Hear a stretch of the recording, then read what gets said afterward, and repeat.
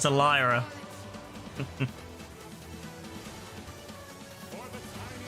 Alright, let's get YouTube up, yeah?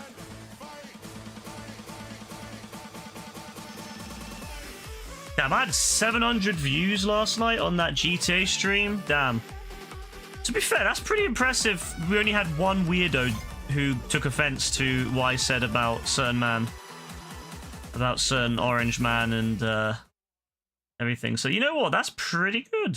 Only having one weirdo in that entire 700 view stream. Brilliant. You downloaded Until Dawn Remaster at 4 AM and you wonder if the IP... Oh, it might be, you know. It might have been. It might be. It was fine with you getting free access to the online, but as soon as you downloaded something, it's like, no, this guy is sus. It could be, you know.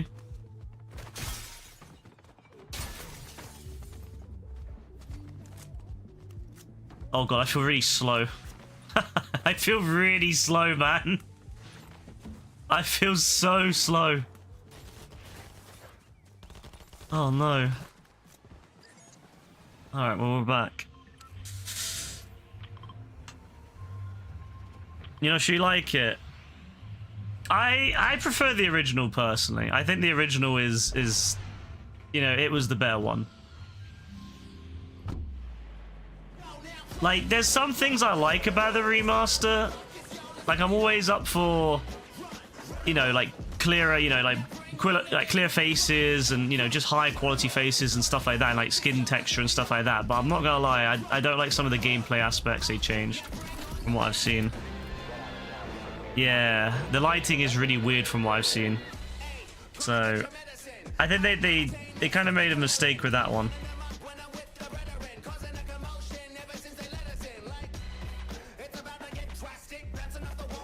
Asher, whatever her name is, looks really bad.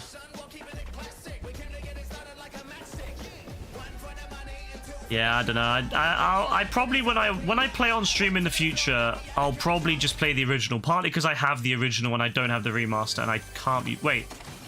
Yeah, they didn't give the remaster away for free, did they? It's PS Plus Extra, isn't it, for the remaster? In which case I won't have that. So unless they give it away for free at some point. What is this? 10,000 XP. Oh, say less. Say less. You want to play RDR? Oh, you want to play RDR, bro? The PSY one that's on PS Plus Extra. You should do, bro. It's great. It feels weird playing Fortnite after not playing Fortnite. No! My brethren! My brethren!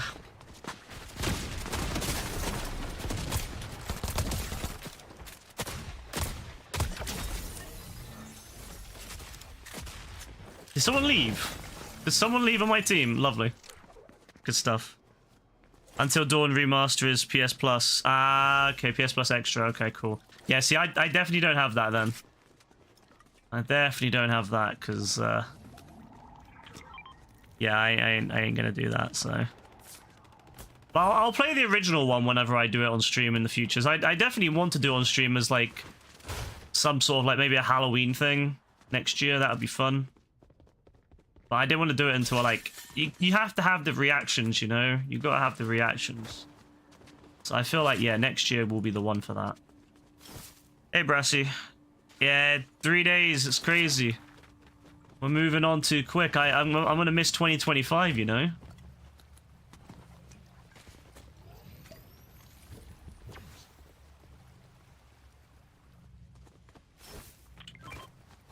What does this do? Alright, that's cool. That's cool. Oh, shit! Shit, she's pissed. You stay over there.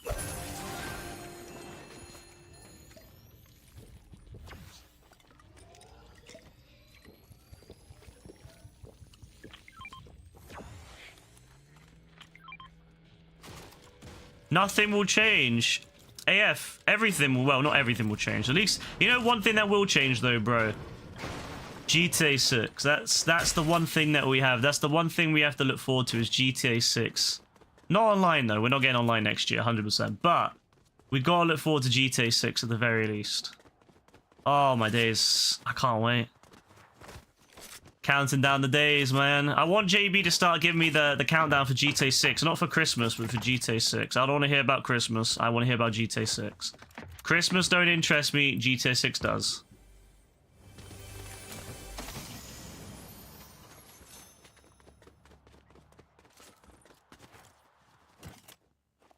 Bro, GTA 6 is still 2026 though. That's what matters. Haven't had a new GTA game since 2013, bro. 2013.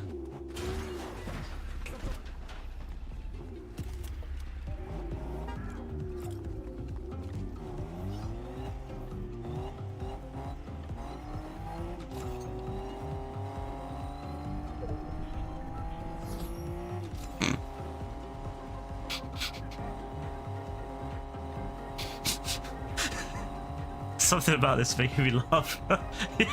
The way the bro's like swerving, like he's trying to get rid of me. Yeah, I don't know if he likes this. Oh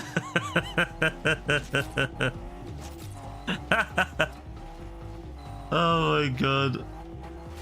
The way and I love his music too, by the way. I think his music's great.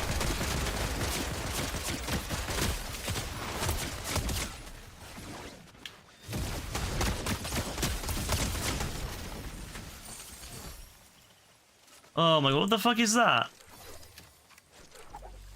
What is this?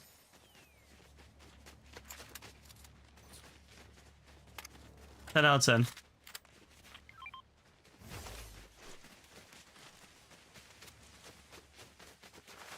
Yeah, AF's never experienced it, you know. AF was just a baby when the last GTA came out. That's the crazy thing.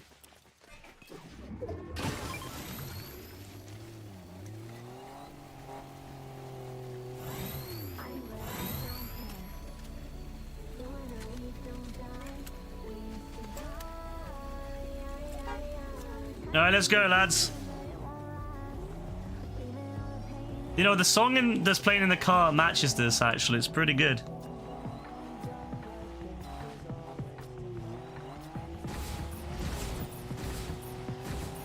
Works very well for this.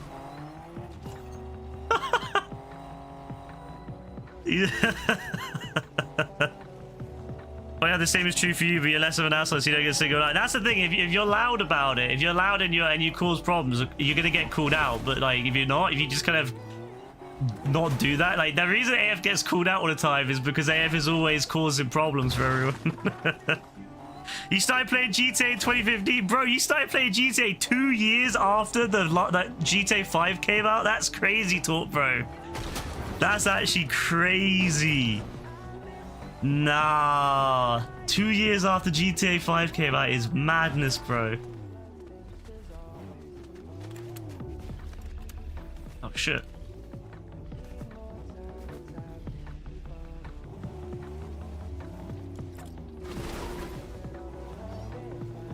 He's being careful now. He's trying to make sure I don't fall off.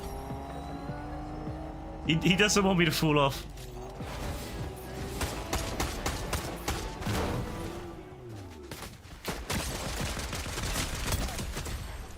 Aim is all over the place.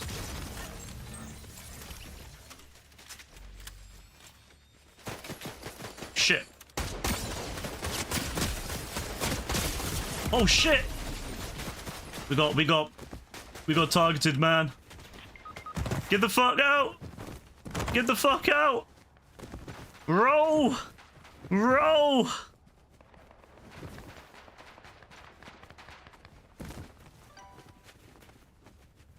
Roll down the hill. Oh, God.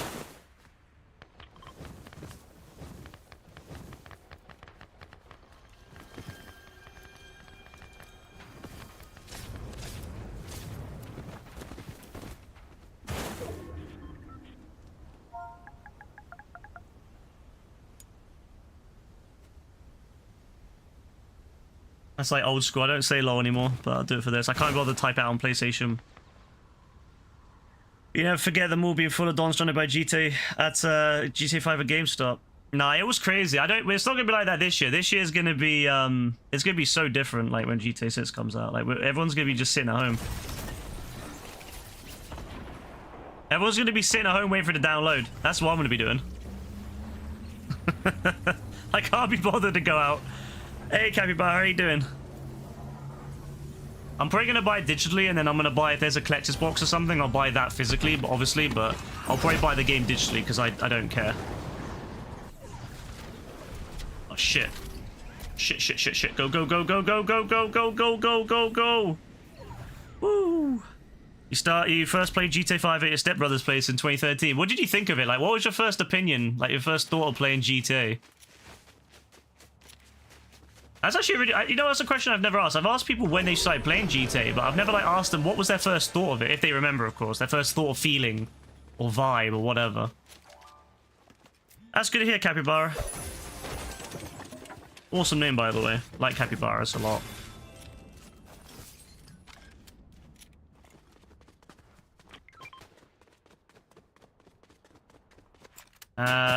Oh shit! Calm the fuck down, bro. Calm the fuck down.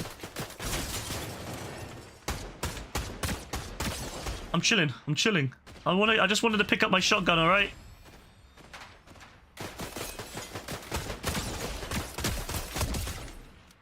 I'm way slower with this finger than my other one on this. Like, GTA is not so bad when I'm sniping, but when I'm playing Fortnite, it's way slower on this finger. Woo! You felt sheepish playing it, like you're getting in trouble because you're so young. Yeah, I understand that. I get that.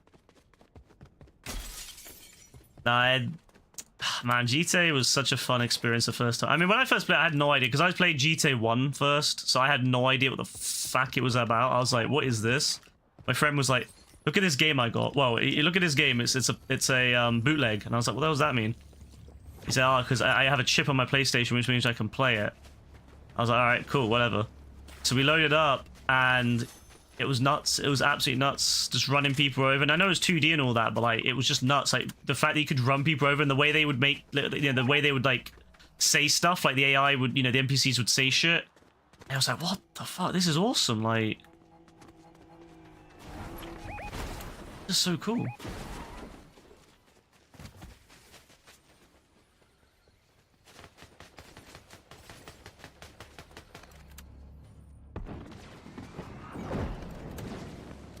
Oh shit.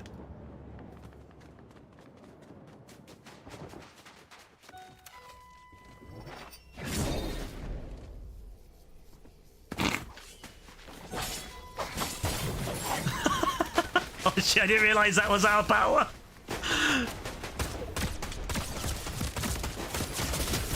I didn't realize it was our power. I was just like, maybe they'll drive me somewhere.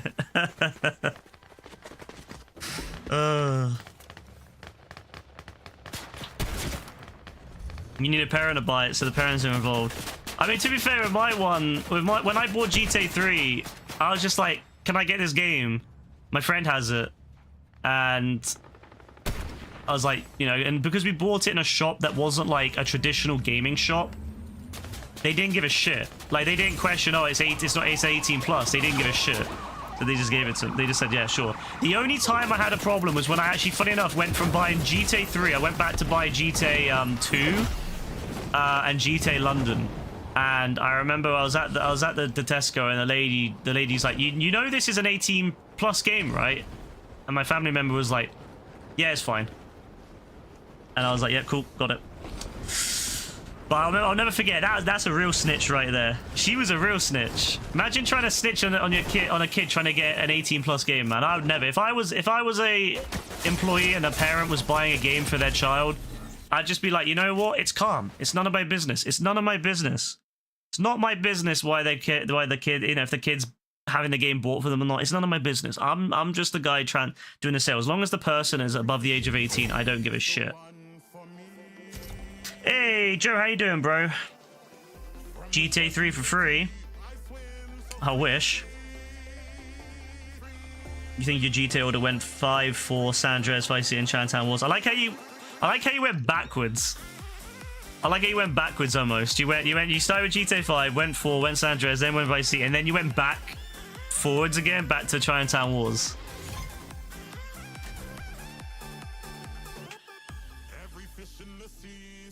I played all the GTAs pretty much in order, thankfully. Except I didn't play GTA 2 until after I played 3. And same with London. I played GTA 1, 3, then GTA 2 in London. No, Vice City, GTA 3, then Vice City, then GTA 2 in London, then San Andreas, then Liberty City Stories, Vice City Stories, then 4. And then obviously the Ballet Tony and Lost Damned, and then Chinatown Wars. No, then 5, then Chinatown Wars, sorry. No, I did play Chinatown Wars before 5. Yeah, I did play Chinatown Wars before 5. Just didn't finish it before 5. You just tried to get back from hanging out and look after your brother's kid. Oh, that sounds good, man. Sounds like a nice evening. Yeah, I'm just chilling, bro. I just thought I'd play a bit of Fortnite because I've not played Fortnite for a bit, so I thought I'd play this for today, and then I'm going to play GTA 5 tomorrow and do some overtime rumble. So I'm actually really excited, but I thought I'd play a bit of Fortnite tonight. When your local video store is going out of business, you grab the Joker Blu-ray and the clerk tried telling your grandma. It's such a weird thing when I hear clerk or Clark or whatever, because like it's not really a word you hear about much in Britain. And tried telling you. Wait, for they tried telling your grandmother that about Joker. What? Why would they care? What a weird thing to do. You just remember you play all the GTAs, like. Which ones did you play, Capybara? All of them. Every time you're around the house, you get through a bit more Breaking Bad. One day you'll finish it. What season you on now, Joe? Because there's violence. Oh, well, there's violence in everyday life. All that person needs to do is go to JB school. There's violence everywhere in JB school. Bro gets into fights on a daily basis.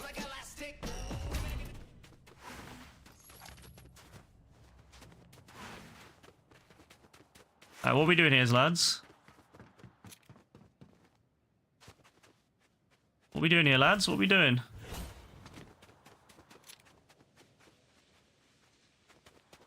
This is the most random spot I've ever landed in this.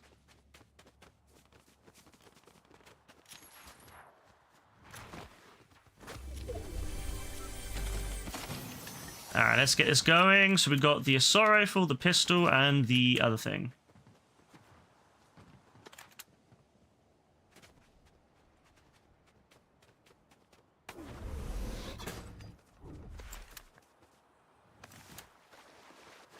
Season 2, episode 11. Not that many, then.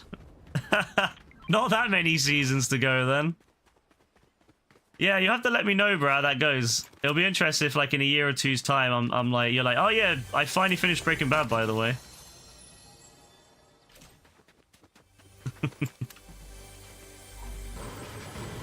That'd be quite cool, actually. You're like, oh, yeah, I finally finished Breaking Bad. It's cool. Alright. Calm the fact down there.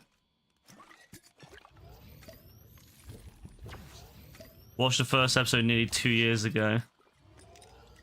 You think you'll finish it within a year? We'll see about that, bro. You gotta let me know.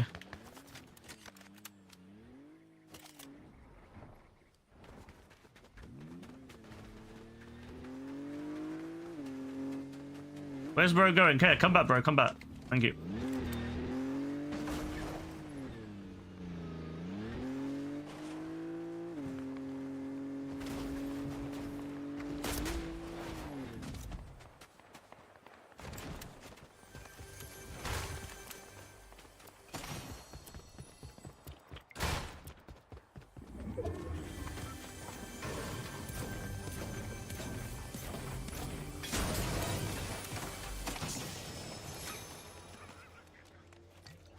Ooh, what's this?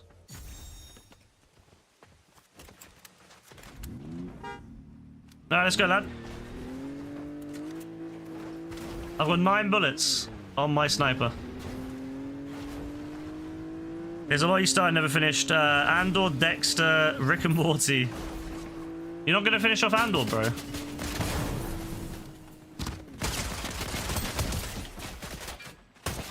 what the fuck am I aiming at? Oh, there you go.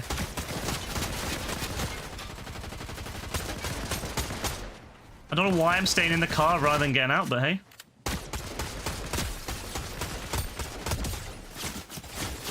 Shit, there's so much shit going on. Bro, there's so much shit going on.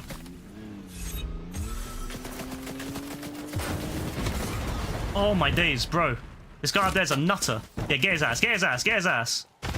Get his ass, get his ass, bro. Go on, Ghost Roker. I'm leaving that area because I don't trust him not to get killed. He might do it. Go on, lad. I'm gonna keep rolling. Keep rolling. Keep rolling. Yeah, I knew he was gonna die. That's why I was like, I'm gonna keep rolling. Good attempt, bro. Good attempt.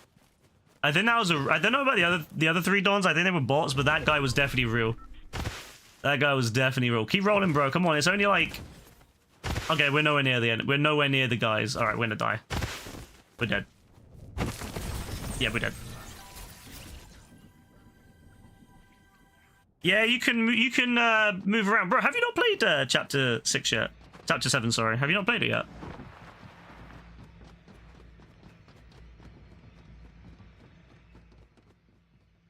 No, really? You've not played it? Oh, that's crazy, bro. Yeah, you can move around now when you're on the ground. You can also revive yourself if you have a self-revive, or you can climb in the back of a revive van and revive yourself. So if you roll towards a revive van, you can get in the back and... Yeah, it's pretty cool.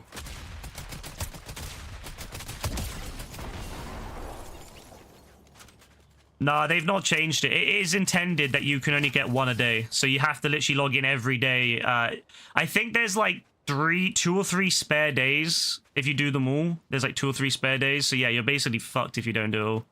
Yeah. I don't know why they made it like that. It's a bit stupid. It's like, it's the most busiest time of the year for a lot of people. People on holiday or people like visiting family, and they expect people just to be able to log in. Like, I know that they'll say, well, just get your, what's it called? Your phone and download it on your phone. But like, not everyone has the ability to, you know, not everyone has the ability to download it or to, you know, to even run it, because not everyone has a good enough phone.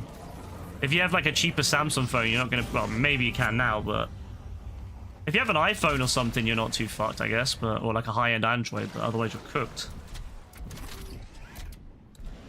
Yeah, I don't know why they did it this year. Last year was not like that. Last year you could just collect them all at the end of the event.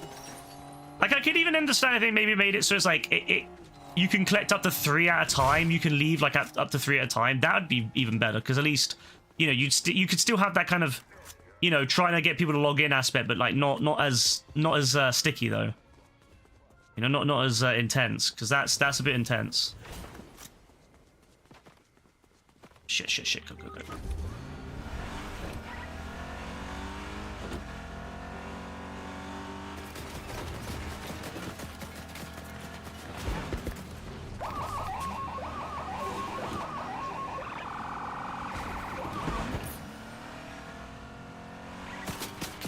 Oh, they're angry. They're angry.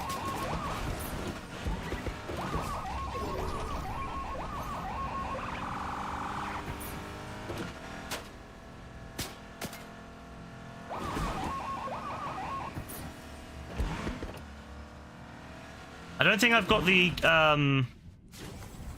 I've got that.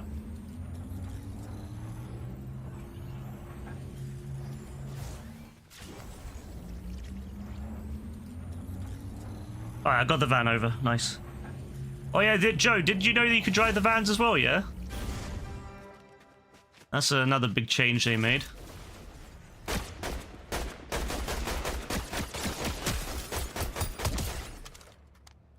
I miss my sniper.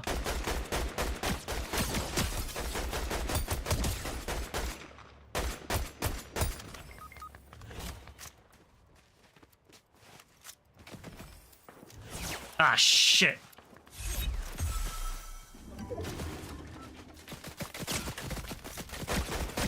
Sabrina, don't try, Sabrina.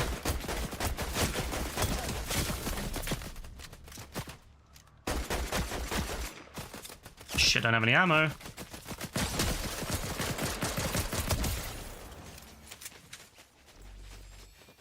Whew.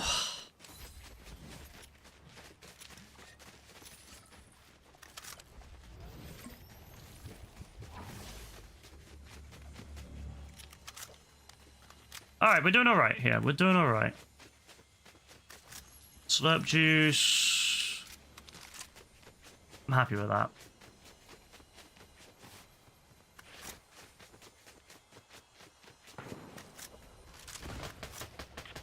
Ah, we're cut, bro. My team is not it. My team is not it, bro. I'm getting the fuck out of Dodge. Kay's been locked in on RDR too. I mean, she's been really wanting that PC for a long time, so she's really enjoying it. I'm glad that she is, you know, like she's been talking about that now probably for how many? I don't even know how many years now she's been talking about. She's talking about it for so many fucking years. So I'm glad, honestly, that she's happy with it. Shit! Go go go go! We've got to get the fuck out of Dodge.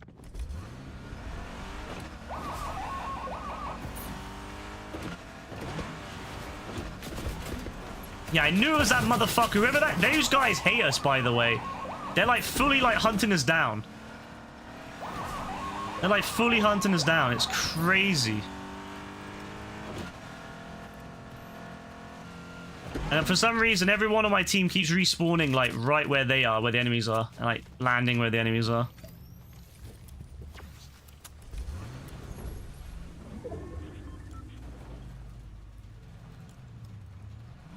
I need gold. I really need gold.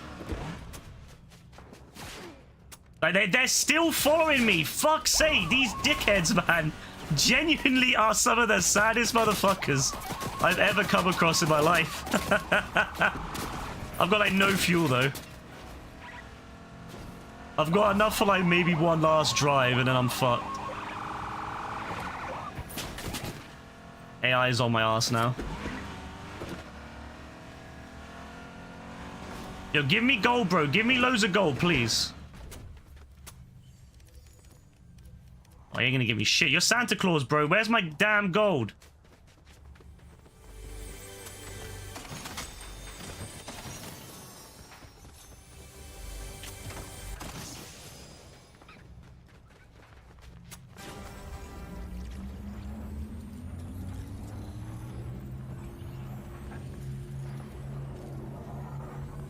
Oh my god, man. I know people nearby, it's fine. I didn't have any more fuel. I had to do it there or no. I had to do it either then or never. I had no fuel. That was all I had, was that tiny little bit of fuel. I was like, you know what? It's worth the risk. It's worth the risk.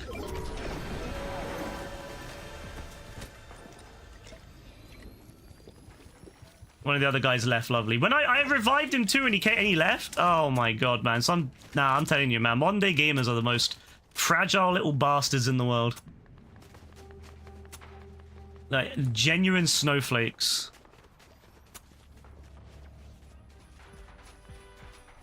Genuine snowflakes. You doubt you'll be on tonight? That's cool. I wasn't actually anticipating anyone would be on. I just thought, you know what, I'll do something different because I've been enjoying GTA, but I don't want to burn myself out, you know? I don't want to burn myself out. I want to enjoy it, so. But I will be back on GTA tomorrow, which I'm very excited for. Hopefully Dean will be on. Dean did say he'd be on, so I'm hoping he is.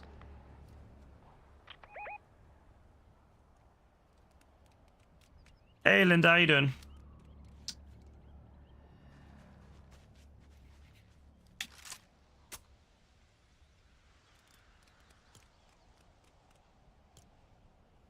You know what's funny? I think Joe would actually like this season because of or this chapter because there's actually snipers in it, and I know that Joe would actually enjoy that.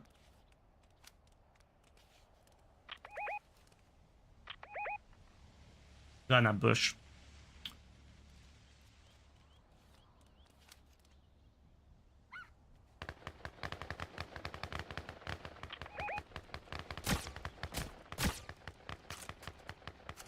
Scare him a little bit. Yeah, that scared him. That scared him a bit. I think we should avoid this fight as much as possible. We will not get anything from this fight. We will get nothing but pain and suffering from this fight.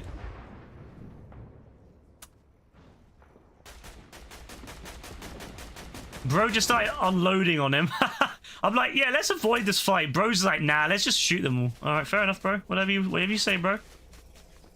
Whatever you say. Anything good? Oh, self-revive, yeah? And a really shit shotgun. All right, fine.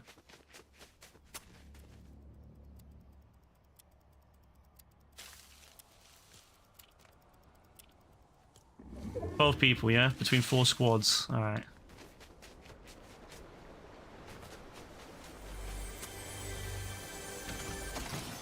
Oh shit, it's moving quick. Wait, will I die if I land on this? Oh, good. Should probably thought about that before I jumped. Yeah, that's the thing. Self-revive, I'll still prefer to have a self-revive than not, because at least if I have a self-revive, I can get the fuck out of there. Maybe if I can get the fuck out of there, I can revive, whereas no self-revive and it's over. I'd still rather have it, but it is... I like it. It seems fairly balanced. Like, it's not some... I remember when people first saw them, that people thought they would be really OP, like you'd just be able to revive like crazy with it, but no, it's actually fairly balanced.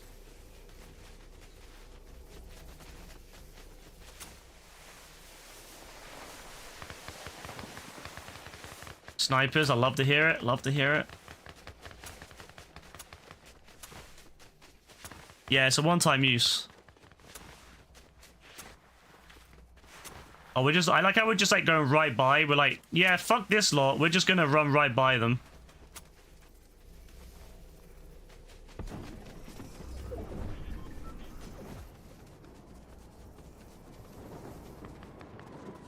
Yo, there's, like, fucking madness is going on. I don't even want to fight these dons.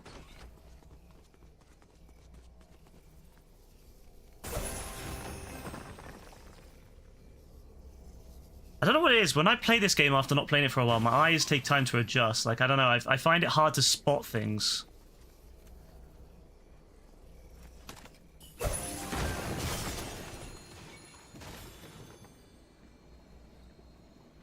At least I blend in here a little bit. This is probably a better choice of skin than the bright red one, anyway. I wish I could make my dog purple, but no, sadly not.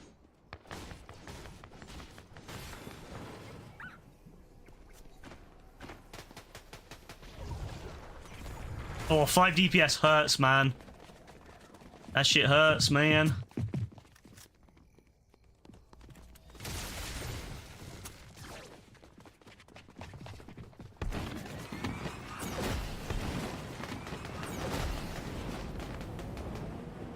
Yo, this is fucking sketch, man. I like how they're too busy looking at those guys to even notice us. They're too busy looking at those other guys. They didn't even notice us running behind. Like, we're not him. We're not them. We're not the main guys here. We're the side threat. We're the side quest. We're not the main quest. We're the side quest.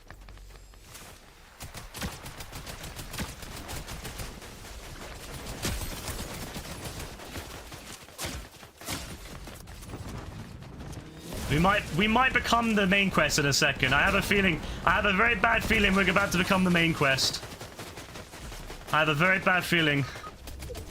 Yeah, I have a very bad feeling about this. I'm not gonna lie. Yeah, I think we've just become the main quest.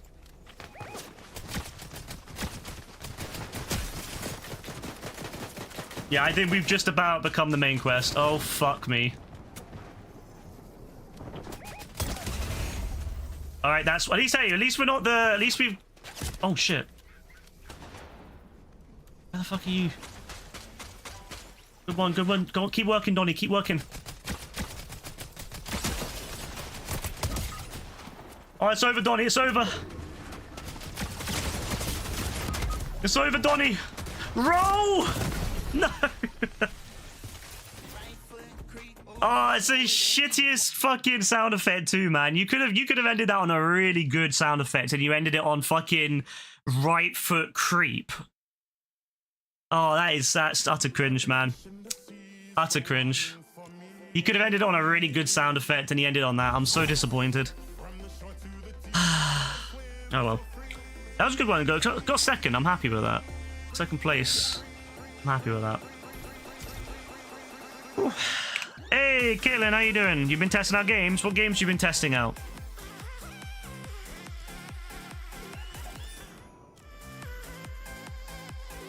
Oh, it's Groot. Oh my god, look, it's Groot as a sidekick. Oh no, what the fuck is this?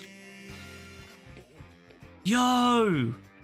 Okay, that's low-key. That's kind of fire. I'm not gonna lie, that's kind of fire. I also love that that's like the obviously... That looks more like the MCU one than the one that they already have in the game, the Big Groot. I swear they got Big Groot in the game, and he looks like the cartoon one. Well, comic one. That's kind of fire though.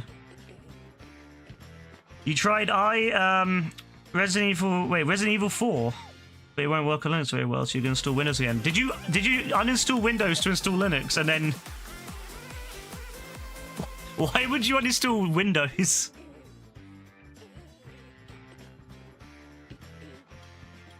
That's kind of fire though. I actually would like that. I actually would pay for that, but I'm cheap, but I would buy that if I wasn't cheap. 1,500 is actually quite reasonable.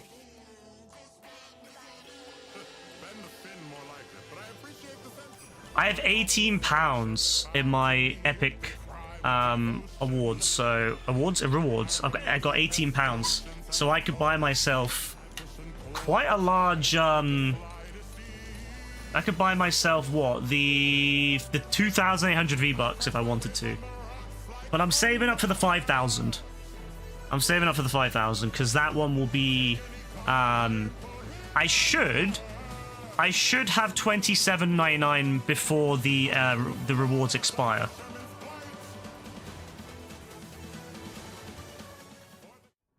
So I could get myself 5,000 V-Bucks, all because of the rewards. Honestly, if you're buying V-Bucks through the PlayStation or through anywhere else, nah, you're missing out. You gotta do it through the Epic website or the Epic launcher. You got to. There ain't a better way to do it, in my opinion. There ain't a better way to do it.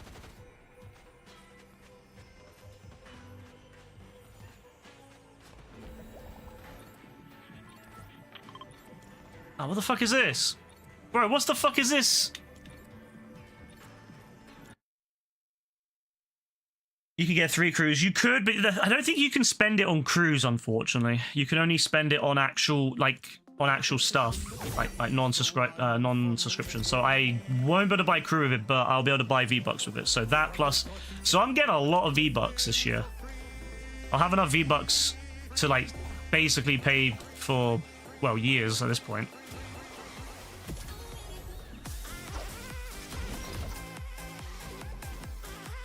Why does Dill look thicker than Shaq? Yeah, to be fair, he's pretty thick, ain't he? You reinstall Windows 10 and you want to go back to Linux, you'll dual boot. I mean, yeah, I'd always recommend people keep Windows around, because even if you don't want to use Windows, it's very useful for that, to play games on, like, regardless of... I know there's been massive strides made in Linux compatibility over the years, but Windows is still the king of games at the moment.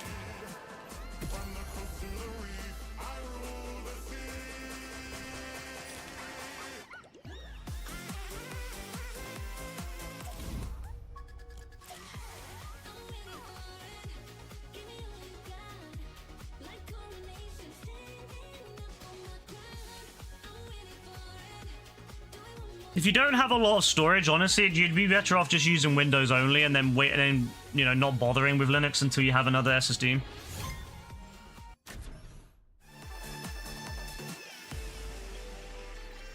There's no state of power cable. What do you mean?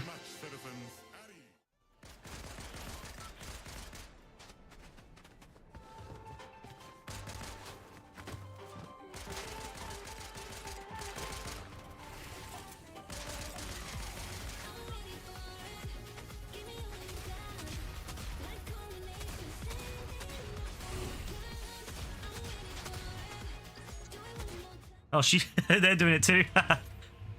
There's no SATA or power cable for some reason. For what?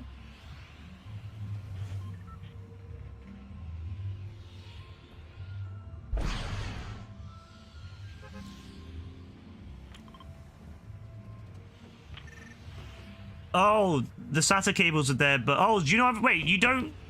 Are you saying you don't have the power cable that goes to the PSU?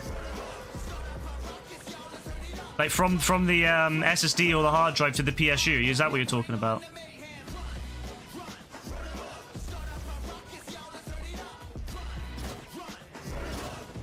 Is it a modular or a semi-modular power supply? It's possible that they installed it and then they didn't give you the cables. They're supposed to supply you with the cables. When you get a PSU, and if it's a modular or semi-modular, the extra cables should be there. But it does happen sometimes with pre-builts and stuff. They don't give you all the cables, which means you're kind of fucked. You got to buy the cables for it, which is a pain because if you get the wrong kind of, if you get cables that aren't to the high, to a good standard or good quality, sometimes they can cause issues with your it can, like, burn out components in your PC if they're not authentic cables. It's a bit of a pain. If you look at the power supply, you should be able to know, because there'll be the connectors on the power supply itself, and that's how you know if it's because like an old style non-modular power supply will have all the cables will be coming out of the power supply in one big bunch. And then with a semi-modular, you'll have some that are just coming out of the power supply and then a bunch of connectors. And if it's a fully modular, then you'll have just connectors with the cables connected to those connectors. So it is possible that they didn't give you those cables, which is a bit fucked up if they didn't. Because, yeah, if you want to add more stuff, you're kind of fucked unless if you buy those cables.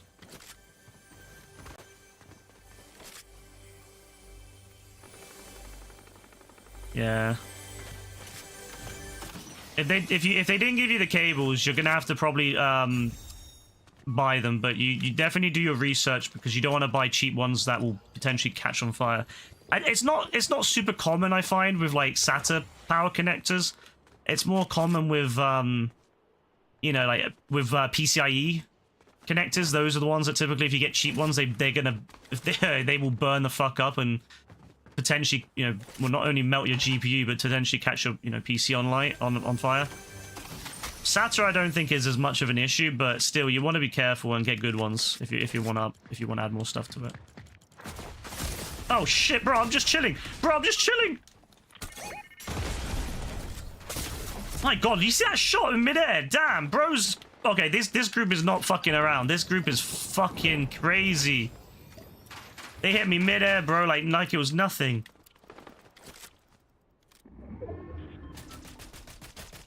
They hit me in mid-air like it was not. I don't have a gun, man. Nothing good anyway. Alright, the SMG kind of lit, actually. Oh, they get hit from two sides. Good.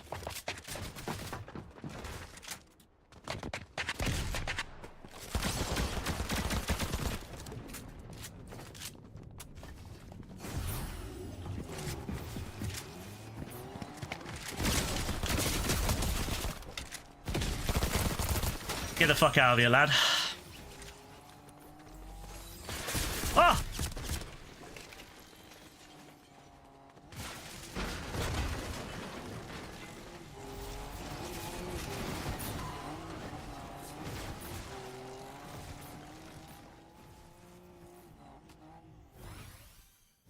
Caden's the type to put the HDMI in the motherboard instead of the graphics card. I like that you know about that, Brassy. I like how you know that you have to put the well, it depends on the machine. A lot of modern day, like if you buy like a machine from someone like Alienware or whatever, which I never recommend, but if you do, a lot of times they have the ability now to run the HDMI from the actual motherboard, and it just pass through. But yeah, you're right. Most of the time you should plug it into the oh shit. You want to plug it into the graphics card.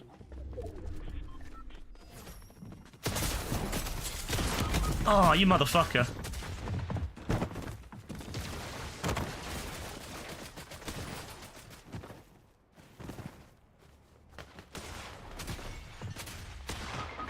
Ah, shit, we're fucked. Where's the other guy at? Lad, come over. Come on, help us, lad. Come on. Get his ass, lad. Get his lad. Ah, you too late, bro. It's too late. Don played you like a fiddle. Yeah, this guy knows what he's doing. This team we came against is actually really fucking solid.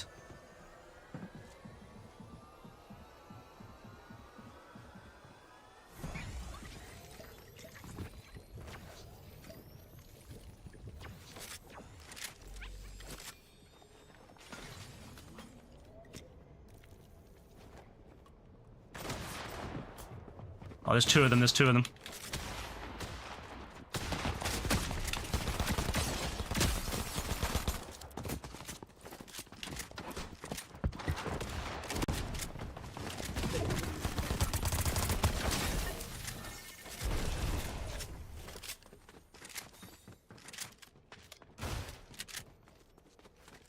This game isn't good for my finger. I'm putting a lot of pressure on my finger without even thinking about it, and it's really hurting now. I might have to stop playing Fortnite until I've... Because on GTA, I play slower, so I can, like, think about using my other finger, but when I'm playing this, I'm playing too quick, and I'm always pressing the button down with the wrong finger, and it's, like, causing it to hurt.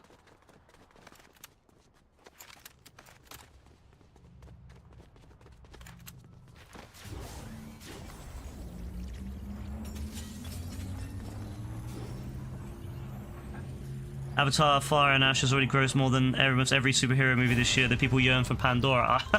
Yeah, I certainly do, that's for sure. It's like my holiday. I don't go on holiday, so going to Pandora is like my holiday.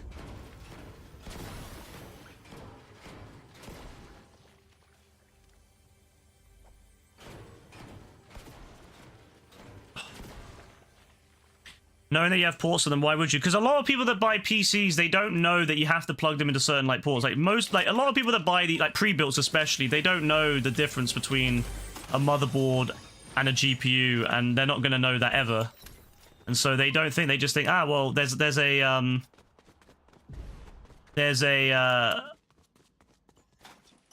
port on the PC, so that must be it. You know, they don't think about it.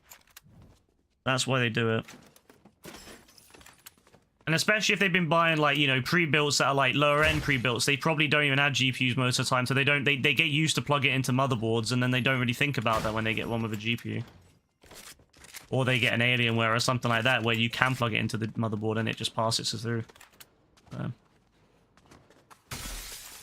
That's why they have, a lot of times on pre-builts, they'll have, like, a little sticker or something or, like, something blocking off the motherboard. Or if you're building them for, say, you know, someone else, or if you're building them for, you know, at work or whatever reason, yeah, you'd usually, you know, block off the motherboard by putting a little plastic cap over the ports on it, and then that way it prevents people from connecting to it, and then they have to connect to the GPU, just in case someone decides to unplug it and plug it back in or whatever.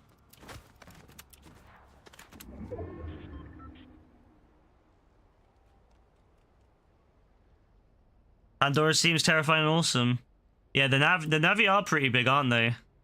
Yeah, I would love to go there, but I wouldn't want to be a human. Yeah, like, that's the thing. I wouldn't want to be a human, because a human would get fucked.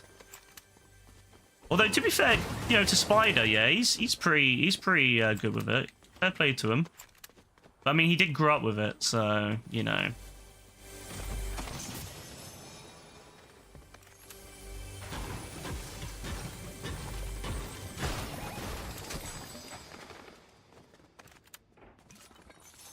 Oh, you have a CPU that doesn't have integrated graphics?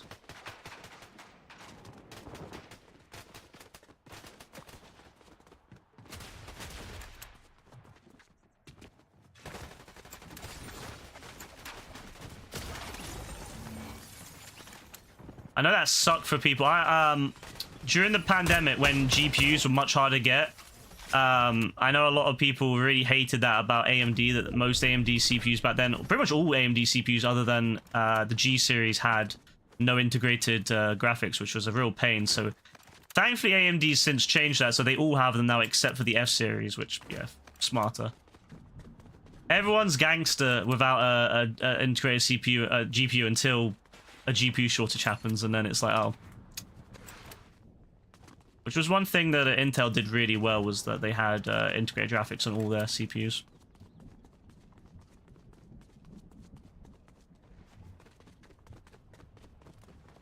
Very rarely would you hear me give any praise to Intel, but they were right about that. You know, even if it's not the main intention of the machine, even if you intend to have a fast GPU in it, it is good to have a backup.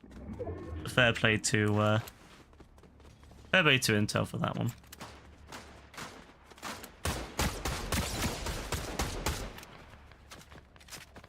There's nowhere integrate default to to this grade. Honestly, it happens very rarely. Usually what happens is it's more on laptops that happens. It very rarely happens on a desktop. I've never had the issue of one of my devices switching to integrated. It's only really an issue on Intel. On laptops, sorry, because they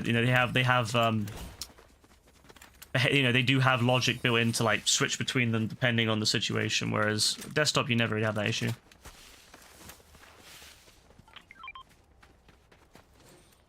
Almost always on a desktop it will very rarely ever pick the other one, unless if you specifically do it.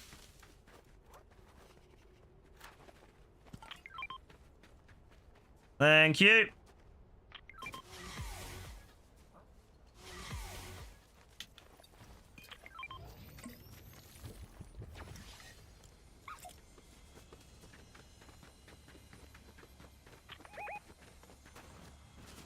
I mean, honestly, it's fine, even if, I mean, I guess, but I mean, like I said, it never really affects you in any sort of way, and you very rarely will see it.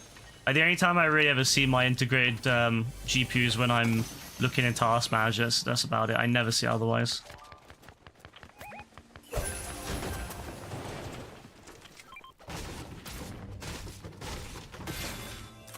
Ooh, yes.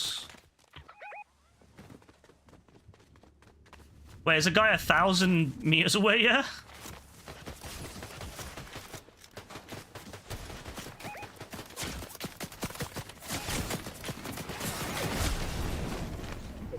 Yeah, let me get the fuck away from that.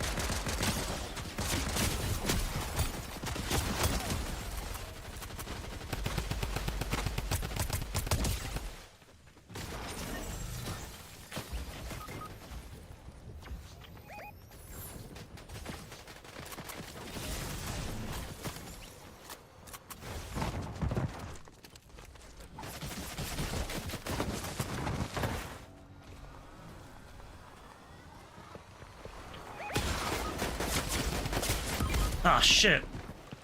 Oh.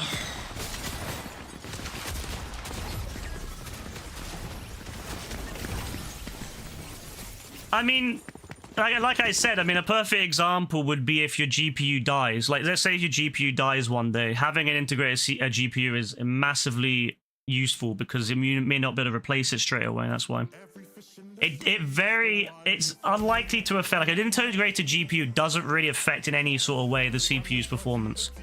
It doesn't affect it in the slightest, other than maybe you could argue that you could have more cores if you didn't have the integrated GPU. But the problem is that you can get so many cores on there anyway, it doesn't matter. Like, you can buy a 16-core AMD processor just fine, no issues at all, with an integrated GPU. So I've never really understood the argument of it taking up space on the die, because, you know, you can just... It's not like AMD's keeping cores from us. You know, it's not like, oh, well, if it wasn't there, we would suddenly get a 32-core AMD processor. It's not gonna... It doesn't really affect anyone in the slightest. It's just nice to have as a backup. But obviously it does add cost, so... If you know, I don't think people necessarily need one. I just think it's nice to have. Like, if I have a choice between two CPUs, I'll always buy the one with the integrated chip, even if I don't use it, just because you never know. But there's not always a choice, either because of price or because of accessibility. So it really just depends on your circumstance. I think it's nice that AMD does provide GPU-less CPUs for people that maybe can't, you know, have less money, or people that just don't need them and always have access to dedicated GPUs. But I do think it's nice that, I do think it's useful that, I'm glad that they've put more and more of their CPUs will have GPUs now.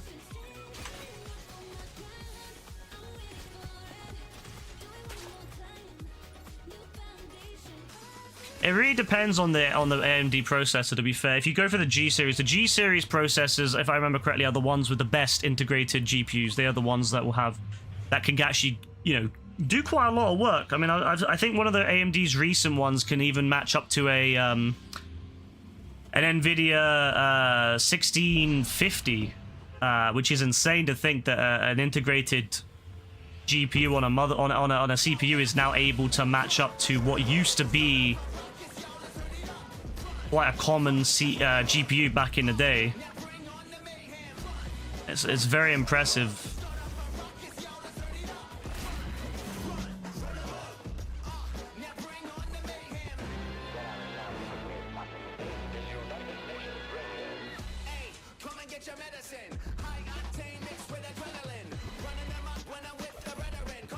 Alright, one more of these, I'm doing OG. I actually want to play OG a little bit. Scum of Society? What name?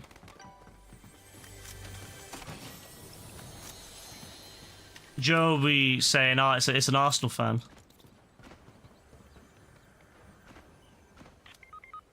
Oh, we are fucked.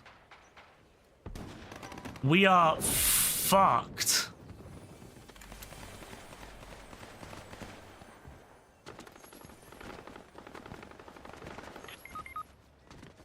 Yeah, we are cooked. We're absolutely cooked.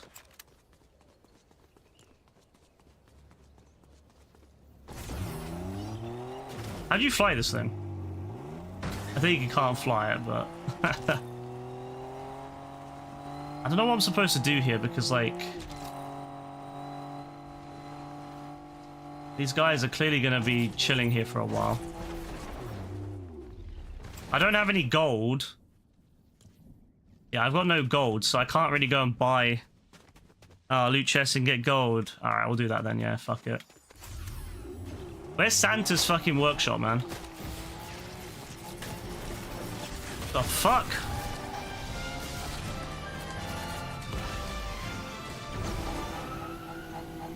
What was the point of that? What did that do for me?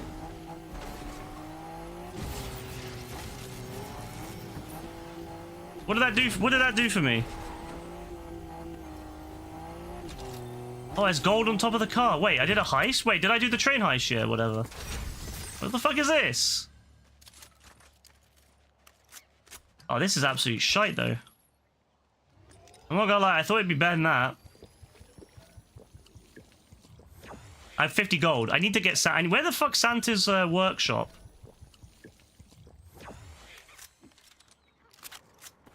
Right, take that, take that, take that.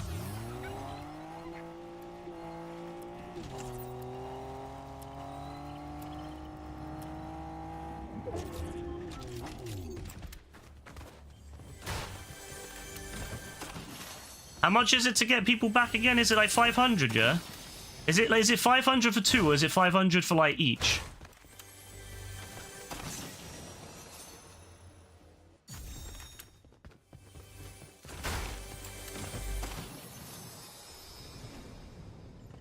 $300 of them. Fucking cheap ass. Cheap ass game, man.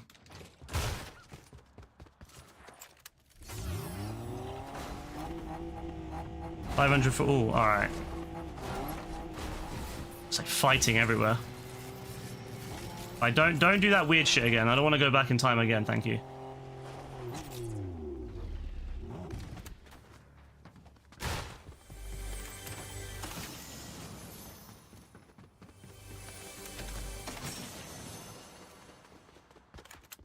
God, this cheap ass fucking... Ah, this is crazy, man. This game's diabolical. It's giving me, like, nothing.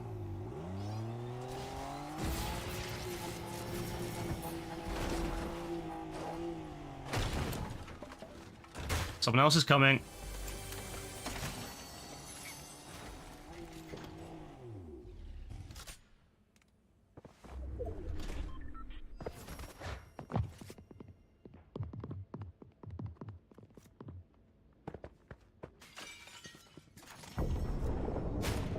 Hey, Jas, what's up?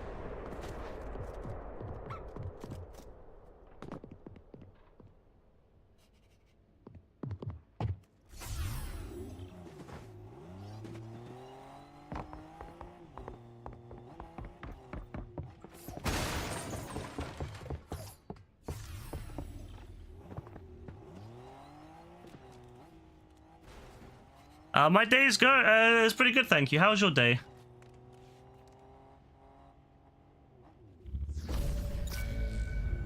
Ah, shit.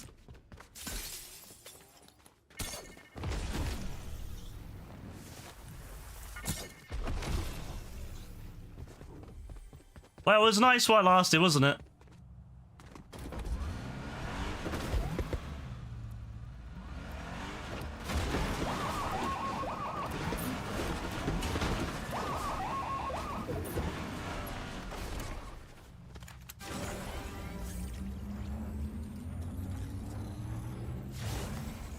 I guess it's 3 out of 3.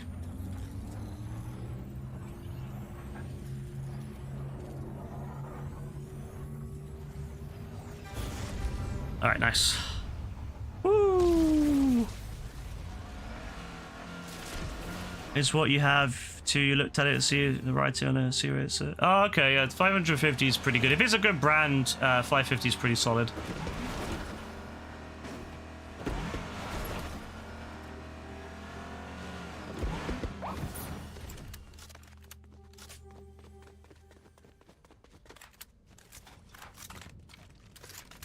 Alright, well, we didn't die, so that's nice.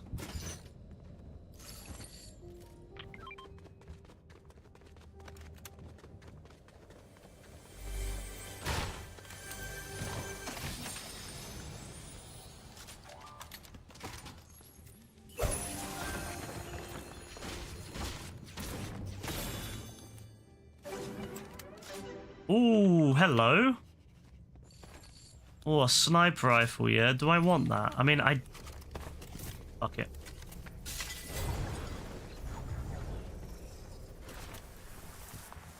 You think you have watched me for the most hours this year? Oh yeah, I think you probably have. I think Dean was on track for it, but then Dean got addicted to FIFA and all that. But I think Dean was on track for perhaps the most. But yeah, as soon as FIFA happened, that was it. It was over for him at that point. As soon as FIFA came out. As soon as the early access for it, like 18th of September or whatever it was, as soon as that happened, it was like, yep. Dean's out. He gave you a good shot.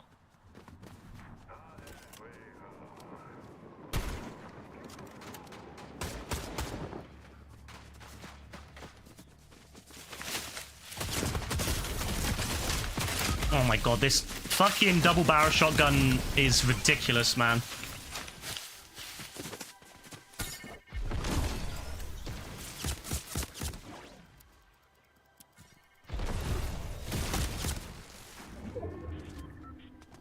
Yeah, it's not easy to fuck up building a computer, but if you do fuck it up, it is pretty bad. That's the problem. That's why when people say it's like building a computer is easy, I'm like, yeah, it's pretty straightforward to build a computer. But if you fuck it up, then it's bad. That is really bad. Most people are able to build a computer. Like, most people are able to put a PC together with a little bit of, like, research, a little bit of time. The issue is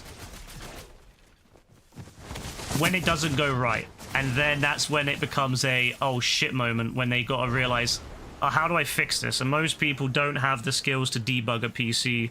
Most people don't have that level of skill. Once it goes beyond just following a bunch of instructions to actually, oh shit, now I've got to figure out why it's not booting. That's the problem.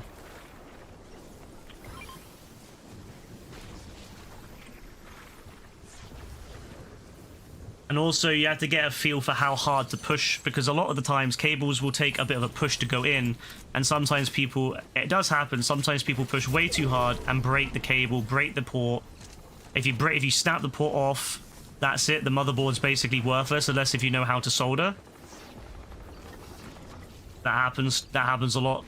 Funny enough, a lot of people do fuck that up, and then they go, oh, pulling cables out if you don't know when to pull, or sometimes cables have a little connector you got to pull first. Sometimes they don't. The amount of people that pull out connectors without realizing that they're supposed to push down a little bit. It does happen.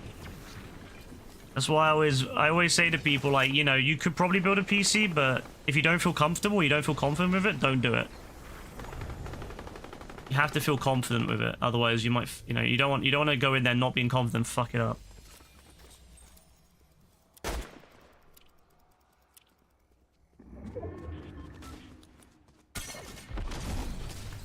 It's also extremely... The worst part of building a PC, I imagine, for most people is the CPU. It's very easy to fuck up the CPU if you're not careful. If you drop it and you bend one of the pins in the motherboard, you're fucked. You will not be able to fix a motherboard with bent pins. Like an old AMD CPU, sure. An AM4 CPU, yeah, easy enough to... Well, not easy enough, but you can fix it. If you bend any of the pins or break any of the pins in the motherboard, you're cooked. You gotta be very careful of that. That's probably where most people fuck it up.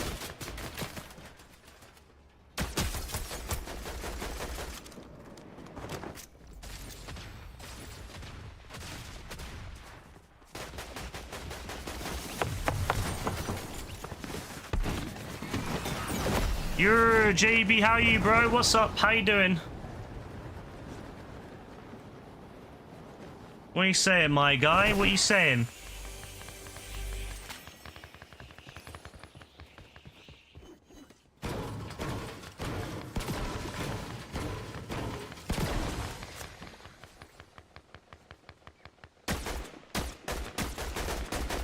The thermal paste isn't too bad as long as you just don't panic. The problem with thermal paste, I find a lot of times, is that people panic with it. They put... The way I look at it with thermal paste is too little. Yeah, that's a bit of an issue. Too much isn't an issue. You can wipe it off around the side. So don't worry about how much you put on. Just make sure you put enough on. Better to do too much than too little. But I find the issue with that is that people will typically panic and pull off the fucking cooler and then put the cooler back on, and you don't really want to do that. You don't... Once you put the cooler on, you don't really want to take it off to reseat it without doing the whole thing again. You can do it, but the risk is if you do it, you might end up leaving air bubbles, which can cause heat. You know, not very good heat distribution in those areas, so you gotta be careful. Yo, Kuzo asked, text me on phone, ask who is Brassy. Damn, is your Kuzo gonna kick out Brassy, bro? He's getting defensive. He doesn't want another big bro in there.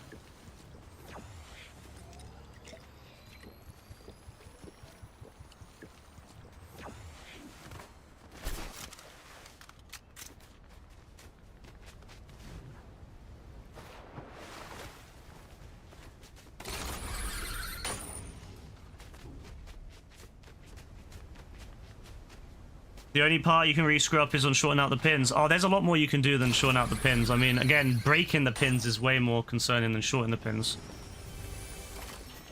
Snapping the pins off is probably the most concerning thing you can possibly do.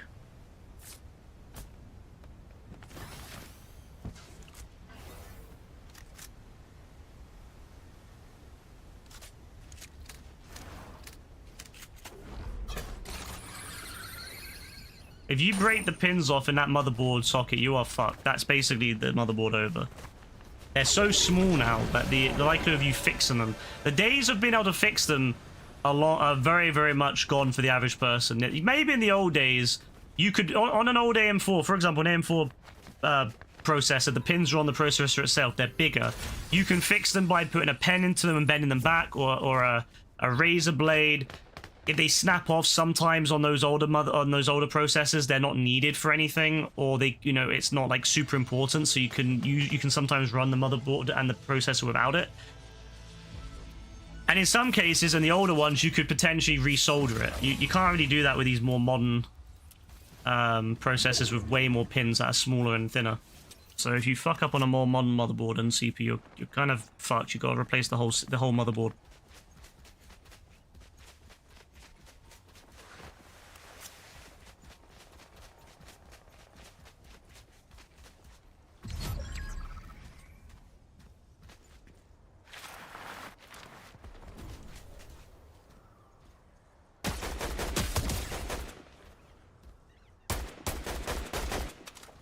This Don's crazy, man. This Don's good.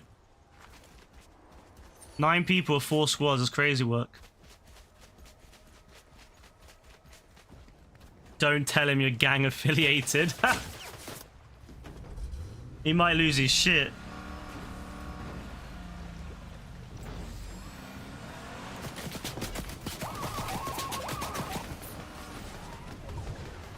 Ooh, 2 DPS. That's not too bad, but not ideal.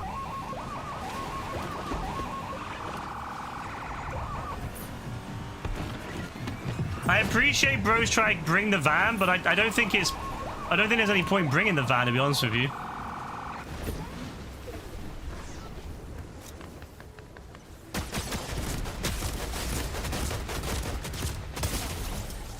Oh, good hits. Yeah, I'm gonna have to say, I'm thinking I'm not gonna be able to play Fortnite much anymore because my finger, it's so painful. I just don't think I'll be able to do it anymore. That sucks. That really fucking sucks. I like this game, but I just can't do it. I'm just, yeah, I haven't got it anymore. That sucks so much. Yeah, I'm definitely going Doctor in the new year. Fuck this.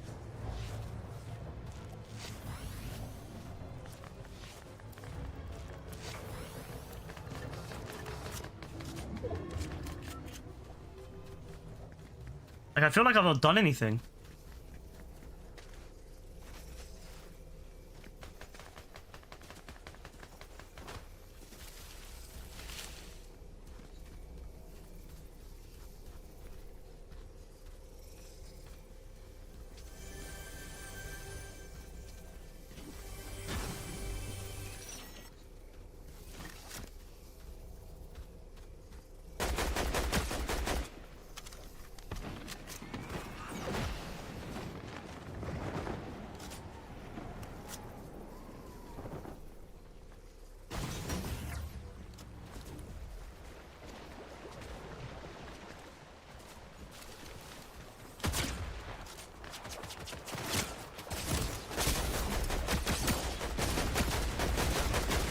What did you want for your, oh, GG to that guy. What did you want for your nightclub? You want bunker, you want CO warehouse, you want coke, you want meth, and you want cash creation.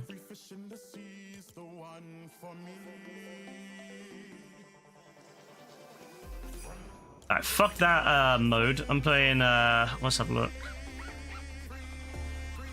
Where's OG at? That's OG standard.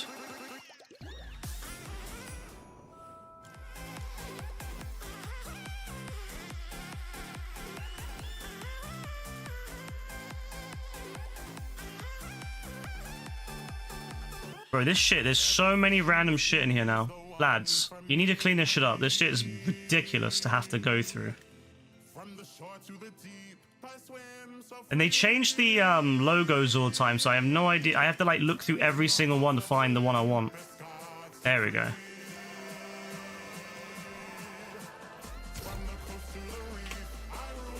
He asked what game you play. Oh my god, bro, he's like the fucking Gestapo.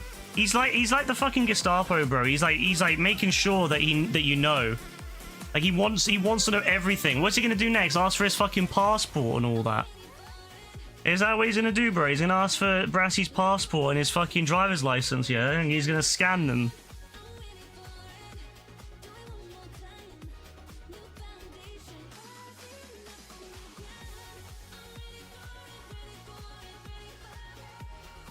I like how he didn't tell him COD. He doesn't want Brassy to be known for playing COD.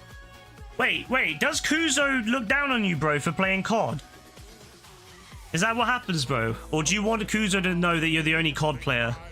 It's one of the two. It's either he looks down on COD players, or he doesn't want Brassy to be known as a COD player just in case it takes away his shine. Like he's a designated COD player or whatever for the clan or whatever.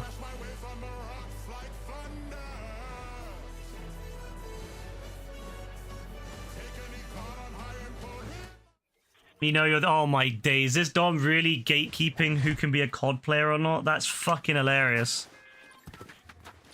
JB, are you worried that Brassy will take your spot as the best COD player in the clan? Is that what's gonna happen, bro? Like, he's genuinely worried that Brassy will take his spot. This Don is... he actually admits it too. No, this Don is actually crazy. He's terrified Brassy's gonna take his spot. JB, bro, how can you be scared, bro? Like, you gotta prove your skills instead of being scared. You gotta prove your skills. Have a 1v1 on COD with Kuzo watching.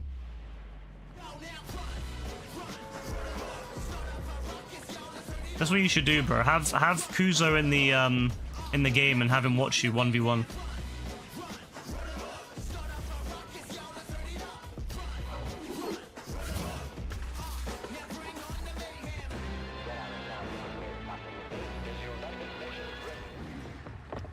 Nah, what the fuck? Wait, everyone's here? Nah, this game, I swear. Every time we go somewhere, everyone appears.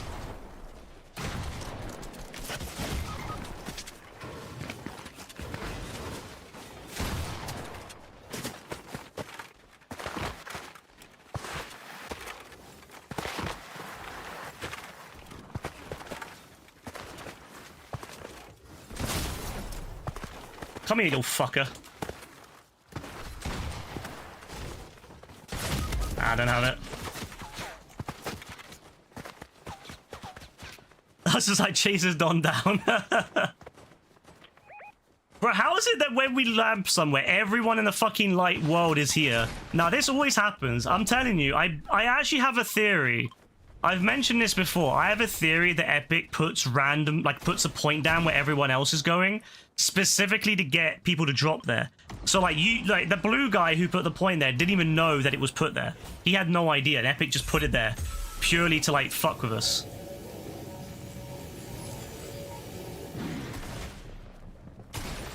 That's how everyone ends up dropping in the same spot. Because don't you think it's a bit weird that we always end up in the exact same... Everyone ends up in the one place. Nah, it seems a bit sus to me.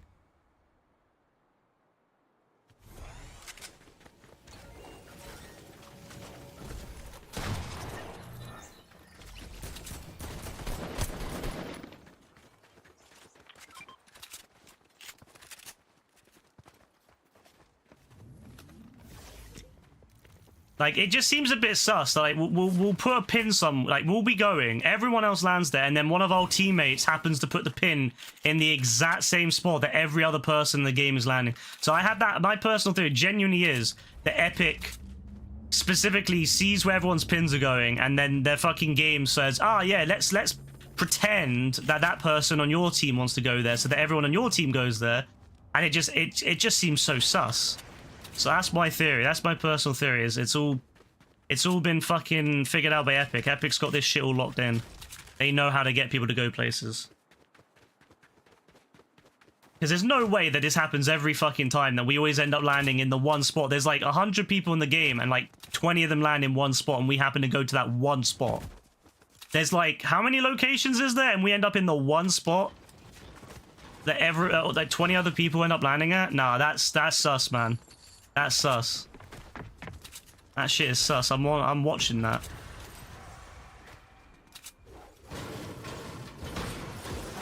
You don't know if it's just you when you play games, you're mostly in keyboard mouse and being with it.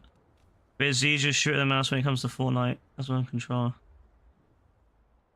Then you know they're heavy rely on shooting. What do you mean, KI? Do you mean like it just feels bad using keyboard and mouse or something? You really want the Akula? The Akula is an awesome vehicle, to be honest with you. Like, it's well worth buying it, just for the fun.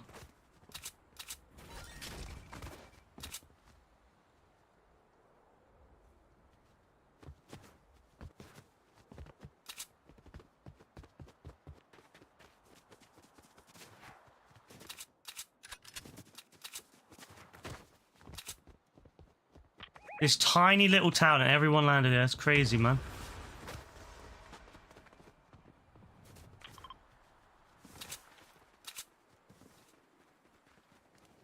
They're more of a controller person.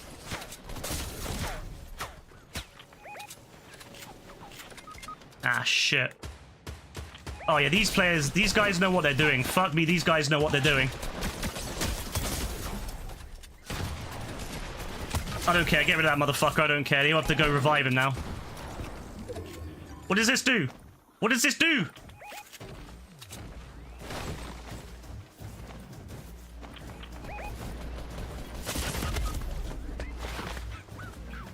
I had no idea what that does, to be fair. I had no idea what that thing did. Everyone landed there, yeah. Everyone fucking landed there. Oh my god. Oh, what terrible. Ah! He was fucking reviving him. I like he was teabagging the other Dom, by the way, when he gets fucking shot. That's hilarious. That's fucking hilarious. Nah, that guy was teabagging his teammate and then gets fucking shot in the head. Oh my god. Nah, that's fucking hilarious, man. That's diabolical. That's actually diabolical. Bro was just chilling. Reviving his teammate, teabagging him, shot dead. You want Brassy to try out for your COG clan? I'm sure he'd love that, bro.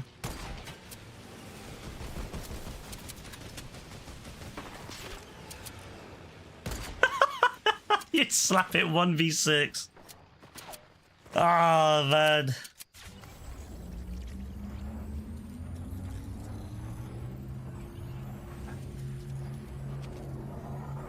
You get the snow lock up and cash business, then grab the Akuli so you can hunt down griefers. Yeah, that sounds like a good plan.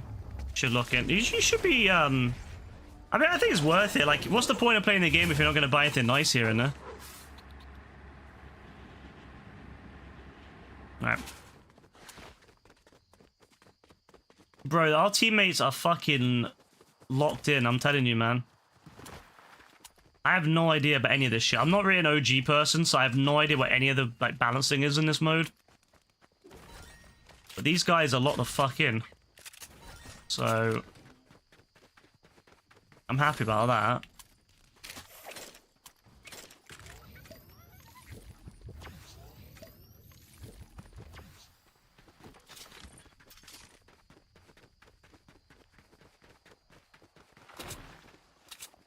You can use it on your hangar missions, that's very true. Fortnite feels like a controller game.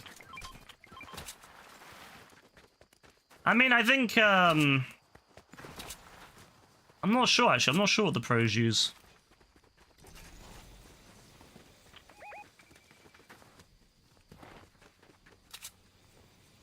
Wait, what's going on? What's going on? What's going on? What's going on?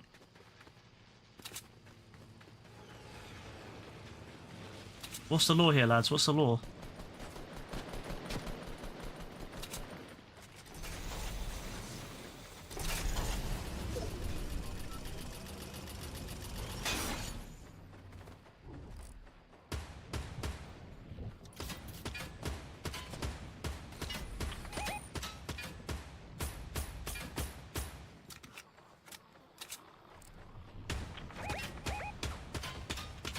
Damn, that thing just fell from the sky. Oh my god, hello.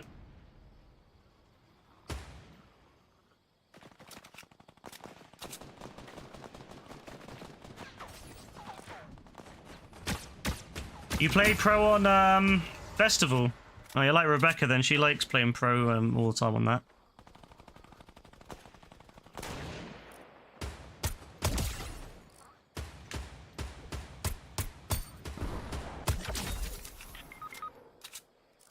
Damn, Brassy just got hit mad on that.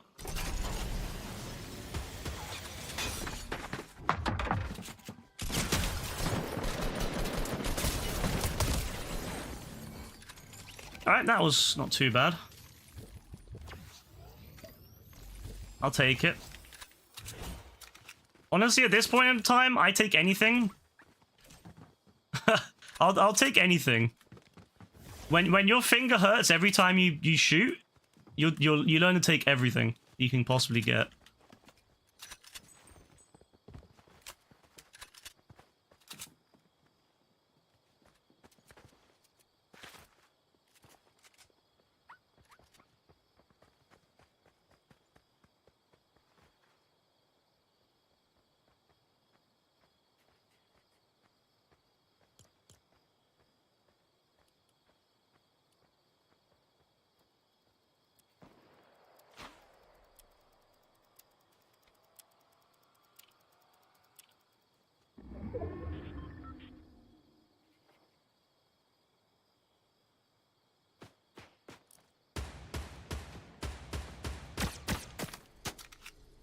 Okay, well now we're fucked.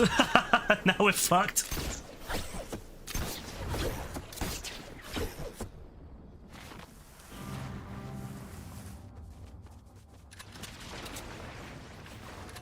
Okay, they got Brassy back.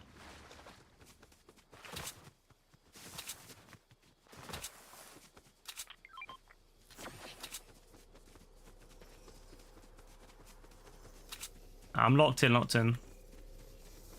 So if I don't read any messages, I'm locked the fuck in right now. Oh my god! Oh my god! Too slow! Move! Fucking days, man. Oh, I'm actually cooked. I got six fucking health.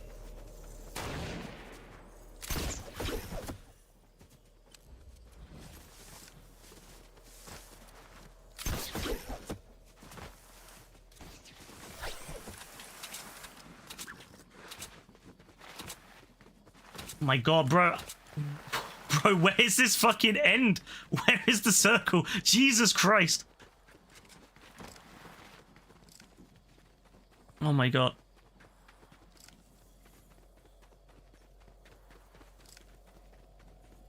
Yo, it's literally on my ass. It's literally on my fucking ass. Look at it.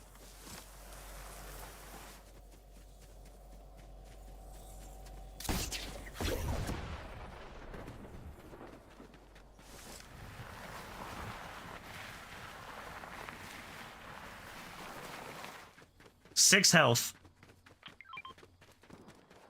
No, OG is built different, man. OG is built different, like. I think Brassy might be dead, yeah.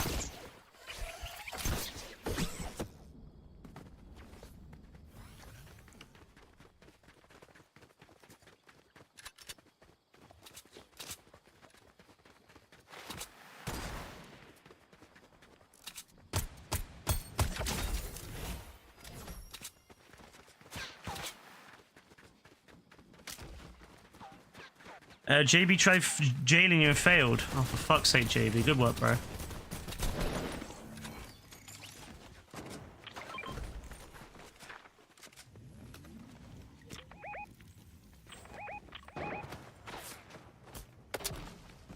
Oh shit, there's someone behind me shooting as well. For fuck's sake, there's people from both angles. Oh, we're getting double teamed here. We're getting sandwiched, lads. Spit roasted, lads.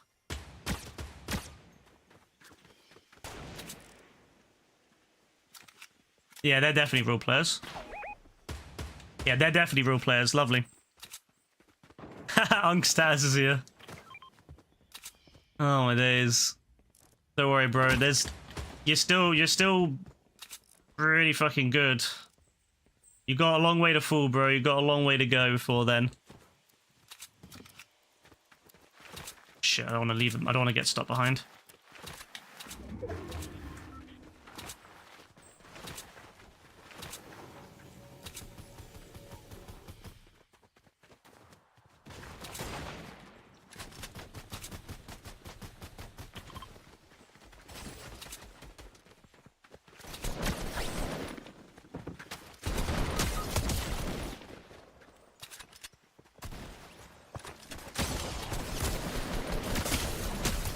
Oh my god, bro, just spamming RPGs, man.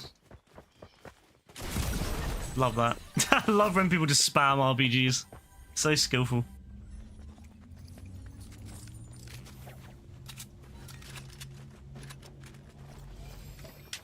Oh, my finger, man, it's killing me right now.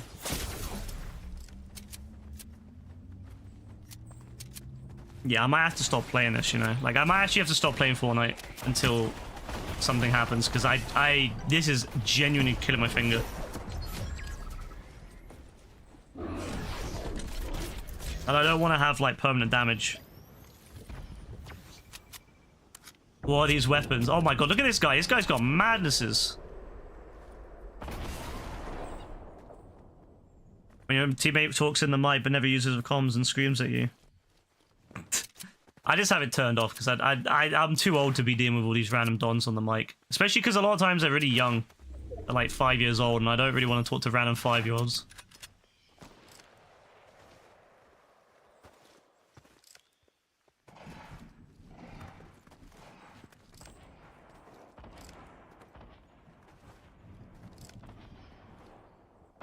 And no offense to the random 5-year-olds, but I don't want to talk to them.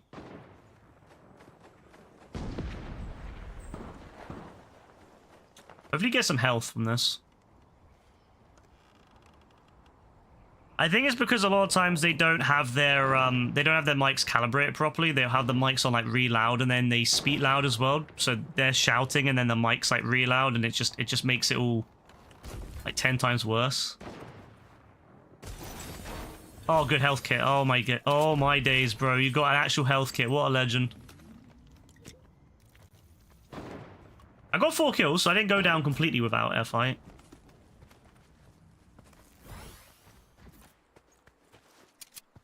Alright, I believe in this massive teddy bear looking motherfucker. I believe in him.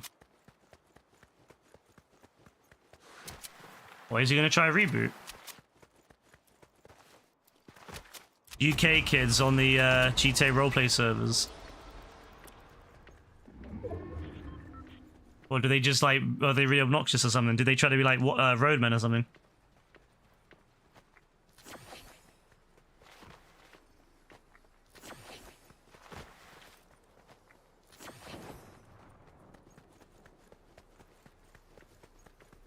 Way more than obnoxious. I mean, I've noticed that a lot of British kids these days are really fucking like, they all think they're like Central London, well not Central London, but East London roadmen. They always think they're like something more than they are. It's quite funny. I miss the days when kids actually had regional accents and regional attitudes, but nowadays they all try to be like they're from one little place in the UK. Well, not little, but you'll go into the countryside and you'll take some countryside bus and then you'll have some random Donny from, you know, southeast Kent speaking like they're from London. Oh shit, that's unfortunate. Oh, that's really unfortunate. Oh, I can imagine the panic in his yeah, I can imagine the panic, bro. I can imagine the panic when he slipped and he, oh, I feel so bad for him. Oh, that's so unfortunate. That's so sad.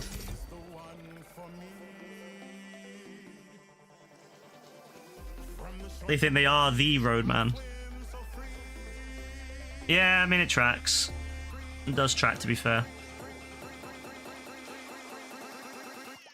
Pulling out the Kai Cenat, yeah?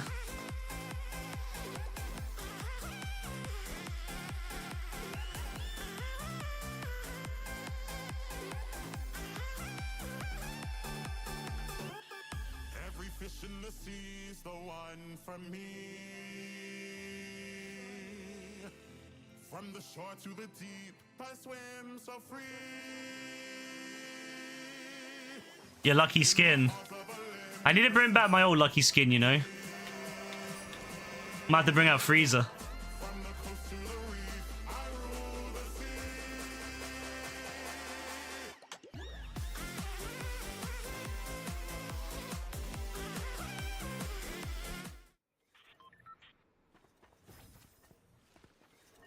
Mad how many YouTube and Twitch dons in this game now. Yeah, there's a lot of them. It's crazy.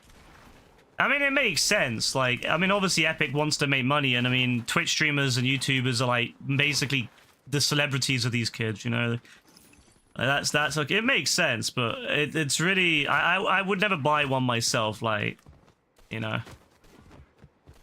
And the funny thing is, if I ever got one, let's say if I was like, let's say I was huge, let's say I'd managed to get huge, I wouldn't even wear my own just because I'd find it really cringe. Like, I wouldn't even ask for one. I know that they sometimes do them without the permission, or without, not like without like really talking to them, but I'm just like, yeah, I would never want one. I'd be like, it's so fucking cringe, bro. But I understand why they do it, because they get a cut of the money, I'm assuming, so. I mean, I can understand why they do it, but.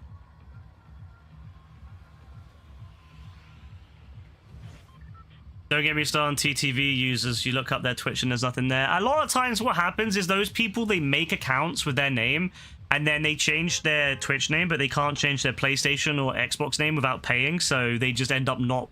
I'm not sure about Xbox actually, but I know on PlayStation you have to pay. And a lot of times they can't be bothered to pay, so they just get stuck with those names. And yeah, you'll look them up and their account doesn't even exist. And it's like, well, yeah, they definitely changed their name and they're stuck with it now.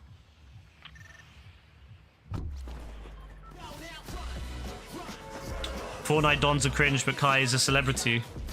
I mean, the theory is he is a plant, so I mean, it would make sense.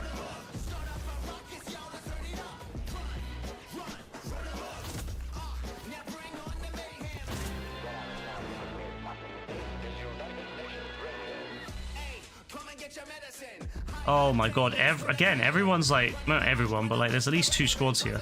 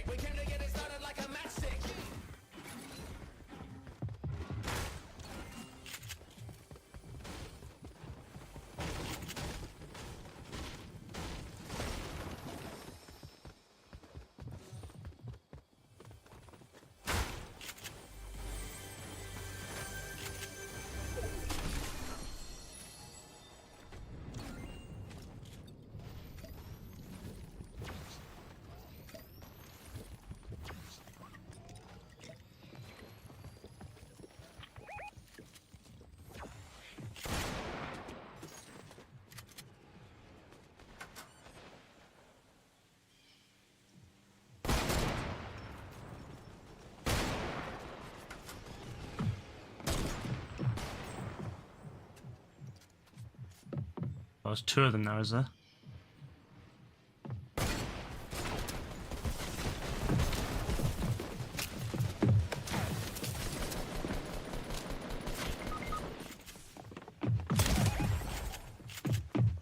That was probably one of my best shots. The fact I actually reacted quite quickly is insane. Usually I wouldn't react that quick, so yeah, I'm very happy with that one. My reaction time was actually pretty good for once. Oh my god, look at that. I felt 10 years younger. You want that Lisa skin in the Pestle Pass.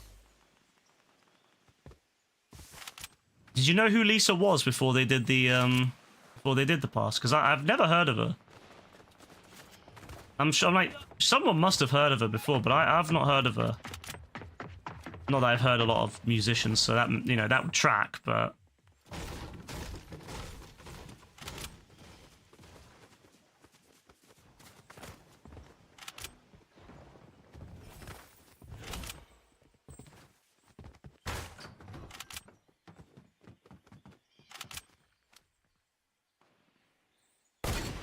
Oh my god, I missed the perfect shot. The auto assist, the aim assist fucked me there. It pushed it too far to the left. See, people say aim assist is really useful. No, it's annoying. Might not be able to see half the screen because you have such a... Oh, that was a shot. Got such a big ass head. Bro, why has he got such a big ass fat head, bro? It's King Crim fat head.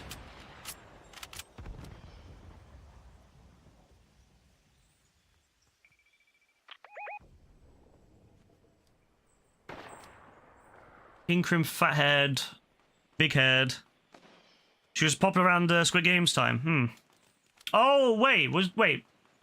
Oh shit. Oh, I landed. Oh, grabbed onto the fence. Brilliant. Yeah, okay, that makes sense. That makes sense.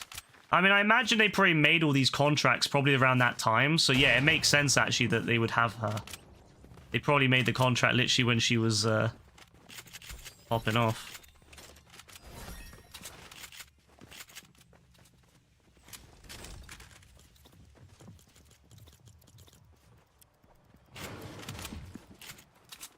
Yeah, I'm getting very lucky in this game. I had I managed to get a shot with a shotgun beautifully, and then I managed to survive falling to my death. So yeah, I mean, I'm in a lot of good luck this game.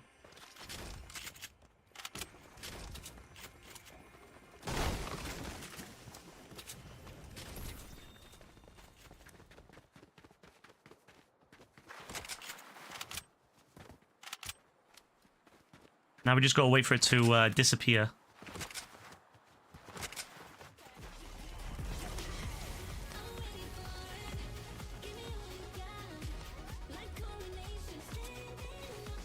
I love how Dean had this stuck in his head.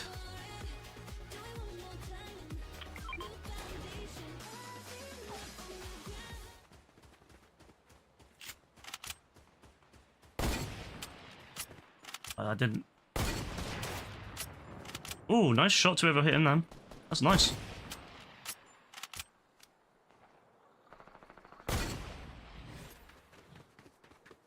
Good stuff, good stuff.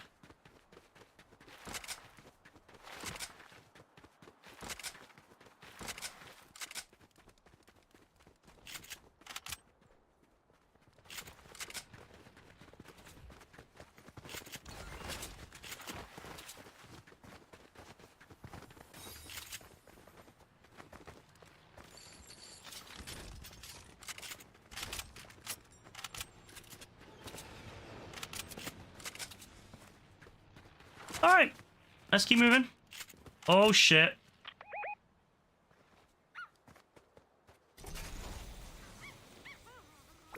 Oh, I can't wait till I can do the little special thing with him.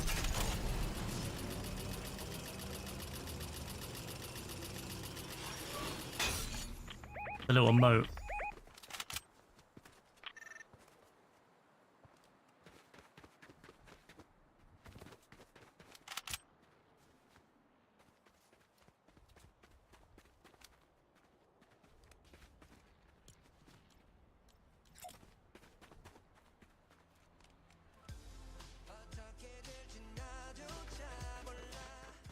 I like this season a lot more for OG.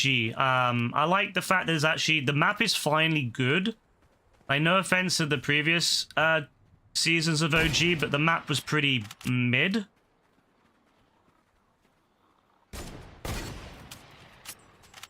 And now the map's actually pretty fire.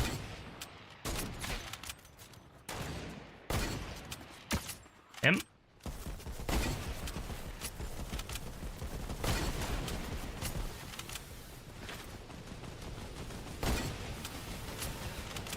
My god!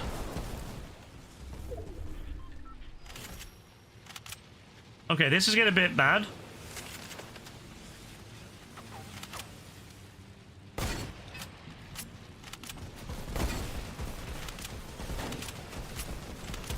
Oh shit.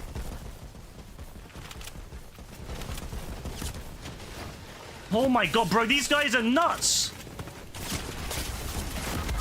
Oh my god, these guys are fucking insane. Like, they just...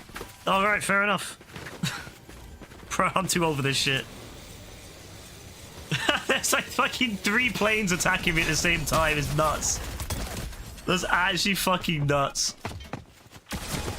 There's so much stuff going on visually, you can't even like pay attention to what the fuck's happening.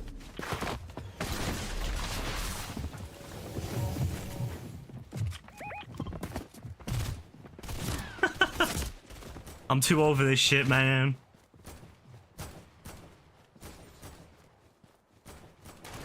I'm an old grandpa now, man.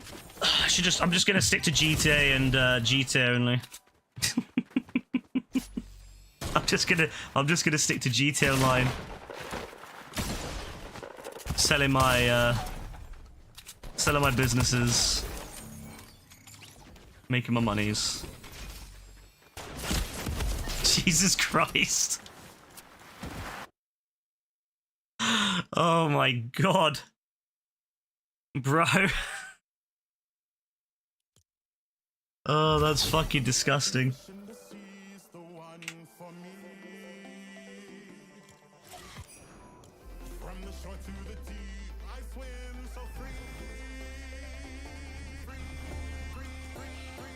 Feel like your brain is mush. Yeah, I feel the same way after looking at that. Fucking hell.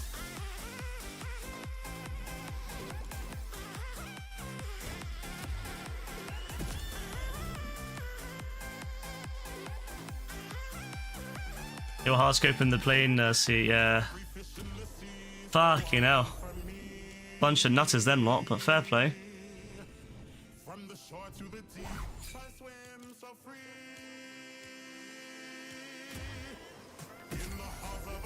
Nice.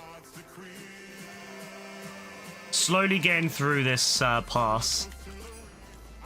Thankfully I've gone till March, because like, there's no way I'm going to get through this pass anytime soon. It's nuts. Well, at least with GTA, at least with the fact with GTA next year, we're going to be doing a lot more stuff with the GTA. I mean, at least it will mean I won't need to play this as much. Because I want to do, I've got a lot of plans for it, so that'll be nice. I can't keep up with this. I probably couldn't keep up with this even when I was even when my finger was good, but like now I just can't do it.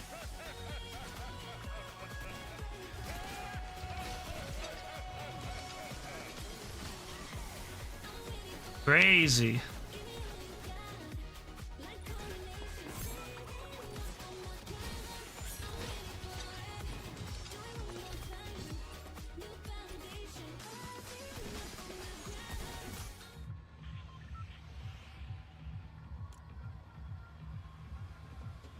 Yeah, this map is definitely a lot better now. Holy shit.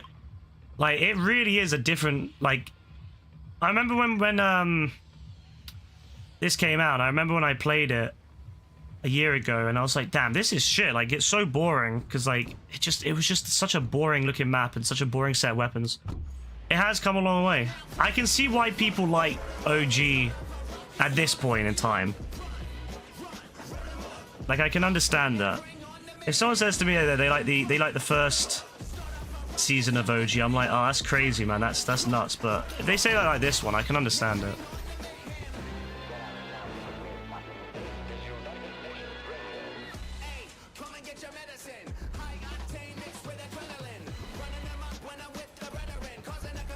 Oh, barely.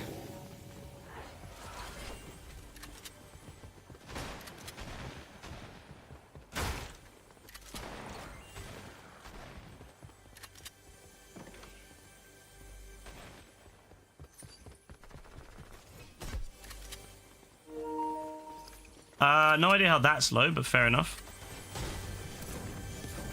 Oh yeah, I forgot to mention, I finished, of course I start to have that when I start saying what I'm saying. I finished Stranger Things, the second volume, last night, and I can see why people were saying it's a bit more boring than the other one. I actually did enjoy it, and I was kind of sad that it was like over and I've got to wait another week, but I can understand why people were bored of it. It did feel like they didn't really do much, you know, like it just felt like it was all set up for this big finale, you know.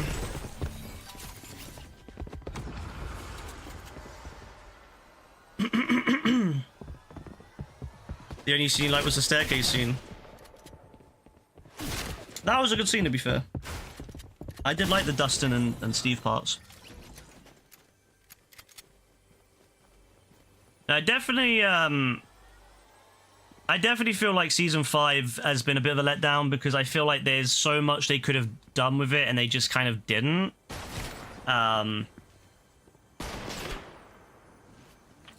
I don't know. I don't know if it's like they maybe felt like they had to finish it this season. Like, I know that they taught like season 5 is the last season, but I do feel like, actually, funny enough, I do feel like maybe it would have been better if it was 2 seasons, or if they did like 2 big, like a big final season that was like maybe 12 episodes split between 2, like six in like winter, 6 in spring or something. Because like I definitely feel like it's all being shoved at the end of this one big finale that I don't think people are gonna like. I don't know, unless if they pull off some sort of miracle. I don't think it's gonna really. I don't think it's gonna be really enough.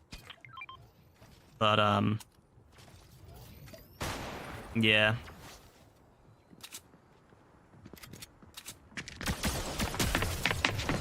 I'm just not sure. I feel like they should have had a spin-off season where they did the play. When they did the first Shadow play. I feel like that there's so much there that's just been, you know, they reference it and they have little hints towards it, but I just feel like they should have just done a spin-off, like 1 season of that play, like a mini season, like 4 episodes or something. Explained, you know, basically showed everyone, you know, what was going on with that, and then. Because, like, yeah, I mean, I know what happened in the play, thankfully, but I know a lot of people don't, and that's why people are so confused about the mine, and why people are confused about, you know, oh, wow. I like how that was very realistic, you know, you just die, and it just goes straight to black. Fair. All you heard was the little, you saw the light of the RPG and then it just went black. Every fish in the sea's the one for me. Fair. From the shore to the But no, I like season 5, but I'm gonna be real, it's definitely not. It's definitely my least favorite of the seasons. Like, I like it because I like anything Stranger Things, but it's not. It's not what I envisioned. When did Reload turn to the least sweaty mode? Probably because it's Christmas and all the kids are on. Like, when it's like back to normal and all the kids are back at school, it'll be okay. fish in the sea's the one for me. From the shore to But yeah, no, I just feel like kind of like we waited 3 years for this, and although I don't hate it, I just don't love it. You know, that's my issue with it. I don't hate it, I just don't love it, and it's sad to me that this is the last season because I feel like it's ending on a low rather than ending on a high.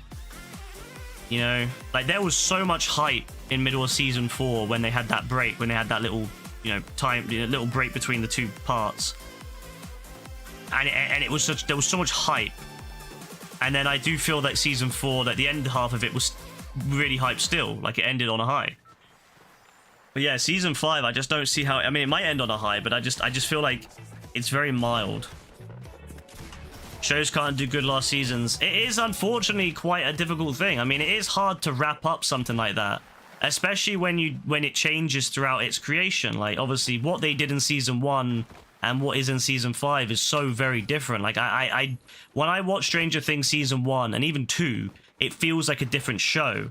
And then, like, you know, you have like season 1 and 2 that they're their own standalone type thing, and then you got 3 and 4 which kind of go together, and then you got 5 which is just this really awkward you know, thing. So it's just really difficult to end it, especially if you change course a lot and the show's evolved to beyond what you I mean, obviously, how many people really think all the way through when they come up with this stuff? Usually, like most people, like I'm pretty sure with Stranger Things originally it was going to be an anthology, so they probably never anticipated for it to be so big in the way it is.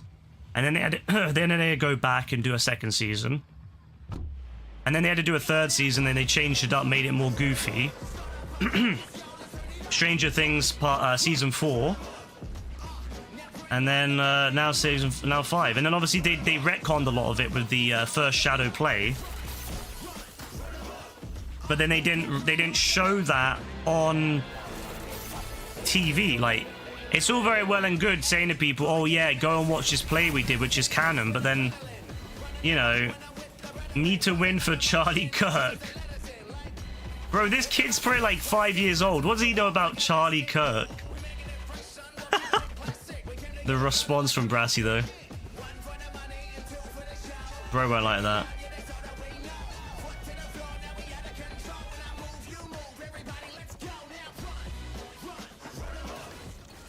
No, there's these like 5-year-olds playing games now talking about Charlie Kirk. That's diabolical.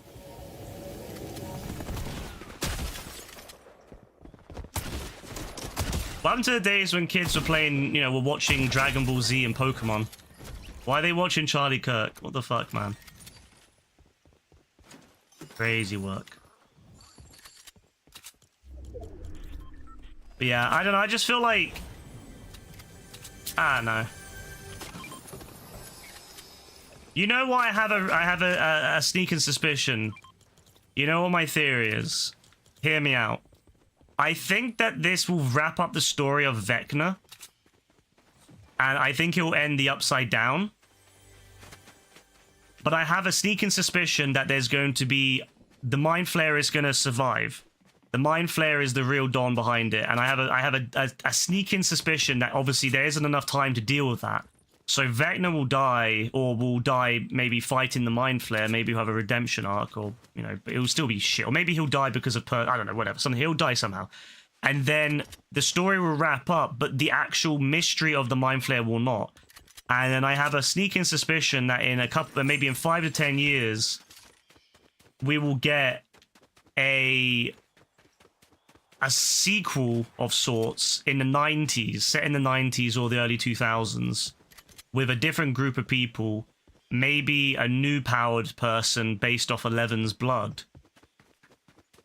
and then that will be, you know, that will be the next thing. It will be like that, you know, in a sense how they wanted to do. And I thought, obviously they'll be gone by then, so it'll be someone else who does it. But you know, like the Duffer Brothers, they'll be gone. They've moved on to Paramount. But I get the vibe that that's what Netflix wants, is they want to do like kind of a reboot, a soft reboot, in the sense where they, or like, you know, where they do a new set of kids with it, or a new set of teenagers with like, you know, a different story that's all connected to, all connected to the Mind Flayer. So, when the Surf Wars were instead of the game, you joined a duo with someone with Kirk in the name, and they had asked if they were Charlie Meat Rider. They weren't. Imagine how many times they get asked that. But yeah, I don't know. That's the vibe I get. I just get a sneaking suspicion that I don't know. I just feel that like they're gonna do like they're doing that spin-off series that's like like is animated, right? So that's cool. But I just get a suspicion that there's gonna be like another period, like another show that takes place in a different period of time, maybe the 90s, maybe the early 2000s, with a different group of people that will be interacting with it.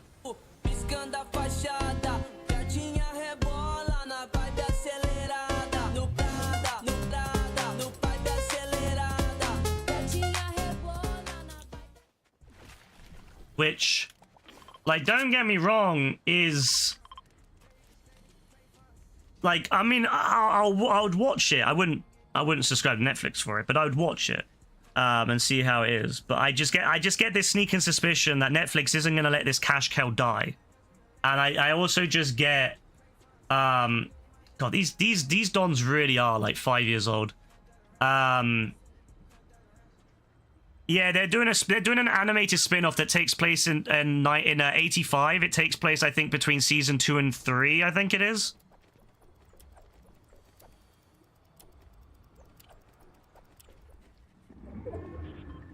But yeah, that's the vibe I get. They're gonna do another. It'll be a sequel of sorts, or a soft reboot. Ah,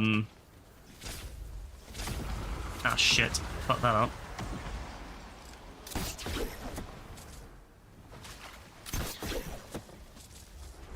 Oh, fuck off.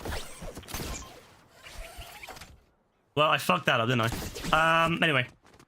But, yeah, so that's the vibe I get. That's the vibe I get, anyway. You're sad I'm not okay with this got cancelled, but you're happy it didn't get milked. I mean, that's what you can really hope for with Netflix, is that even if it gets cancelled, at least it isn't like... At least it isn't going to be milked. Whereas I think Stranger Things... I mean, that's why I think the Duffer Brothers have left. I think they've obviously done their part, and they want to move on and do something fresh. I wouldn't be surprised if Netflix said to them, yeah, we want to do another... We want to do a new series. And they were like, yeah, we don't want to do that. We think this story's over. But I wouldn't be surprised if Netflix decides to just continue it. So... I'm just calling this now. Obviously, you know, I mean, I'm probably completely wrong, but I just want to put that there just in case. I just get the vibe that they're going to reveal that the Mind Flayer is the one that's in control of Vecna. I had this sneaking suspicion that he is in control of Vecna, even now, and I just get this sneaking suspicion that Vecna will die, but the Mind Flayer will continue on. Either Vecna will turn on the Mind Flayer, or he won't, but then he dies and everyone thinks it's over, and then the Mind Flayer's like, actually, I'm... You know, yeah, you only killed my general. You know, he was just my pawn or whatever. And then they're like, oh shit. And then that's when they have to, you know, do everything they gotta do. I don't want to mention what specifically they're gonna do, but they mentioned it in part 2, where they're gonna have to do something to stop it all. And I have a feeling that's what it's going to do. And it's going to, like, you know, it's going to stop that. But I think the Mind Flayer will live on. And I just have a sneaking suspicion they'll announce in like 5, you know, few years from now, they'll say, get ready for Stranger Things 2 or whatever it'll be called. Maybe they'll change the name or something. I don't know, but I don't know. But it will be connected. It will be like to do with the Mind Flayer.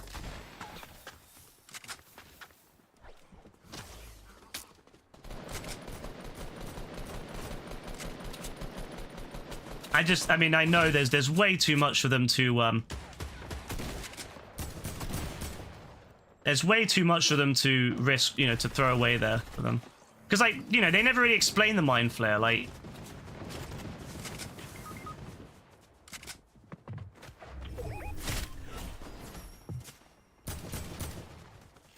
They never really went into detail on it other than it's just there.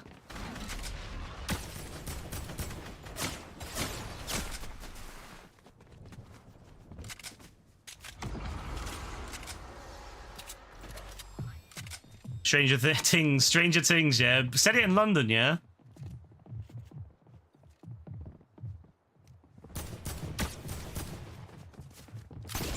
Yeah, get me the fuck out of there. That's not what I wanted, but fair. But, yeah. I just get that vibe. I just have that vibe.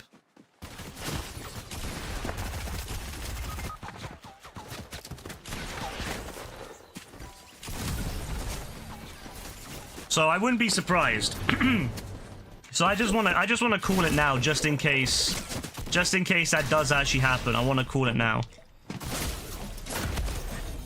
Fucking hell, man. These kids, you can't keep up with these kids, man. They're too fucking quick. They're too fucking quick. They're too fucking locked in. You can't keep up with them, man. You just can't. It doesn't matter what you do. They're always on you, these motherfuckers.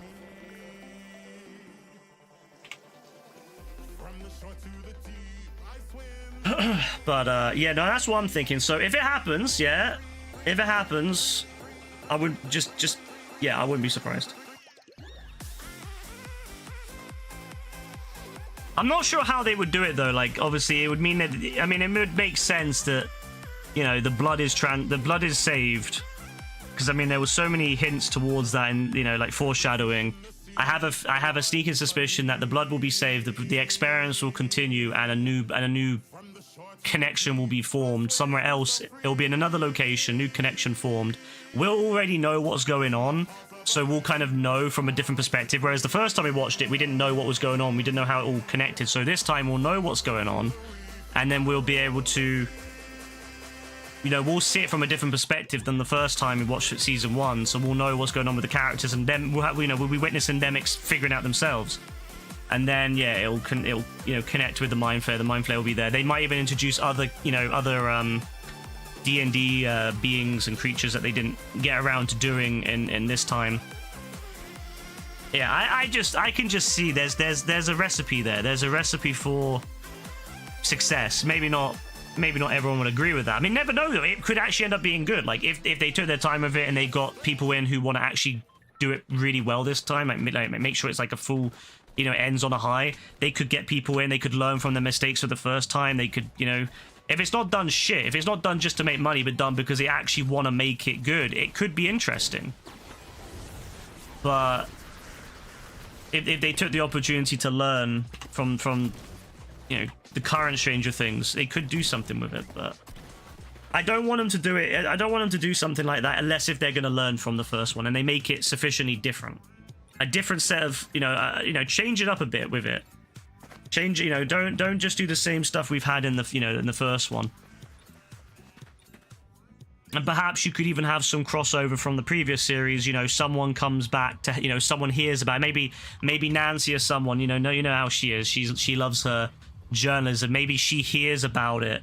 She hears about events that remind her of what happened in Hawkins, and then she comes and investigates, and she could be the investigator like Murray was. She could be like that external investigator who's trying to piece it together, and and you know, it's similar but not similar enough for her to kind of come to that conclusion, and so, you know, it's delving into it. They could do something like that and really, you know, they could 100% do something like that. As long as it's done right and it's not done as a clear cash grab, I would probably watch it, but yeah, it just has to be, better. Apparently though, from what people are saying, apparently Netflix tells its directors that they have to include a lot of, like, they have to explain everything that's going on, because I've noticed that in season 5 it's really heavy on that. Like they're talking about, oh my god, these people left. They talk about everything they're doing, and apparently the reason they do that is because so many people watch whilst they're on their phone scrolling, that people don't know what the fuck's going on, so they have to basically explain all the time so people on their phone can kind of, you know, join in and keep up.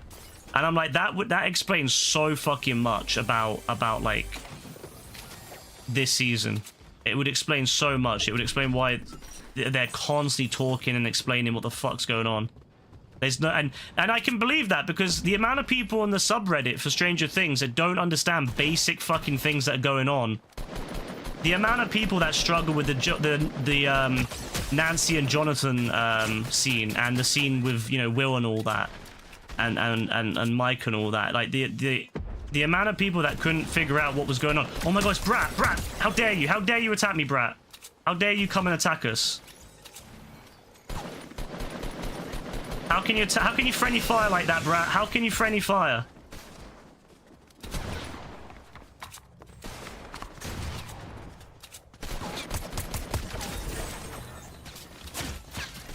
Oh my god, that was a good shot.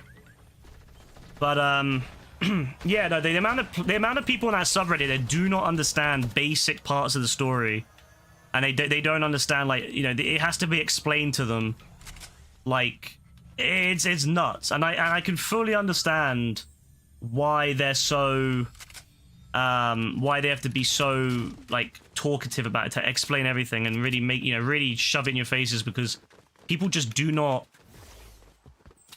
cannot, like, focus when they're watching stuff. So when Warner Brothers is fully, you know, owned by Netflix and all that, get ready for their movies to be like that too.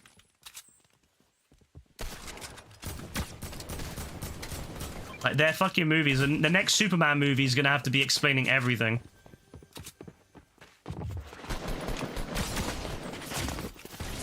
Like, everything in the next Superman movie is gonna have to be fucking explained.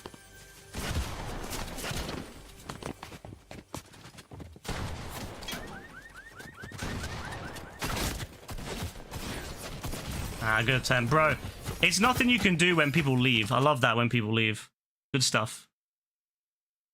OG gets that a lot. I don't know what it is about OG, but people leave, like, before the game even starts a lot. Alright, I'll do one more. My finger's killing me, so I'll do one more and then I'll call it.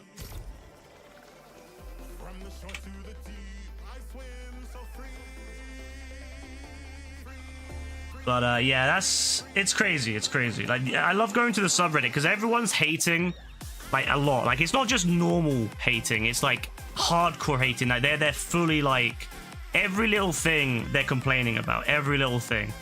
They're nitpicking everything, and then, you know, people are nitpicking all the actors. They're all just taking the piss out of them. You know, it's like, bro, it's so obvious that it's so funny that the old joke that Reddit is just hates on anything popular is so true.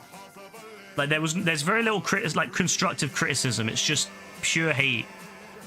You know, there's very little in the way of, oh, this is alright, this could be better. It's all just, this is shit. They should be, you know, they should hate everything that they did and all that. And I'm just like, bro, like, calm the fuck down. Like, yeah, it's not the best. It's definitely not as good as season 1, especially season 1, which is my favorite.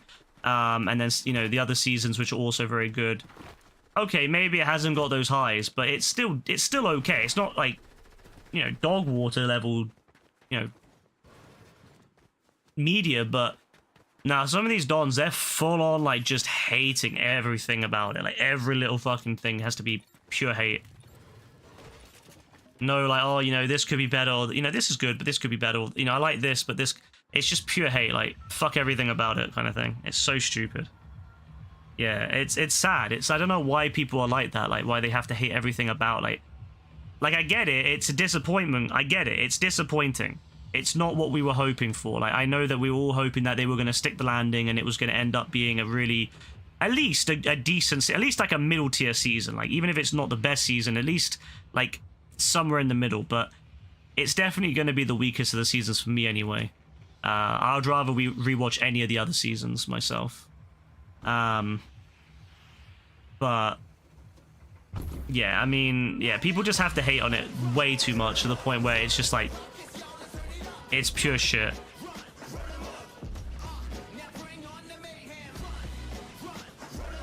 I actually think it might be what stops me going to Reddit. I'm already kind of, like, done with it anyway. But I'm genuinely like, you know what?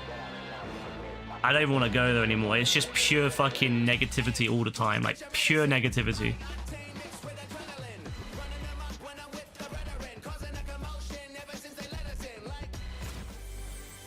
And like, the amount of people that are now saying the whole series is shit too. People that would have been, you know, years ago would have been saying how great it is, and now saying it's shit because yeah, okay, yeah, the ending's not the best, but does that mean that like the whole thing is shit? Like, there's loads of series out there that, you know, like, you know, can you really say that like Game of Thrones, the first few seasons of Game of Thrones are shit? Like, yeah, the ending was absolutely garbage, but you know, you can't go and say the whole series of Game of Thrones is shit.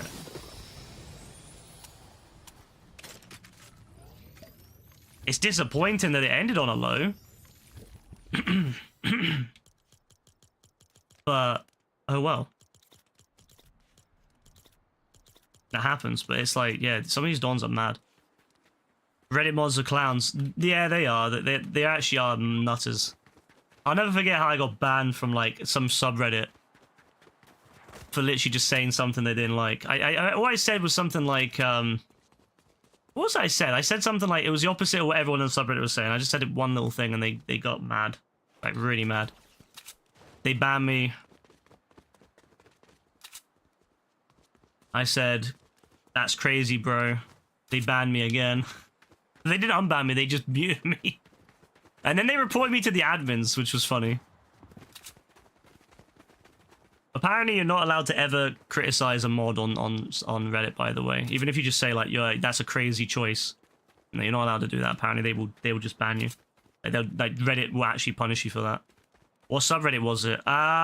It was the Dragon Ball Z subreddit. So in the Dragon Ball Z Reddit, right? If you like anything that's not canon to Toriyama, they fucking eviscerate you, right? They absolutely destroy you. So I said I like GT. You know, I love GT, as you know, right? So I used to, like, other people who like GT would get eviscerated. So I would basically make like a little comment about like how GT is actually pretty, you know, it's a decent show. And then I made a comment about how with Dragon Ball Daima coming out, because loads of people in that subreddit were absolutely getting upset that Dragon Ball Daima existed, saying, oh, it's not really Dragon Ball. So I started saying, well, aren't you the same people that would always say how, you know, Toriyama's law, you know, word is law, and that if Toriyama makes it, it's 100%, you know, law, and it's too bad everything else. So I said, like, well, Dragon Ball Daima is law then, because it's Toriyama's work, right? And they absolutely fucking lost their mind. They absolutely lost their mind, because I said, well, you know, Daima is Toriyama's work, and what are you going to do if you don't like it? You're going to shit over it and say it's not canon like GT. And then I got banned. And then I was like, well, you know, your dons are weird. Like, your dons are, like, really, really aggressively, like, pro-Toriyama. Like, I love Toriyama, bro, but, like, calm the fuck down with it. And then I got muted. And then I got reported to the admins for complaining about the fact I got... Well, I didn't complain. I just said, like, wow, that's crazy, bro, that you blocked me and then muted me, but whatever. Yeah. Like, I don't know. It's just crazy to me, like, why they got angry about that. But it's so true. There's a few people on that subreddit who are absolutely, like, they are the very, like, in my head, I see them as a stereotypical, like, Redditor, really, like, really fat, ugly looking, you know, stinks kind of people, because the way they talk about stuff and the way they're like, they're so, like, obsessed with the purity to the next level, it's actually insane to me. Like, they absolutely are die-hard purists, and then when I asked them about that, they absolutely did not like that. So from what I've not looked back since, but I don't think they love Daima. I think they were. I don't think they use the argument anymore. Well, it's not Toriyama, so it's not Dragon Ball. I don't think they use that argument anymore because they can't. I think they just say it's not very good. But like, yeah, with GT, they used to always use that argument that, oh, well, it's not Toriyama, so it's not legit.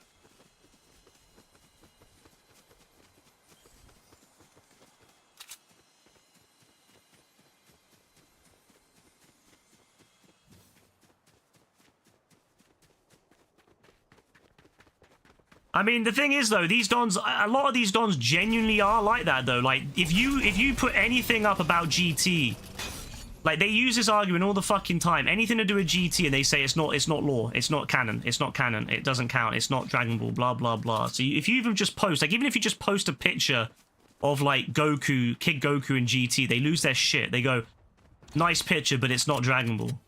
It's fucking crazy. These dons are genuinely like really fucking mentally ill. Like they're pure mentally ill.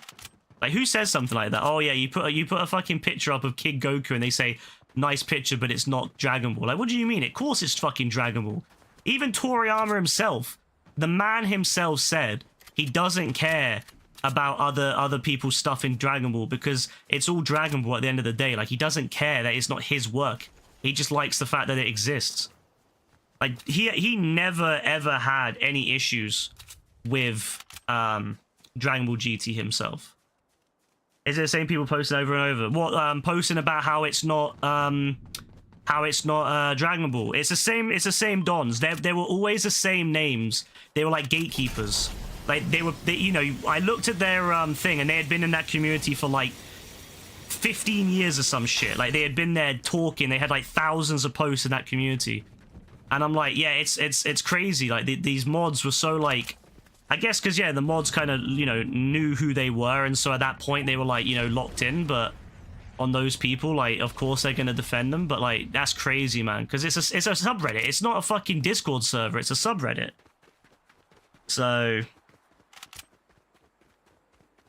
You know, I could understand if it was a Discord server or something, but it's a subreddit. Like, why are these people gatekeeping a fucking subreddit? Isn't it supposed to be like public? But no, it's mad. Like they're really obsessed with that. So when I asked about that about Daima, they absolutely had a fucking meltdown over it. Because I said, oh well, I guess now Daima's a thing. You're gonna have to, you know, stop using our argument, and they did not like that.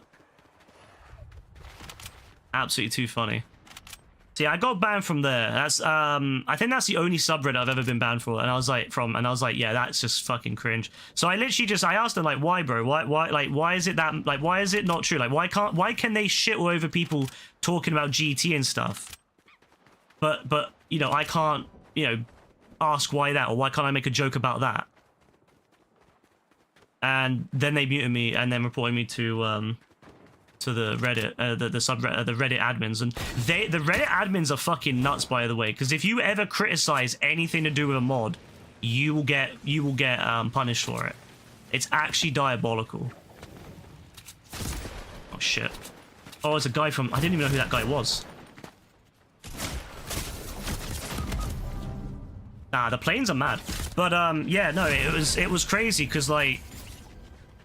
And I was looking at other people on Reddit, and they said the same thing. Like, there was a guy who got banned from something else for just, you know, if you even dare criticize anything or ask them, they can just mute you and then report you, and there's nothing you can do. I guess because, like, Reddit wants to back up their unpaid mods that do all the work for them. But, I don't know. So at that point, I was like, yeah, I'm not making another account. I was like, you know what? It's going to be a waste of time. I don't want to help them. So whenever I go on Reddit now, I go on ad free. I block all the ads. I report everything that's like anything that gets through. I report it. I waste their time. Give it a cheeky report. Waste their time. And then like if it's like a promoted post, that is, and then that's it. But I'm probably just gonna stop going on Reddit because it's just sad. It's just full of fucking losers. Like, I'm gonna be real. It's just full of losers. Like chronically online fucking losers. The amount of people on there who shit on retail workers, by the way, whenever there's any talk about retail workers getting a day off for Boxing Day, they're like, no, what about me? I need to get my, you know, like, I need to get my food. I need to get my shopping. Or it's like, oh, well, will anyone think of the poor, you know, office workers making 40, 50 grand a year who won't be able to go to the shops? I'm like, no one gives a fuck about the 40, 50,000 pound a year office workers. Like, office workers live cushy fucking lives. I'm going to be 100% on that. Like, office working is one of the most cushiest fucking jobs you can possibly have. Whereas if you work in retail, you're working in the fucking trenches. So when these weirdos, all these high rich dons, especially when they're in like 80, 90 grand a year, and I'm like, bro, you guys are living it up. You guys are living lives of luxury, and then you're gonna talk shit about, you know, retail workers wanting a day off or something. Nah, it's crazy, man.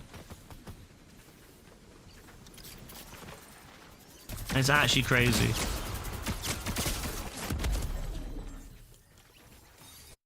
So I'm done with that shit. You know, and then obviously now with the Stranger Things hate, I'm just like, yeah, I'm done with this shit. This shit's weird. Plus half of it's just bots now anyway. All right, GG's on that. But yeah, half of it's just bots now. So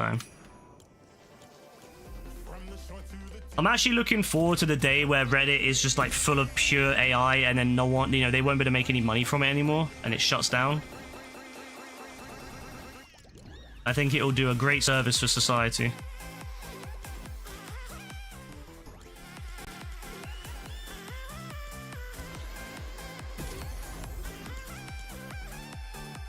I'll never forget that time back in the day when the Reddit mob hunted down the remember the Boston Marathon bombers, and I remember when they hunted them down and got someone. I think someone ended up committing. Didn't they commit suicide because of it, or they something happened to them because they tracked down the wrong person and ruined his life? I'm like, nah, these dons, man, fuck Reddit.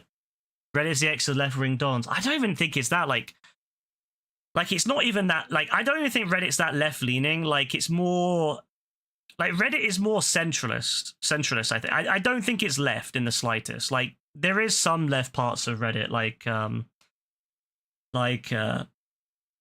Green and Pleasant, for example. They're fucking nuts, them lot.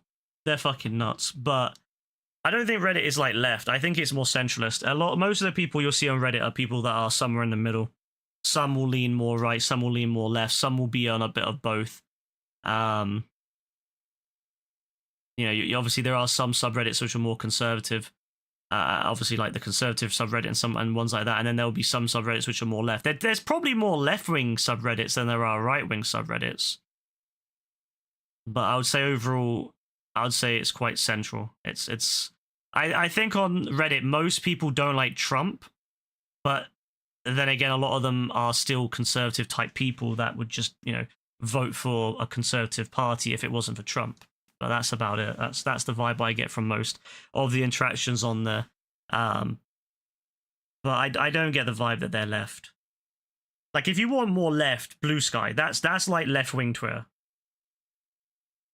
Like, Twitter is extreme right, and then Blue Sky is like left. Which is understandable because obviously, you know, it's going to be left-wing because a lot of left-wing people want to leave Twitter because it's just full of fucking nutters. So that's understandable why it's left. But no, I think Reddit is just somewhere in the middle. There's a whole bunch of different people. The thing about Reddit is it's just a lot of the people on there are wealthy and they're tech orientated. At least it used to be. If you go to some of these old subreddits, there's a lot of those people that they're wealthy. You can tell because there's so many people. Like there was a thread talking about living on $45,000 a year US dollars, right? 45,000, and the amount of people in that thread who couldn't live off 45,000 was insane. There was people saying, "Oh, you know, it's how can anyone live on 45? That's nothing. It's nothing." And you can tell these are people that make $100,000 a year, or plus, that living in expensive places like New York or California, you know, like cities like LA, because the average person's wage is nowhere near that. And I remember there was some British people saying like, "Oh, that's a lot of money." Actually, no, I think it was more than that. It might have been more than 45. No, it was something like 8. No, wait, it was more than that because someone said the wage was like 75 in the UK. So maybe it was more then. I can't remember, but it was a lot of money. So maybe it was like 80,000 or something, 89,000. And people were saying it's too little. You can't afford to live on that. And I'm like, well, the average person makes like what, 30,000 a year? Like, let's just bring it into pounds so it's simpler. You know, there's people saying you couldn't live on 75 a year when the average person lives on 30. And there's all these dons saying, no, it's too little, it's too little. And I'm like, well, yeah, these guys live in like a bubble. They're usually, a lot of these dons on Reddit are people, the reason they're able to spend time on Reddit when they're working is because they live in cushy office jobs. You know, the people down in the dirt, the people doing the dirty jobs, the hard jobs, they're not on Reddit. They're fucking busy. The people sitting on Reddit in the middle of the workday, They're the people living cushy lives in their offices, and they're the same people that criticize when everyone wants, like when people are talking about, oh well, maybe we should give people in office in retail more time off. No, can't do that. Let's shut shops earlier so that people can go home earlier. No, can't do that. You know, oh, but I'm at work during the day. I'm at work. I'm 9 to 5. How am I supposed to go to the shops? Well, you can figure it out, I'm sure. Why should other people have to fucking make up for your inability? Why do you get to live this cushy 9 to 5 life, whereas all these dons are working hardcore in the evenings and the mornings? It pisses me off. It's so obvious that these dons are so, like, they live cushy lives. So, no, honestly, I find it a joke.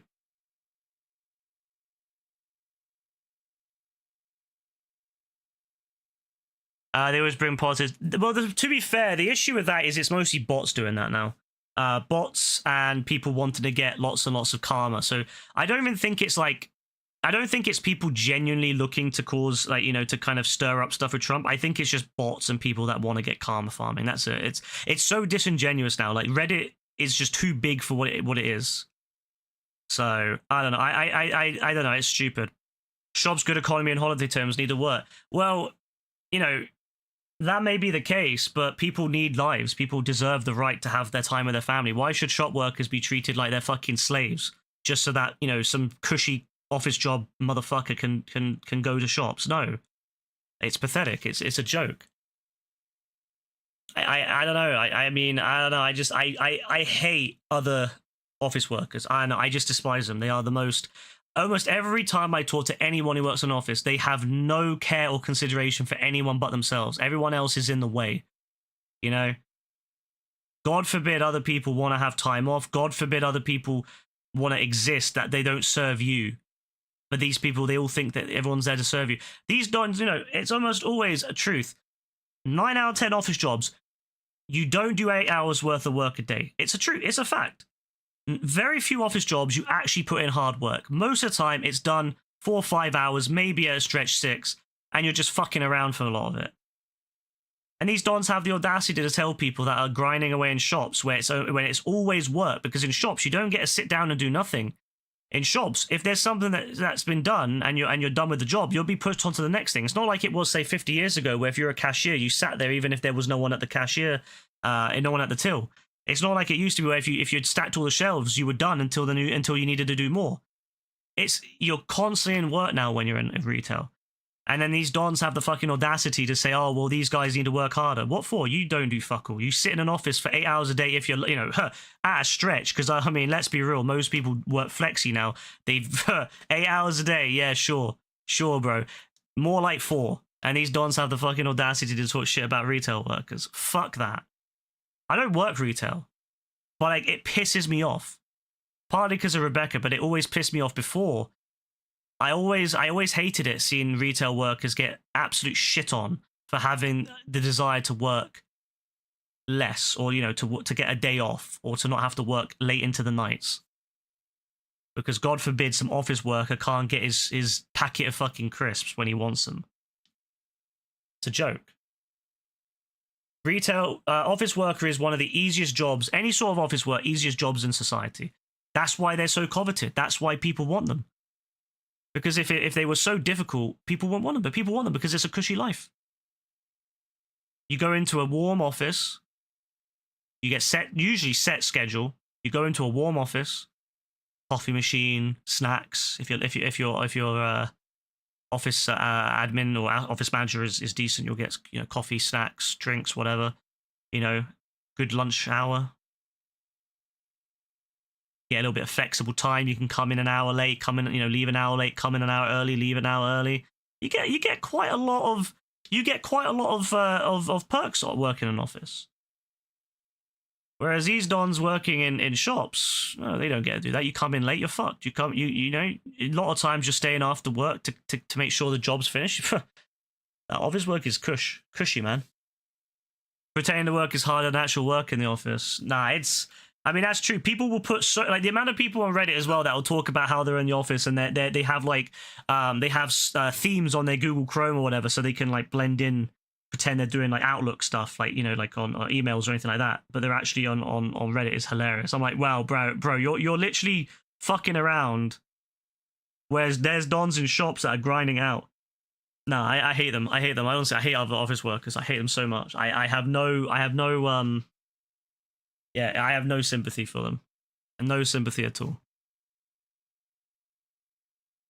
What should you do with 2 million? Honestly, just save it. 2 million's not a lot. I would save it. Maybe put it towards a business or some form. But no, it's crazy to me, man. It's the same thing during the COVID. Like, office workers literally got off work.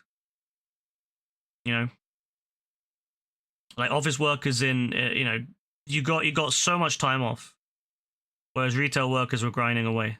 The same people that these people were talking about, key workers, yeah. Whereas now they get treated like shit again. Remember how people were, oh, we need the, you know, you're such, you know, clapping for them. Oh my God, you're so, thank you for working, you know, thank you, you know, keeping the shops open. And now that we're past COVID, for the most part, everyone's like, fuck them, get back to work. You know, I want you there on Boxing Day to buy my consumer shit from China. Fucking joke. I hate shops that don't shut on Boxing Day. It's one of the most like infuriating things for me is shops that don't close on Boxing Day. What business do you have, Barbod? Which ones do you have? And I'll tell you which one to get if you list them. Yeah, no, Reddit just pisses me off. So I think I'm done with Reddit. I think after seeing all this shit about Stranger Things and the amount of people that are just shitting on Noah as well because of his, you know, views on Israel and Palestine. Hey, look, regardless of your views on them, look, it was a bit insensitive, but whatever. But the amount of people that are now just shitting on him, every little thing, oh, he's ugly, oh, he's shit, oh, he's dumb.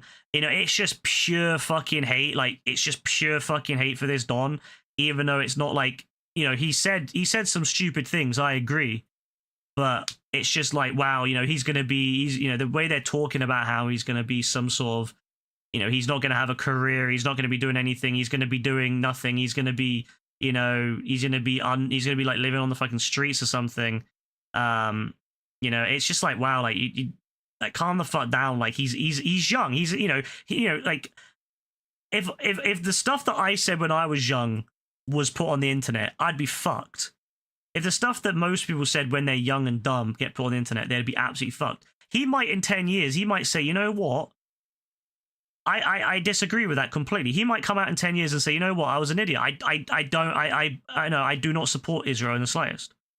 He might genuinely, you know, he's a kid who's probably been influenced by people around him. Well, he's not a kid anymore, but he was, you know, not that long ago. He's been influenced by people around him, you know, and it's probably just, you know, of course he's gonna have a certain view on that. And you know, in 10 years' time, he might say, you know what, it was a fucking stupid view. I don't agree with it, and I should never have said it. But the way that these people like talking like he's some sort of like evil demon is insane.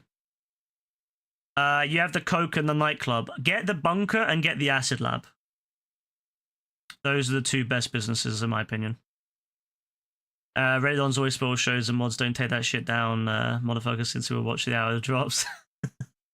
Thankfully with some it depends on the subreddit. It really does. Some subreddits are more hardcore, and again, it's all made up of different people, but no, I'm sure there are some good Reddit mods out there, but I'm gonna be real, I don't like most of them. I'd say there are some good ones out there, but a lot of them have quit. That's the problem. Remember when Reddit started being really fucked up on third-party apps? A lot of them quit, and so the good mods, the decent mods, a lot of them are gone now. So the Reddit of, say, 10 years ago, like, if you asked me the Reddit of 10 years ago, I might be more inclined to say, you know what, okay. But the Reddit of today is absolute shit. Not to say it was amazing 10 years ago. I mean, they had a fucking jailbait subreddit at one point. They had a fat shaming subreddit, and they had a jailbait subreddit where people were literally talking about barely legal children, you know, or just underage children, talking about how hot they'll be. I'm like, yeah, you know what? That site, let's just burn it to the ground. It doesn't deserve to exist. And you know what? One thing I really hate about Reddit, it killed off forums. It killed off remember in the old days, for anyone who was around in the old days, you'll remember forums where you'd have forums dedicated to certain things. Like one of my favorite places on the internet is the Miami Vice. There's a Miami Vice and there's a Magnum PI forum that I sometimes frequent, and it's basically dead now, unfortunately. But Reddit's taken a lot of those conversations. But yeah, I miss when forums were a thing. God, they were so good. You really got to know the people on them, whereas like Reddit, you don't. Other than places like certain subreddits where you remember some names because some people are so chronically online that they're constantly there. At least with old forums, you would remember people. Even if they only came by once a week, you'd still remember them because of the fact that, you know, they would maybe give a, you know, they might come by once a week, give an amazing piece of analysis, and then like disappear again for another week. But you'd remember them. Hey, JB. The Reddit guy on Fox News. Oh, what? The the anti-work guy who did a shit job at explaining his points. Yeah. There's a reason why we're never going to get to places like where we need to get to with things like socialism. It's because people like that go on these like... It's like the people that debated Charlie Kirk. I mentioned it before. Left-wing people at university should never, ever debate someone like Charlie Kirk, because the problem with that is they are trained debaters. They are people that have spent years practicing their craft. They're able to twist your words. They're able to twist your narrative. They're able to throw things out that you're not going to be able to, you know, they already have planned, and you're not going to have the ability to sit there and really break it down.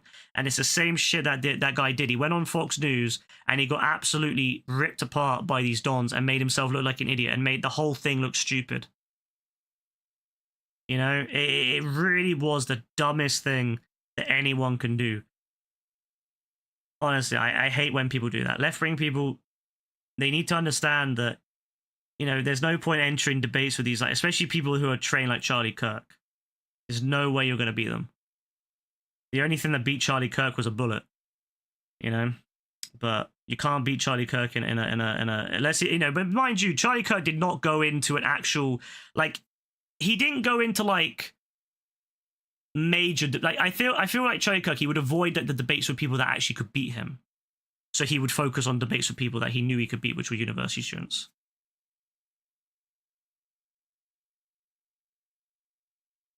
The person debating him as he died was actually pretty good. He was a trained mathematician. I did hear that guy was pretty good. See, but at least that guy had went in you know, with at least he went in like prepared. That's fair. That's fine. I mean more the random dons that have maybe taken one semester of debate 101 and they go up and they go into it and they get absolutely slapped. That's the problem. If you're going to go into it, you have to be, you know, you have to know your shit. And a lot of these dons, they don't know their shit. And they get absolutely humiliated. So, again, if you're prepared and you're planned, yeah, sure. I still wouldn't do it, but sure. At least if you're prepared, you can at least do something. But if you're going in there as some unplanned, untrained person, you're cooked. You're absolutely cooked. They're charming like Nigel on the Jungle Show. You don't know about Nigel, but what should that made you like him? I mean, Brassy, I don't know if you like him because I don't think you should like him because Nigel Farage at his college was racist as fuck. Like, he genuinely was racist as fuck. He used to chant Nazi, like literal Nazi slogans. He used to, I mean, you know, the things he said in the past as well about black people. You know, yeah, I don't think it would be a great thing to like him. I'm going to be real. He said some horrible stuff. What Nigel Farage is good at is he's able to appear like a common person, like a normal person. Mind you, he's a millionaire. Mind you, he lived... This is the same guy. He's a hypocrite. He wanted Brexit for the UK, right? So now British people don't have European passports. We don't have European citizenship anymore. You know what he did? As soon as we left the EU, he applied for German citizenship because of his wife. So he has, I believe it was German citizenship. He has access to a European passport. I think it was a German citizenship. I know his children did because his wife is German, so he got his children German passports, so they still have access to Europe. but I think he did it as well. I'm not 100% sure actually. Let me have a look. I know he did it for his children though. He wanted his children to have it, even though he took it from everyone else. Let's see. Did he do it in the end, or did he not? Yeah, apparently he got a German passport now himself. So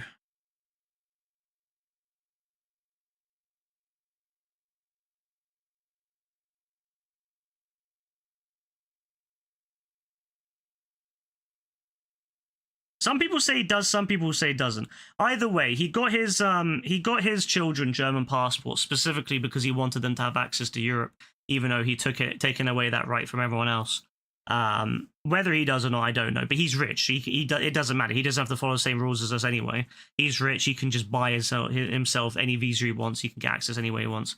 So yeah, the problem with people like Farage is that he's one of those people that he's able to sit down in a pub and he's able to have a laugh and he's able to drink beer, which is what a lot of people in this country, a lot of people in this country are lager and beer. They just consume shit tons of it. So they see someone who can be down the pub drinking, and they like that. They like that because it makes them feel like it's the same as them.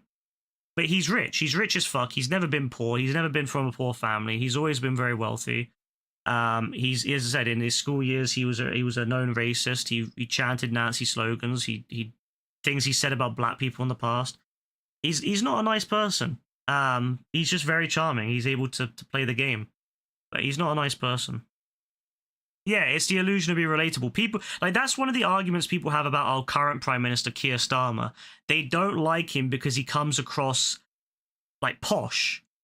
He comes across posh, right? He's a high-end lawyer. He's a high-end lawyer who he was a human rights lawyer. He ended up being a king's or queen's I can't remember the name for it, but it's basically a really high up lawyer.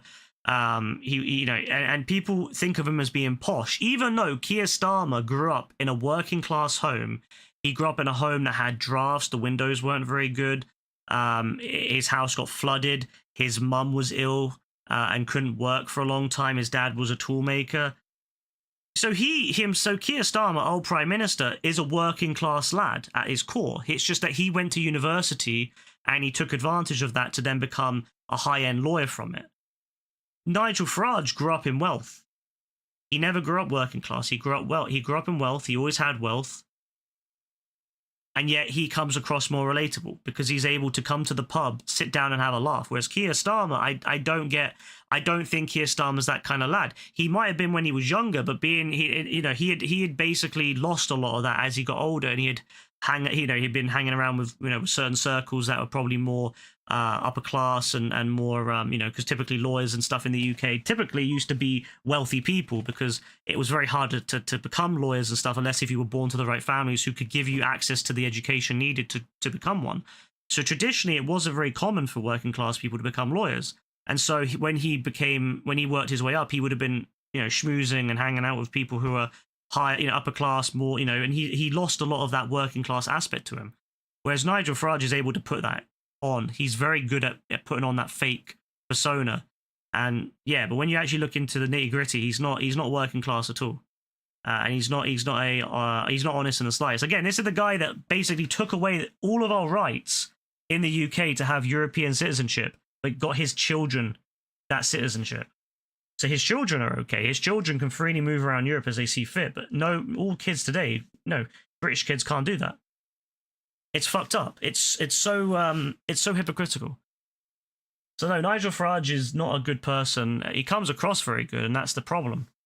But I think that's something that the right wing have managed to get down, is that they're able to come across more normal like their fans, whereas left wing people do have an element of, and I admit that even myself, a bit of a moral superiority and a little bit more of a.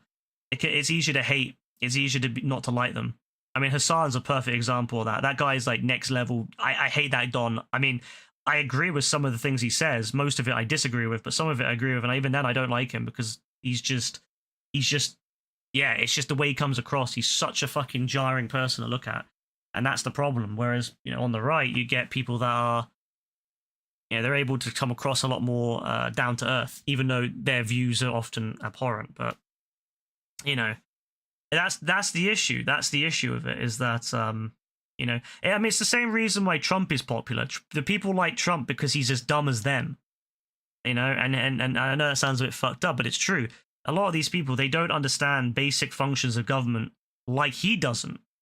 And so when he says stuff that makes no sense, doesn't work, but he says it, they go, oh, finally someone agrees with me, even though it's, people don't want to hear that the thing, they don't want to hear something that's not going to fit with their worldview. So if Barack Obama says, no, we can't do that because it's against the Constitution, it's against the, the way of, the American way, these people get angry about that. If Joe Biden says it, they get angry about it. But as soon as Trump says something that he physically cannot do, he cannot do it, but he says it anyway, they suck him off, because that's what they want. They don't want complex answers. They want someone just to kind of agree to them. So yeah, that's the issue with it. That's the fundamental issue with is that people like that. I mean, Trump doesn't do it because he's smart. He does it because he's dumb. He's just a dumb person. But Farage is smart. Like, Trump is dumb, Farage is smart. That's how I look at it.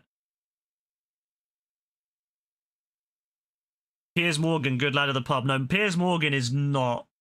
British people hate Piers Morgan. Even right-wing people hate Piers Morgan. He was always, like, when he went to America, we were glad. Like, British people said, fuck off, please don't come back. Same thing as James Corden. We said the same thing to him. He unfortunately came back too. But yeah, we people were glad that Piers Morgan was gone. And, the fact he came back is a sad day. Now, Piers, the only time I ever agree with Piers Morgan is when he told someone who was, someone called him a left-wing person, and he laughed at him and said, I think someone said he was left-wing. Or was it, no, that was Andrew Neil. Someone from America, some sort of Republican in America came over was on an Andrew Neil show, and he said to Andrew Neil, like, basically called him a left-wing. And Andrew Neil was notoriously known for being right-wing in the UK. And it was, like, absolutely hilarious, because you could tell Andrew Neil did not think much of him. You could think, because it's funny, because these old traditional British conservatives, they hate the modern-day Republican types. It's like my grandparents. They despise Trump. They despise Trump. And they're conservative, but they think Trump is a fucking joke. So thankfully, they're not going to report. They're not even going to report. They're not even going to vote for Farage. They don't even like Farage. They think he's a joke too. But they, so there's good. It's good in a way. At least they see through that. But yeah, it's interesting. But no, I think I will say that there's on average, right-wing people are able to get along better. I mean, I've seen it even in left-wing circles. It is quite common in left-wing circles, if you're a white man, to get left out because you're a white man. There'll be a club for, black girls, Asian girls, such and such. There'll be a club for LGBT, this and that, and there'll be club for every little group. Every group will have their own club, their own thing, and other people are welcome to join along, except if you're a white man. If you're a white man, you're not welcome, because you might upset or you might mansplain, you might oppress. That's what it. And it leads to those white guys saying, well, fuck this, I'm going to go to a group that actually will listen to me. And so I think that's one thing that I've mentioned it before. I think one thing left-wing circles and groups need to do better is they need to be more it's all very good to talk about inclusion, but by excluding a group, you're not promoting inclusion. You're just excluding a group because you think that's going to get that other. I get it. You're trying to promote those other groups so that they feel more feel more empowered. I get it. But if you go to the point where you're excluding other groups, you're not really doing any better in the grand scheme of things. You're just picking and choosing. It's no different than the other side picking and choosing who's in the in-group and who's not. You're basically saying, yeah, vote for us because we need your vote, but then fuck off. And that's why I think a lot of white men especially are feeling quite disillusioned with left-wing politics and left-wing people, is because it feels like you're basically being told, vote for us, give us your vote, but then fuck off. We don't want you. We don't want to help you. We don't care. Too bad. Fuck off. And I think that's really short-sighted because you're just pushing those people to the right. I mean, we're seeing that in the UK. The group that is the most, the most, funny enough, the most at-risk group in the UK now is young white men, because they're the group that they're having the worst university rates. The performance is lower than women. The best groups in the UK right now are actually East Asian, are doing the best in schools, and other groups are getting better, but the white men are one of the lowest groups now in the UK for things. And no one wants to talk about it. No one wants to deal with it, because whenever anyone brings it up, it gets thrown out. Well, what about the women? What about girls? What about such and such? And it's like, well, yeah, I get it. We can do that as well, but we need to not let these people fall down. We can't, if you let these people fall through the cracks, are you going to be surprised when they suddenly start supporting people like Farage or Trump? But people don't, a lot of the left-wing groups will just refuse to deal with it. It's the same as how a lot of left-wing groups refuse to deal with immigration. There's certain topics that left-wing groups just refuse to touch in the UK. They refuse to touch immigration. The mere thought of having any sort of restriction on immigration is thrown as racist. The mere thought of having a restriction on anything is racist. The mere thought of not having unlimited amounts of people just flowing through your country is racist.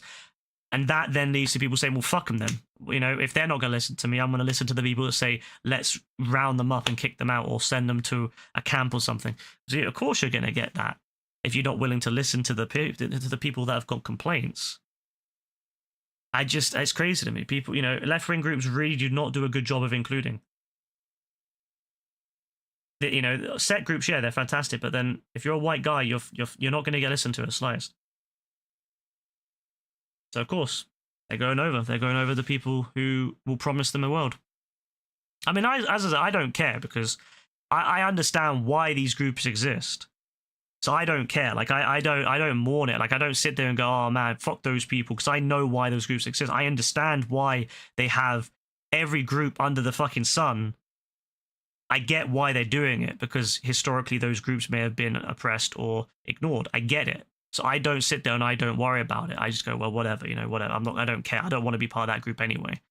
But other people don't see it that way. And they don't understand why.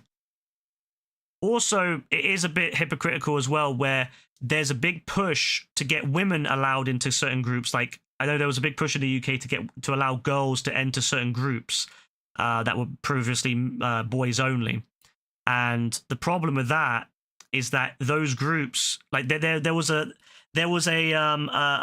club. There was a club for guys. It was a guys club, and there was a woman that wanted to be part of it, and they said, no, you can't be part of it. It's men only, right? Not white men, but just men only. And it was a place where all the men would come together. They would do crafts, and they would just hang out and talk. They would talk. And you know how men can be. They can be quite rowdy, and they can say a lot of questionable things. But men, when boys get together, they can be a bit rowdy. We all know that.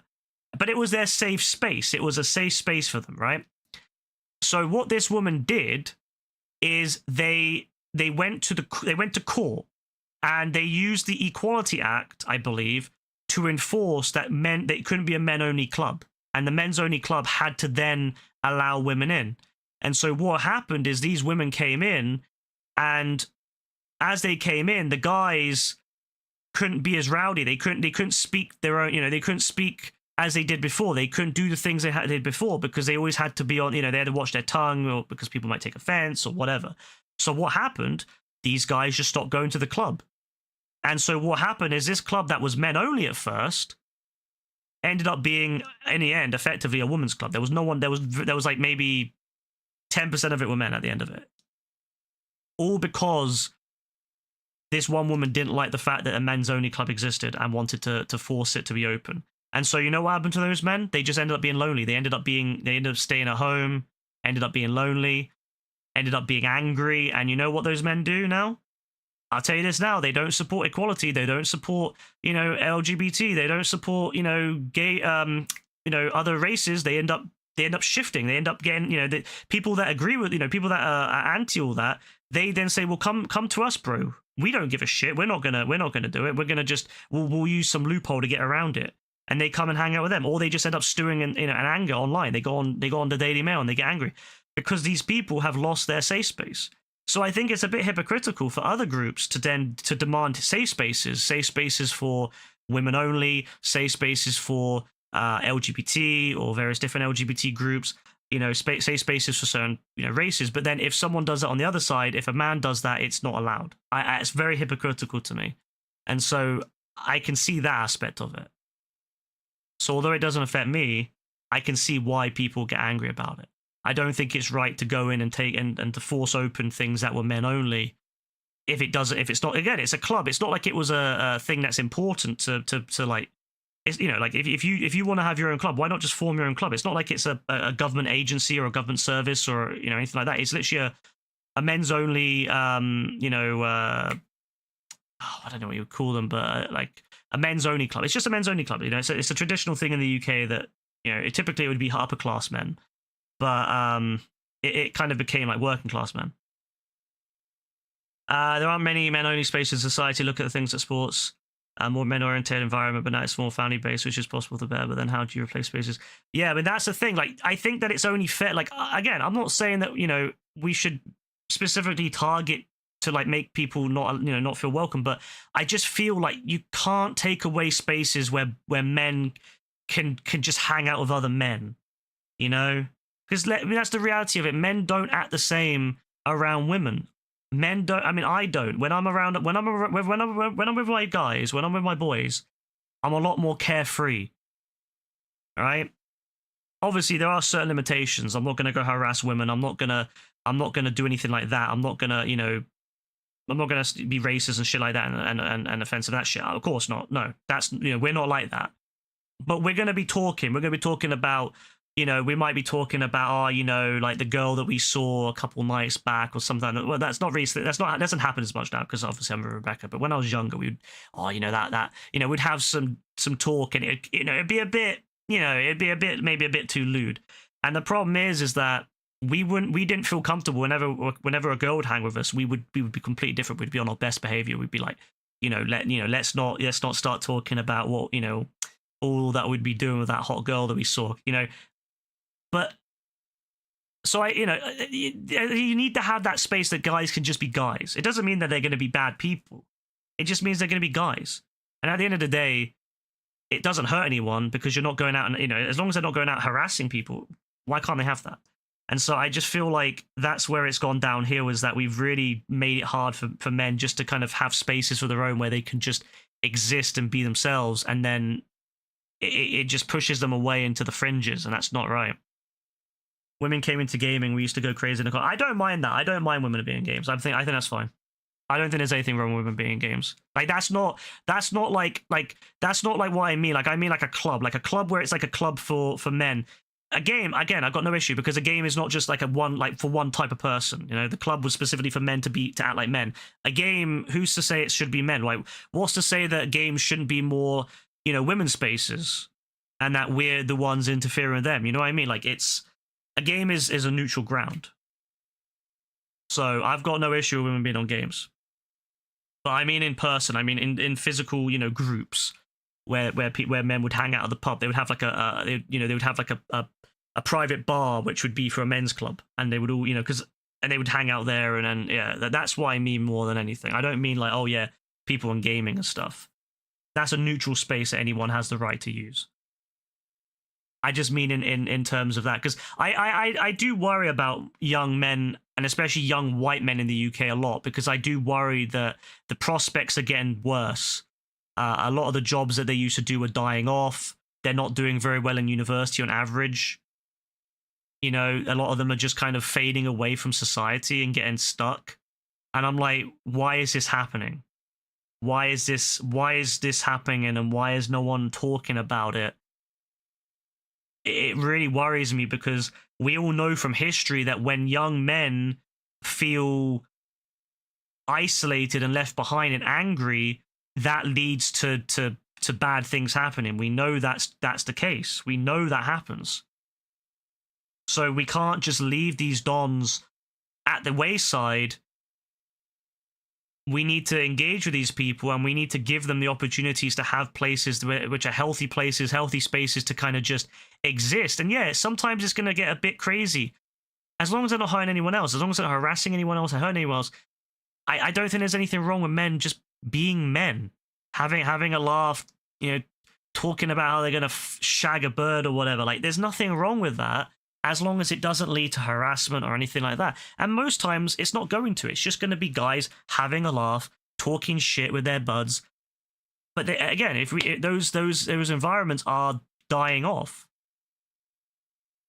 So, and the fact that they're using things like the equality law to force that to happen, and then these men just say, well, fuck it, we're not going to do it anymore, because what's the point? What's the point of going to this club that's now, predominantly women? So, like, it depends. Again, it depends on the situation, but I just think it's really fucked up that some people try to force themselves into spaces, and that would be no better than, like, me going to an LGBT space and be like, right then, everyone, I'm here now, and let's start talking about let's change the subject from LGBT issues to my issues as a young straight man. That'd be the same thing. I would never dream of that. I have no interest in going to an fucking can't say it right now, LGBT space and telling them no, we're going to change it. I have no interest in going to a space for young black Caribbean what would you call them? Carabiners? No, Carabiners, Carabiners, right? Caribbeaners, or whatever, you know what I mean, like people from, like from the Caribbean, one of the Caribbean islands, you know what I mean, like spaces for different groups of people that have shared culture or shared heritage or shared, standards and values. I would never dream of going there and be like, yeah, right, lads, so let's talk about these issues. And likewise, I just expect people not to try to force old societies and old groups open for their benefit. But unfortunately, that's not something that people really want to hear at the moment. And that's why I think that right wing are doing so good, or so well, is because of stuff like that. Although, interestingly, this was interesting, I read about. So, Andrew Tate and who holds positive views of Andrew Tate and people like that.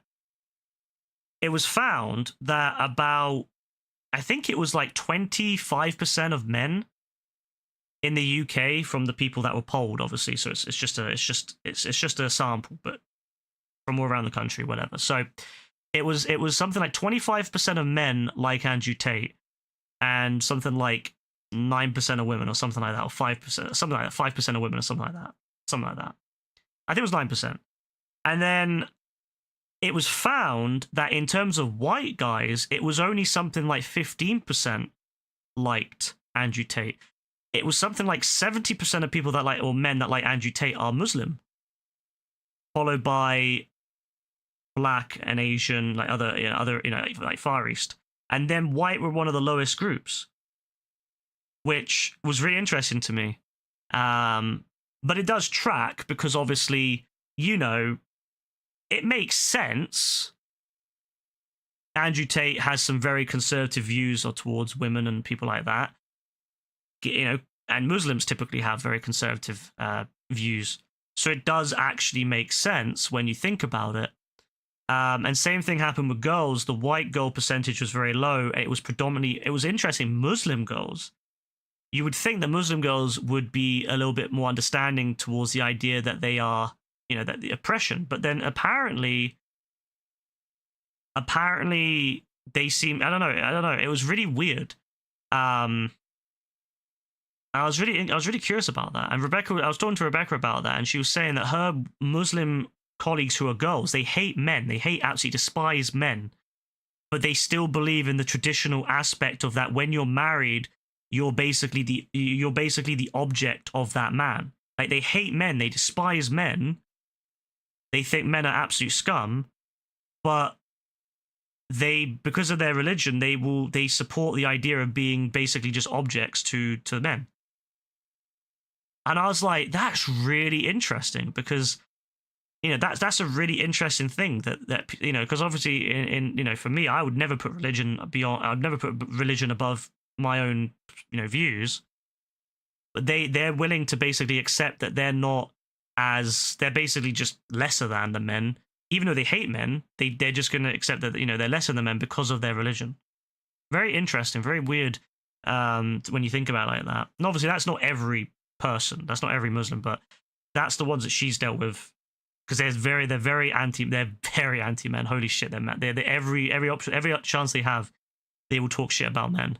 But they also think that, yeah, like they're basically getting to the point where they want to marry and basically be an object to their husband. It's really interesting, and they're always wondering like why Rebecca's not getting married and stuff anytime soon, because like to them it's weird, because you're supposed to get married when you're whatever. But yeah, so it's really fascinating when you break this down into different groups, and when you think about stuff like that. He bigs up Muslims taking over, and he's Muslim in Dubai. Yeah, he's one of those. He's like those fake Christians that say they're Christian, but they don't. They're actually very anti Jesus. He's like that. He's a Muslim that doesn't actually believe in any of the actual teachings of being a Muslim. Muslim women, they like man. JB, I'm talking about. It's hard to explain, bro, but like. You're gonna find a lot of young women don't like men in general, and it's understandable. It's understandable why they don't like, why they think little of men, because a lot of men are really shit people and they treat them like shit. Okay, that's what I mean, bro. I mean more in the sense that they don't like. It's not like they're not straight. They're straight. They're romantically interested in men. A lot of them, not all of them, but a lot of them. It's just that they don't like men as a whole. They might like individually men, but they don't like men as a whole, which is understandable because obviously, okay, fair enough. I agree. Oppression has been a thing men have done, and there are a lot of shitty men out there. I completely agree with that. I mean, I hate men as well. Look, I go out at night. Guess who's causing issues? Men. Guess who's trying to cause fights? Men. So I get that completely. Don't get me wrong. Don't get me twisted. I completely understand where their hate comes from. But it's also just very interesting that they have such a, they're so like, because these girls are also, they're very like pro-Palestine, and they're also very pro like progressive things. But then when you ask them about LGBT, that's where it gets sticky. When they're very you would consider them left-wing progressives, but then the second that you talk about LGBT, that's when they start to reveal that they're not so progressive as they seem, because then it's suddenly, well, not in my backyard, so to speak. It's very interesting how people will twist and bend their values and their morals to kind of fit their narrative because of a religion or something like that. The way that they will be like, well, we're very pro this, we're very pro that, we support this, we support women's rights and all this, but then they're willing to be basically objects, but then also not like particularly like LGBT people, even though that they are otherwise progressive. It's very interesting to listen to that. And Rebecca always tells me about these about what she's been talking about, and she doesn't like talking to them about stuff like this because they get very heated about stuff about like Palestine, understandably so.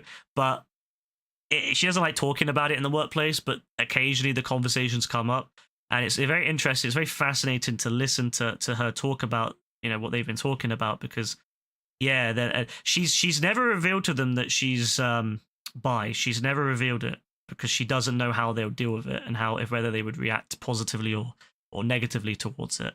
But judging from what they've said in the past, it's not like, oh, we need to stone them. It's more like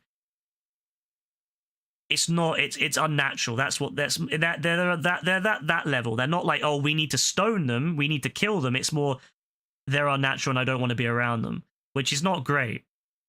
So obviously, being that, it makes sense that she's apprehensive. So it's very interesting how you can be very progressive in some ways, but then also be very regressive in others because of something your religion has taught you. It's very interesting. It's very fascinating. I don't know how we got into this conversation, I suppose, from the rest, but I like talking about stuff like this. I find it really interesting to see how different groups, how history has affected how people think, and then how that works today with people interacting with different groups, and how I just find it really fascinating. I find it very, very interesting. I don't know. I think it's really cool. also I think cool, but also I do get worried sometimes when I hear some of the stuff that some groups come out with. What are we talking about? We're talking about some girls from Rebecca's work who are Muslim, and they are very progressive in some ways. Like they're very much equal rights and all this stuff. Very pro Palestine, very pro workers. Very anti-capitalist, all this stuff. But then they're also very traditionalist when it comes to things like marriage and a woman's place in the home. And also towards LGBT folk because of that.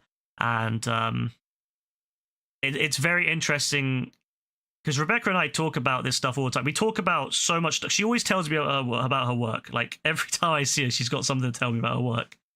So I hear a lot of these stories, and it's always very fascinating hearing about these people that I've never met, but I've heard enough about. And, to the point where they are...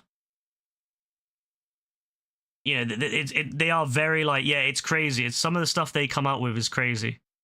But then other times, it's just really interesting how they'll say one thing that sounds really quite good, and then the next thing they say is like something really fucked up, and it's like, So yeah, Rebecca hasn't ever told them that she's bi. It's interesting actually in her workplace because the old white people probably wouldn't like it because it's like, it's like they're more conservative, and then the young, but then the other half, so half of her workplace is older white people, and then the other half is like younger Muslim kind of, like that kind of, so it's like, it makes sense because of the demographics of the area, it's a lot more Muslims have moved in, which means that there's a lot more younger people who are Muslim, so they work in the shop, and then the older white people still there. So it's interesting that there's two very different groups, but they both kind of agree that they're not fans of LGBT, so she feels like she can't ever tell anyone because if she does, both groups will hate her. And there was a gay person at her shop once, a long time ago, and everyone hated him. Everyone hated him, and although it wasn't outright because he was gay, judging by some of the things that they would do and say, I think it was. So it's interesting that it's two very different groups. Two very different like cultural groups, two different like histories and backgrounds, but they're both, yeah, it's interesting. So it's a very interesting dynamic for her. So she always talks to me about this, and I'm always fascinated by it.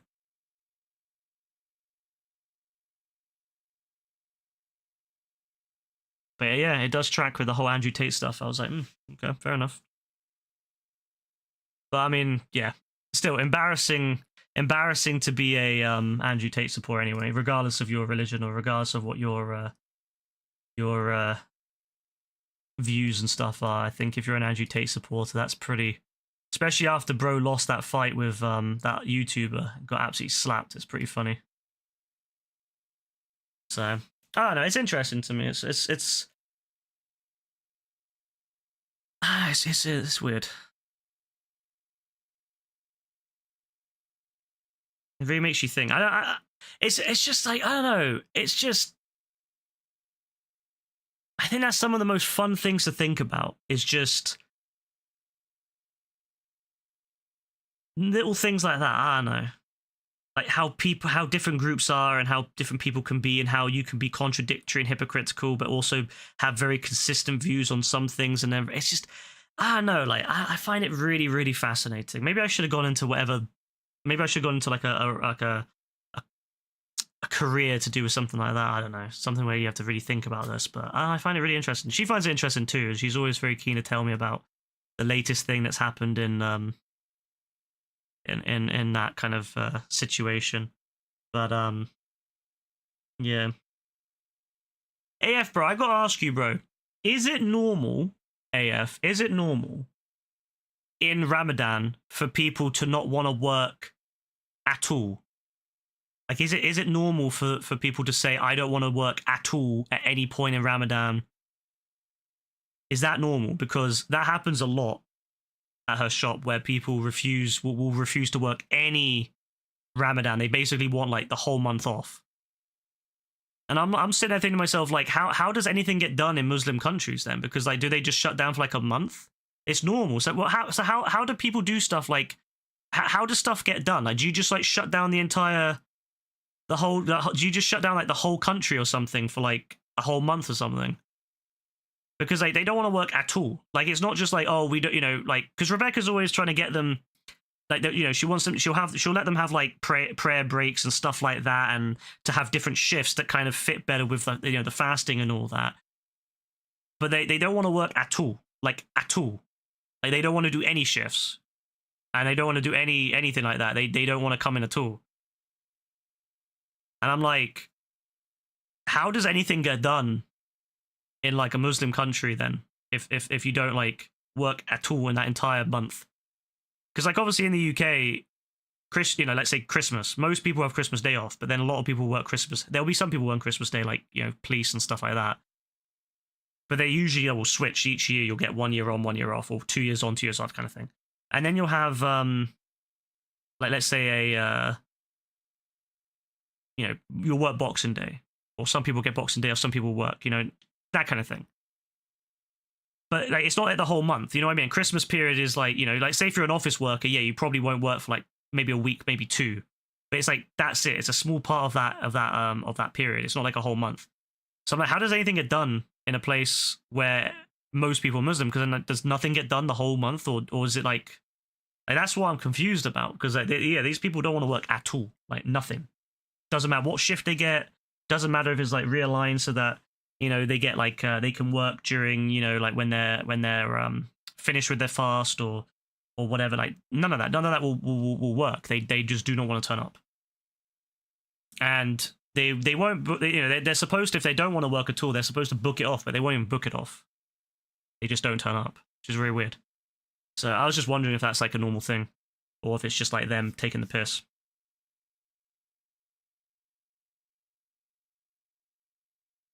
Oh, okay. Well, that's what I mean, bro. Like they, she will try to do the what they call the she'll try to adjust the shifts so that they're like not, you know, not like all through the day or whatever. They'll shift it.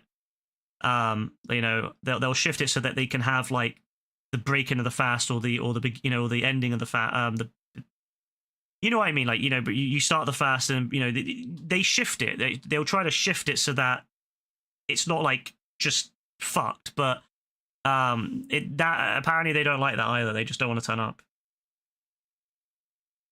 even though like shift. And they said she gives them options to have like prayer and stuff. Like they can have like a prayer break to go pray. So it's typically the young ones. That's the confusing thing, because there were older Muslims there who would get on with it, but then there were younger ones who were more likely not. And that's why I was trying to figure out, is it because they're taking the piss, or because is it a genuine thing? Because the older ones seem to turn up and do it, and they'll just like ask for some shifts to be swapped, or some like, you know, they'll try to like get things so it's more like time better. But these a lot of the younger ones just don't turn up, or they refuse, like, you know, really aggressively refuse to do it.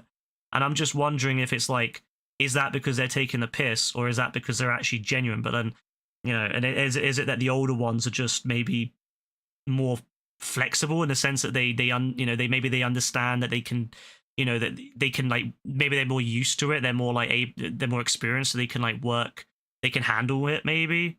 I don't know, but yeah, the younger ones, they're like, they just don't want to do it.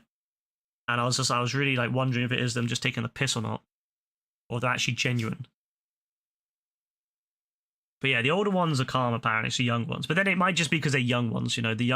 I mean, as I said, I've mentioned it before. The young ones are just like, you know, what do you mean? Yeah, bro, they don't want to do any shift in that entire month. Like they will literally say that they're not available for any of that month. Like none.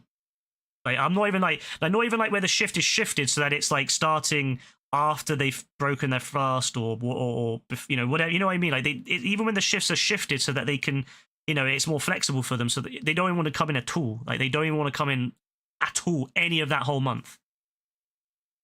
And I was just like wondering if that's because they're just taking the piss with it, or if that's because they genuinely need it. But that's what I was wondering, if like, because obviously how does anything get done then if you don't work at all? So yeah, I was just wondering. So yeah, it just seems like they're just taking the piss. I mean, they are the young ones, and then they are the ones that are notoriously taking the piss. Is all the young dons in that shop take the piss. So it makes sense. I think it's just them using it as an excuse to just take the piss. But no, Rebecca always tries to get them like proper shifts. Like she tries to work with them so they get like shifts that are more compatible with it, and they give them prayer breaks and an opportunity to break their fast and all that. If they are needing to working through the day, she always tries to make sure that they have what they need so that they can work, but also do what they need to do. But no, then a lot of them just don't want to turn up. They literally just disappear. It's crazy, man. I think it's just young dons. I think young dons are just more likely to take the piss. But it was something that was just making me wonder if it was a thing I didn't know about. It just sounds like they're taking the piss.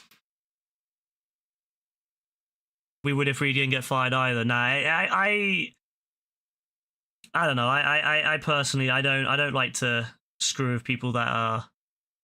If my colleagues are having a grind and I wouldn't take the piss with it. I would make sure I go in. So it black is it, bro? You mean in schools you understand, but work is crazy? Yeah, I mean that's the thing. You know, like it's problematic because a lot of the it can be quite overwhelming when a lot of your work is like Muslim, and then like none of them come in, and it's like it can leave you quite understaffed. So yeah, it just seems like they're taking the piss. Nah, that's crazy, man. That's fucked. That's fucked if they're just taking the piss with it.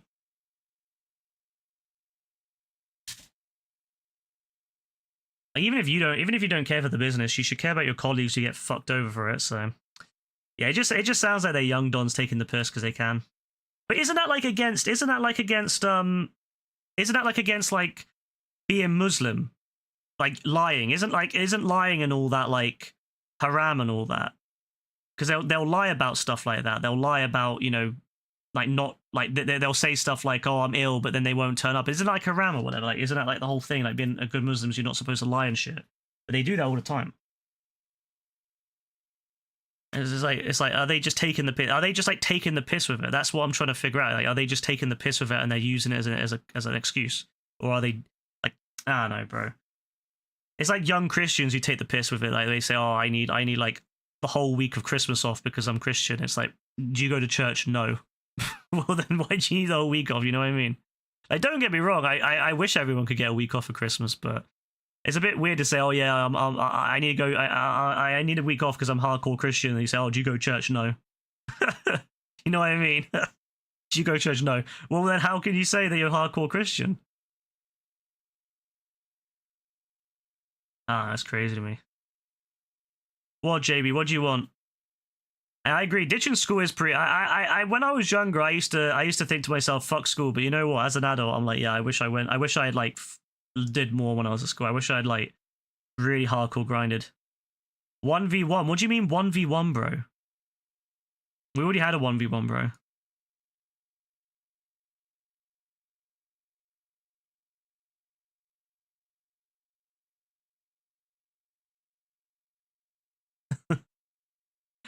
But it's interesting. It's fascinating. I suppose that's the advantage of living somewhere like London. You get such a wide variety of people. You get such a wide variety of different peoples that you kind of just I don't know. It's interesting. You get to experience so many different like cultures, so many different like ways of living, and it's just that's cool. I think that's probably why I think about it so much. That's why I think about all these things so much more than I think a lot of people do. Is because I live somewhere where it's so wide ranged people. Whereas I think if you live somewhere that's like predominantly one culture, you probably don't think about it as much.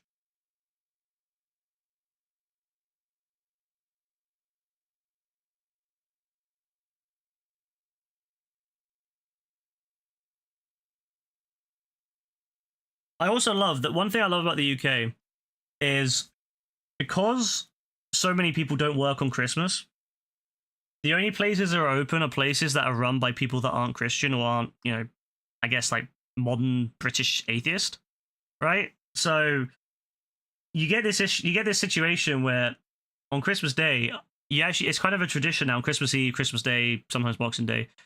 It depends, because Boxing Day people are mostly open now, but like Christmas Day, it's kind of a tradition now for a lot of British people to get an Indian or a Chinese takeaway. So I love that it's become like a British thing now, that like people will have an Indian or British takeaway on Christmas Eve, like after all the other shops are closed, after all the other restaurants and stuff are closed, you'll get yourself an Indian or a Chinese because it's the only places that are open.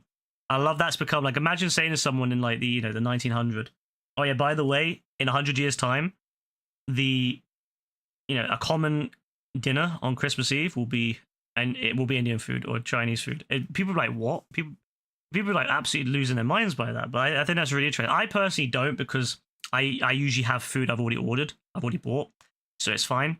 But I know a lot of people that do. They'll always have a Christmas Eve. Like Cave is one of them. Cave will always have a Christmas Eve Chinese every year. I'm pretty sure. I remember he used to tell me all the time back in the day. He would be like, "Oh yeah, I'm gonna order myself. I'm just gonna go order one," and he would go and order one, and he would love it. He'd absolutely love it.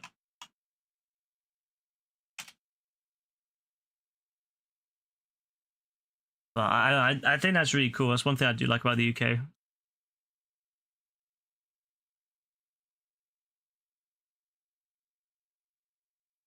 It's become such a part of our culture now to have a Chinese or an Indian. There was a guy I saw once who said like being British means to like watch American TV on a Japanese TV, like American TV shows on a Japanese TV, whilst eating Indian food with knife and fork made in China. And it's just like yeah, it's kind of true actually. Such a quintessential part of being British now. So weird. You go back 100 years and you told someone from the UK that, oh my god. It's one of the things I've always wished to do. I always wanted to go back in time. I'd love to go back in time to like 1900, 1800, 1700 and just speak to people and be like, yeah, like this is what's going to happen in like 300 years. Like, can you believe this? Like, I've always wanted to go back to the American Revolutionary War and tell, the people then, one day, America will be the largest nation in the world. One day, America will be the most powerful nation in the world, the most, like, imagine telling a British soldier, a British officer, a British general, or the British Prime Minister, or anyone in the American Revolution. Yeah, that little waste of space, that little shit stain of the empire. Well, it wasn't much of an empire. It was a small empire at the time. That little shit stain of the empire that you don't want, you don't care about, you're just going to dump it for India. That's going to end up being the largest, most powerful nation on the planet with weapons that you couldn't even imagine. Weapons that could wipe out entire cities in one. They would absolutely think you're a madman. They would go to you and think you are a fucking madman. You need to go. You need to be put away because you are not speaking sense. There's no possible way that's going to happen. There's no possible way. There's nothing that this ragtag bunch, even if they gain independence, they're not going to achieve anything. They'll just be swallowed up by Spain or France or whoever. Nope. It's crazy. It's crazy. I've always thought that'd be really fascinating. Go to the Victorian era when the British Empire was at its absolute strongest. Some people would say that would be after World War One, when Britain had its biggest. The empire was at its largest. I would actually argue it wasn't, because that was when Britain had its. The empire was too big, and it was not capable. Britain was not able to afford to keep it maintained at that point, like, at least well, and it led to a lot of independence movements. Let's say you go back to the Victorian era, like maybe the late 1800s, when Britain was growing, and maybe even before the rush for Africa, because that really led to a lot of land that was worthless in the grand scheme of things, and just cost the empire, the British Empire and the other empires a lot more money than it was worth. But let's go back, say, the middle of the Victorian era, and say to them, when we had Australia, New Zealand, well, maybe the later part when we had Australia, New Zealand, and all that.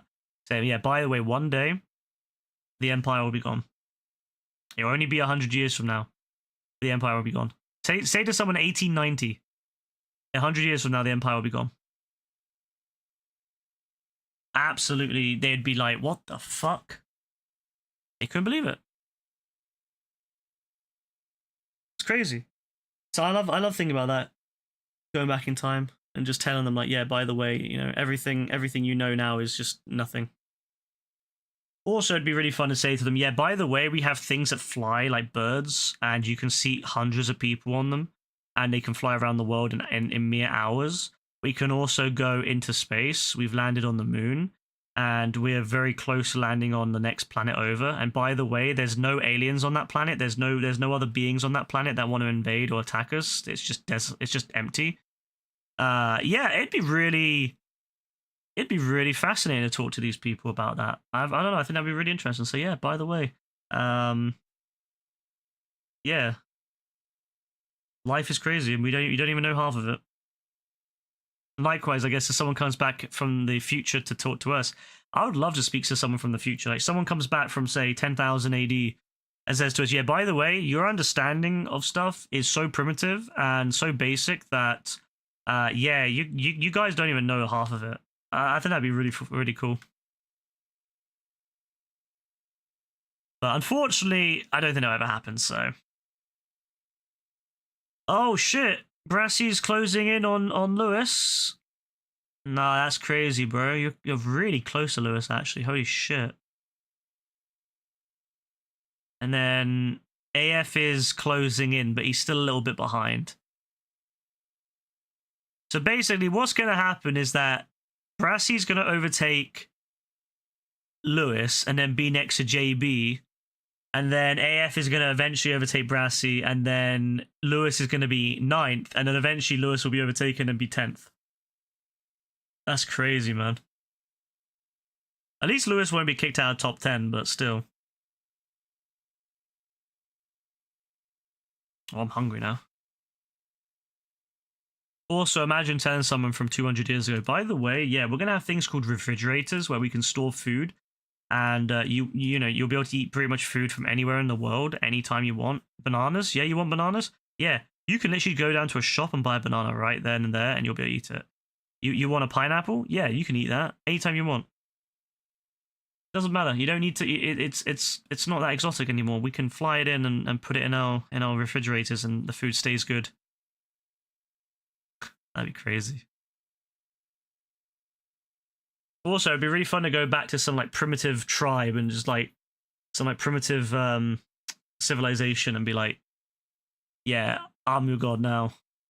Look at this. Look at this. I can make light anytime you want. Flick a lighter and they're like, oh, light. Ooh, light. That'd be really funny.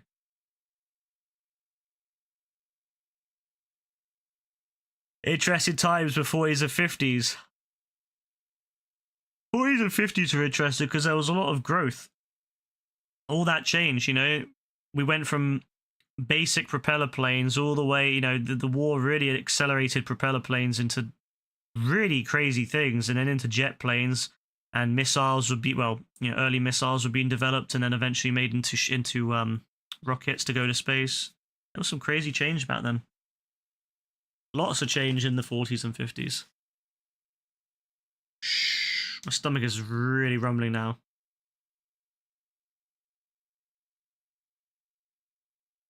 JB, how much money do you have left, bro?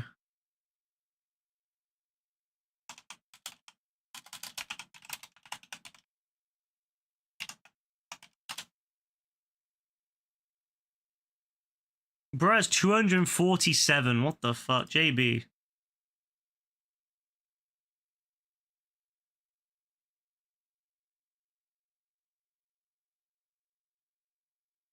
Keep the change, you filthy animal. See, JB getting a top up.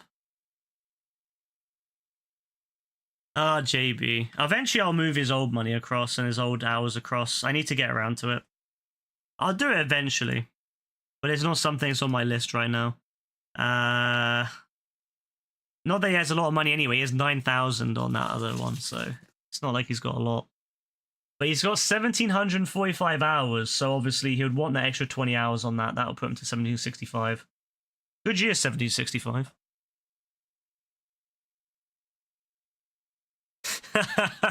Jail me. JB, bro, don't fall for the bait, bro. Don't fall for the AF bait. Don't fall for it. AF just baits, bro. He's diabolical. Don't fall for it. Please, bro.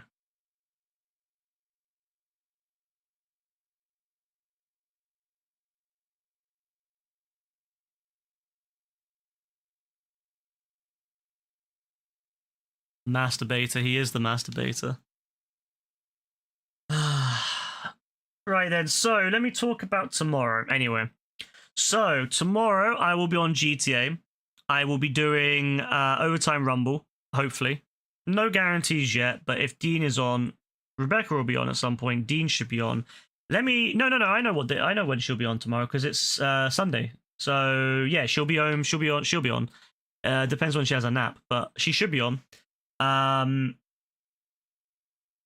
Yeah, so what I'll do is I'll do Overtime Rumble. Hopefully Dean will be on. Hopefully we can do that. Joe might be on as well. Hopefully Joe will be on. We can get Overtime Rumble going. Have some fun with that. That might be the last time we do it, but we'll make it work. And then I'll probably oh shit. I almost forgot. Oh my god, I almost forgot. Yo, I just thank the Lord I was yapping. Yo, thank the fucking Lord I was yapping. I almost forgot to do my bounty. Let me get this done. Let me get it done right now. Let me get this shit done right now. I'll just quickly change the category because, well, why the fuck not? Oh my god, I almost forgot. Fuck. Yeah, like, I'm glad I was yapping about shit. It gave me time to think. I've done 2 out of 3. If I had to start it again, I would have lost my fucking shit. Right, let me get this up. Let me get this loaded in. Go on long enough for me to beat AF in this lotto. Maybe I'll stay on long enough that Brassy can overtake Lewis.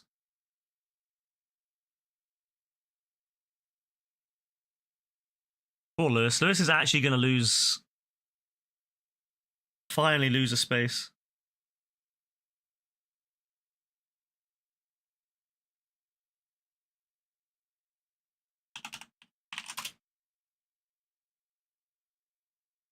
I'm talking about Joe Mum. What about Joe's mum, bro?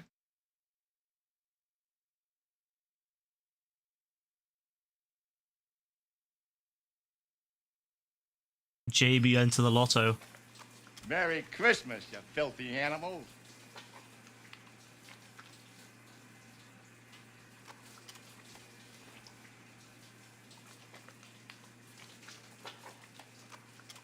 Cool. Cool. Whatevs.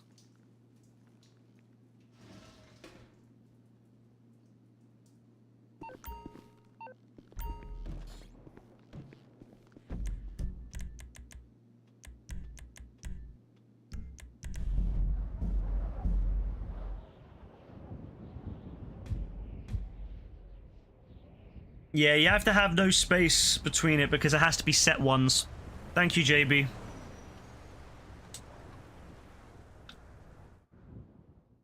All right, JB. Anything you need, boss.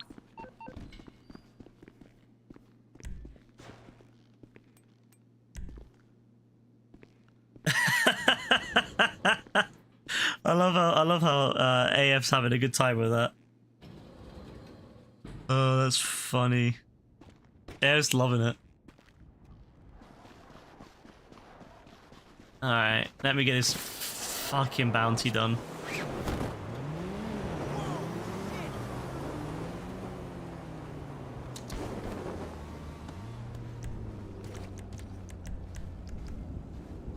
All this shit I've had to do, man, just to get my thing unlocked.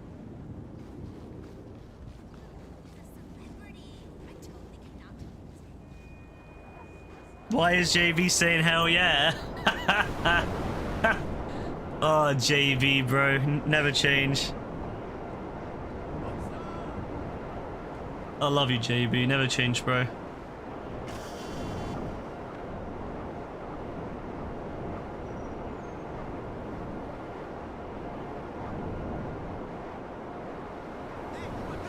Can't believe I'm having to do this.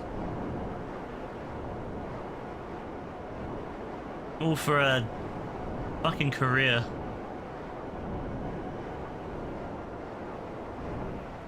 Career challenge. I don't even want this, but I just want Nico. Like, I don't care about the bounty one, but I want Nico. Get the fuck out of my way! What are you doing standing outside my shop? Well, it's not a shop, but why are you standing outside my bounty place?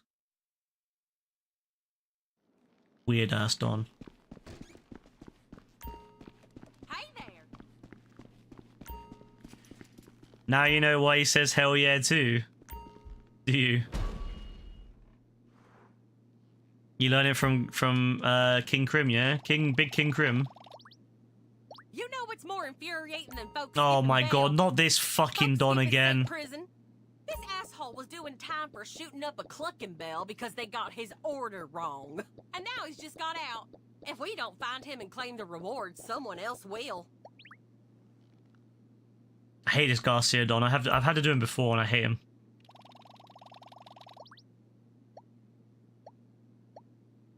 So, you want to go after the car stealing Irish street King, yeah? racer with Sounds good, bro. multiple hit and runs, huh? Well, I hope you took your advanced driving course, because this guy can outdrive everyone in Los Santos. Better move fast if you want to catch him.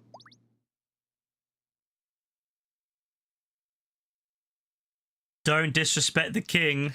Nah, see, Brassy defending JB's cousin. That's madness right there.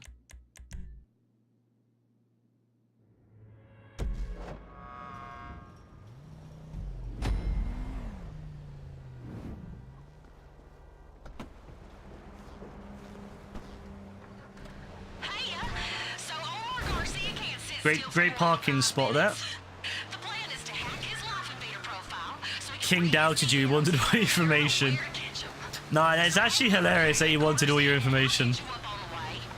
He wanted to know who you were.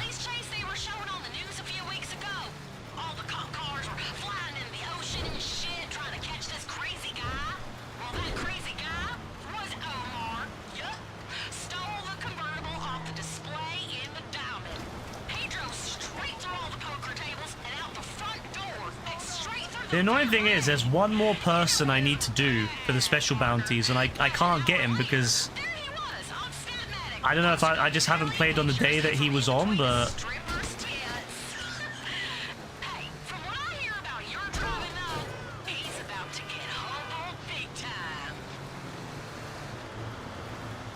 damn, AF is fucking savage on him.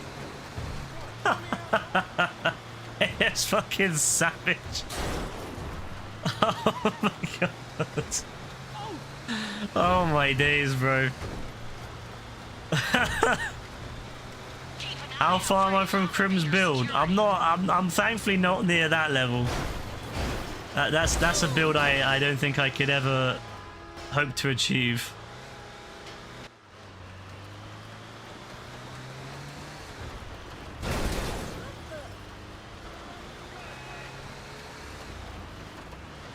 We all hate AF. Damn, AF getting... Ah, AF, I can't believe that.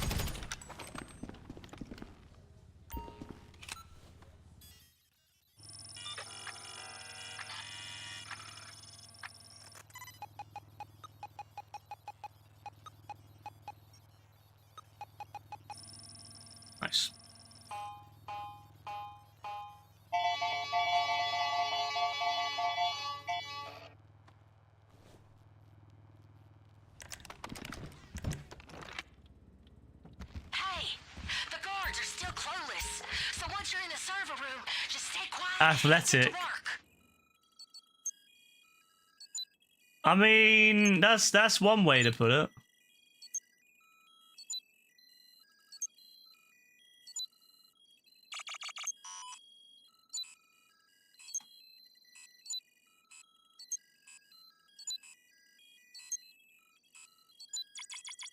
Oh, nice.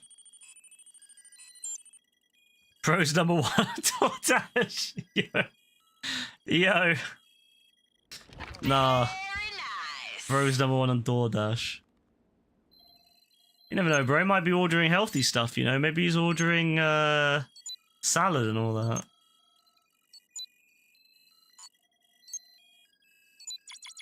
You gotta be strong to carry all the fat.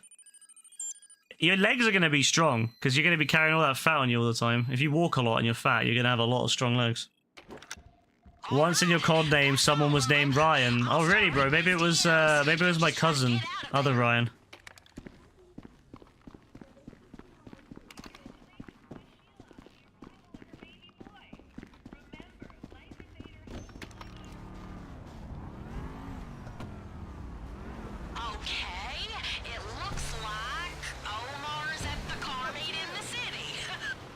Oh, I hate this mission so much. I swear I've done this so many times this fucking week.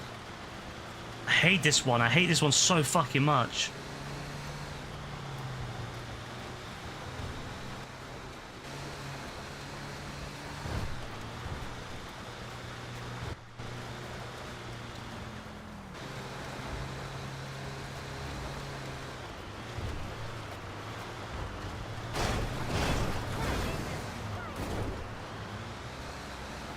They were bad, were they?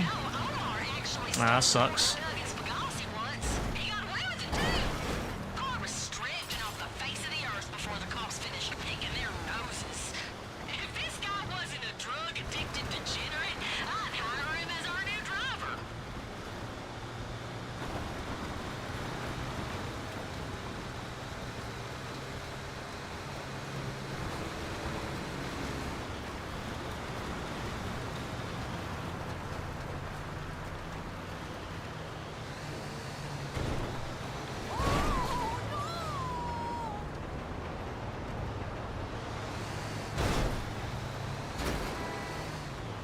Who won the lottery, by the way?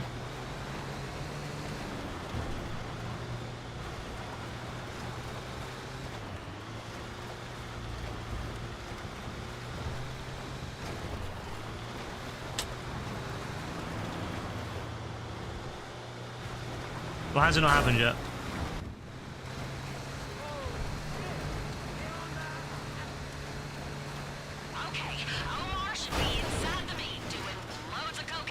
Criminality to play Marvel Rivals. Time to download that game. Yeah, Brass, you should download that game and play with them, bro.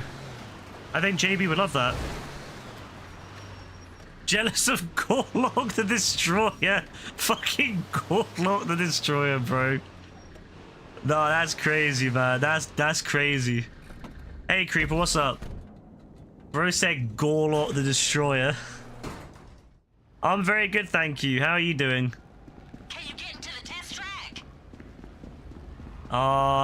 Did I win, yeah?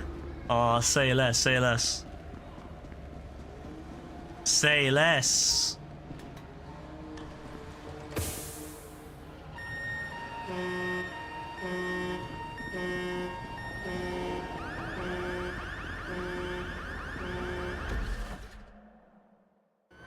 Alright, you in? Omar should be driving a new benefactor. I think it's called a Porsche. Glad to hear, Creeper.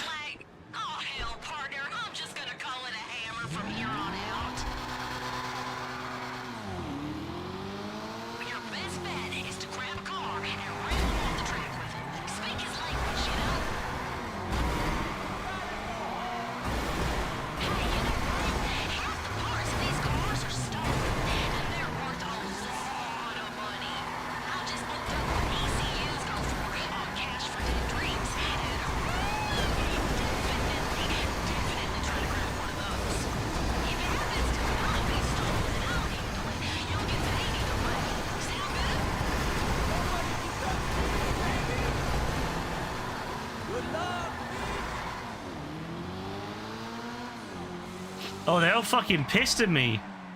No, they're all chasing me down. What the fuck?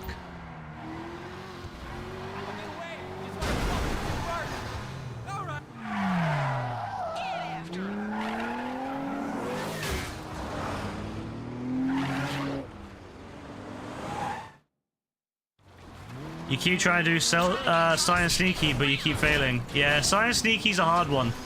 That's why I usually recommend people who are not the best at Science Sneaky stuff to, or at least haven't got a lot of experience, to start with just doing aggressive and big con. Science Sneaky's the hardest version of Casino. Oh yeah, I did not destroy it. I need to ram it, not destroy it. Oops, forgot.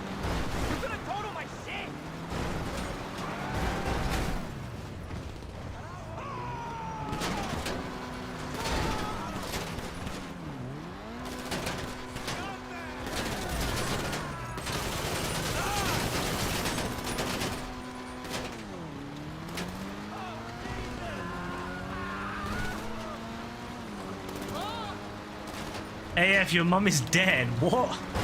Bro, why are you saying his mum's dead?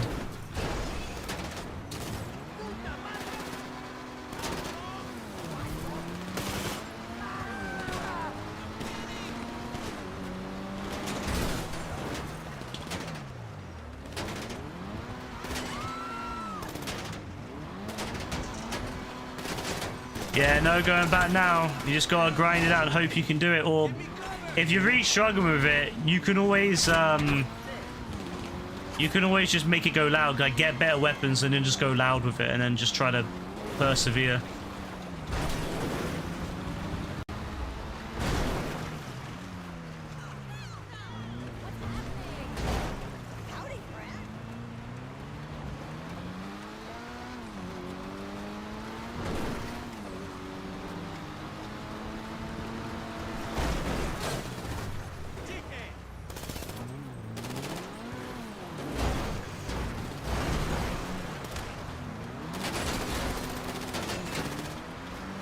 Remember JB and braids? Oh yeah, I remember.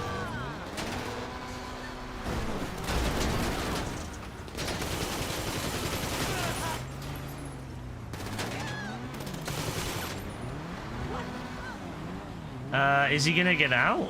Or, oh, there you go. Oh, the snow was making it so you couldn't, like, drive properly. What did you do to the fucking car? Nice.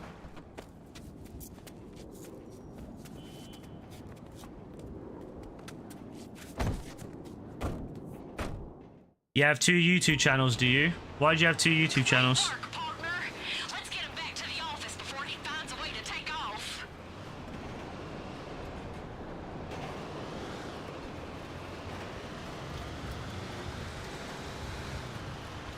You think jail's gonna slow me down? Nah, just give me a few weeks in there and I'll find a way to take off. This is fucking bullshit! I'm gonna go crazy in there!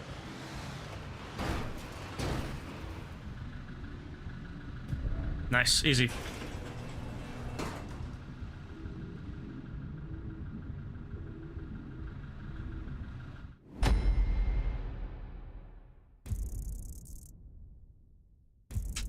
I'm done with it. Thank the Lord for that.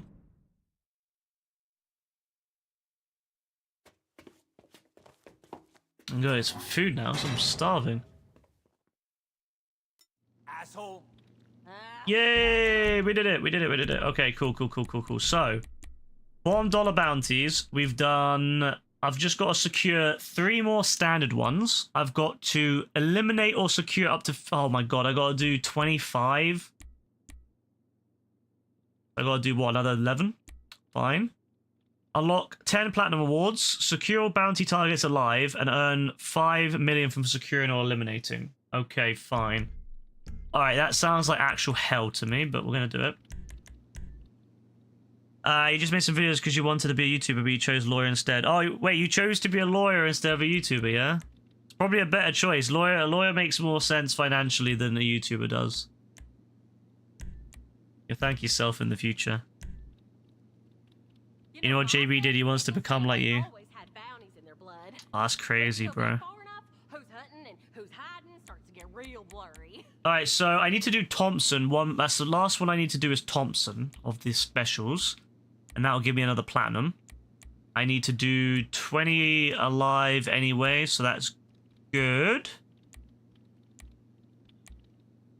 And I gotta do pizza deliveries. We'll get around to that. Yeah, I think it should be pretty easy to do. I need to do 10, right? So 1, 2, 3, 4, 5, 8. Yeah, that was easy. I've done 1, 2, 3, 4, 5, 6. I'm assuming these count as well because they're separate, but or maybe they don't actually. I think they don't. So yeah, whatever. It'll be easy enough. We can get these done. All right, cool. Yo, someone gonna tell me you fixed up my car yet? Would you shut the hell up? So how'd you learn to drive like that? Mom made me drive a Blazer down the freeway when I was learning. She said it would work the hospital. Yeah, I think it would be pretty easy enough to get the rest of these done. So I won't do that tonight. Obviously, 'cause I'm tired as fuck now. But tomorrow, I'll do maybe some after or before the overtime rumble, depending on when we start it. So yeah, hopefully we can get some done. So my next target is these three in particular. Although Chop Shot will probably be there. So I wanna grind through these now. That's my target. Some of these have like different ones each week, so I need to like take my time probably. But yeah, I want to get them all done. That's my plan now for the next couple of weeks. You didn't get rid of them, the old one. All right, that's cool, bro. That's cool. Well, hey, you don't have to get rid of them, even if you decide to become a lawyer instead and keep the old ones around.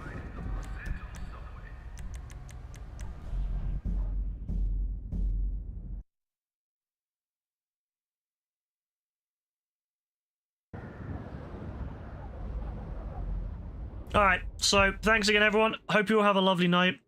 Man. Like I said, I'll be doing some Overtime Rumble tomorrow, so be there if you want to do that. But in the meantime, have a good one. God bless. I am very tired, so I am going to go, hopefully, actually go to bed. I'm actually going to go to bed instead of staying on my PC this time, so yeah. Have a good one, everyone. God bless. Bye.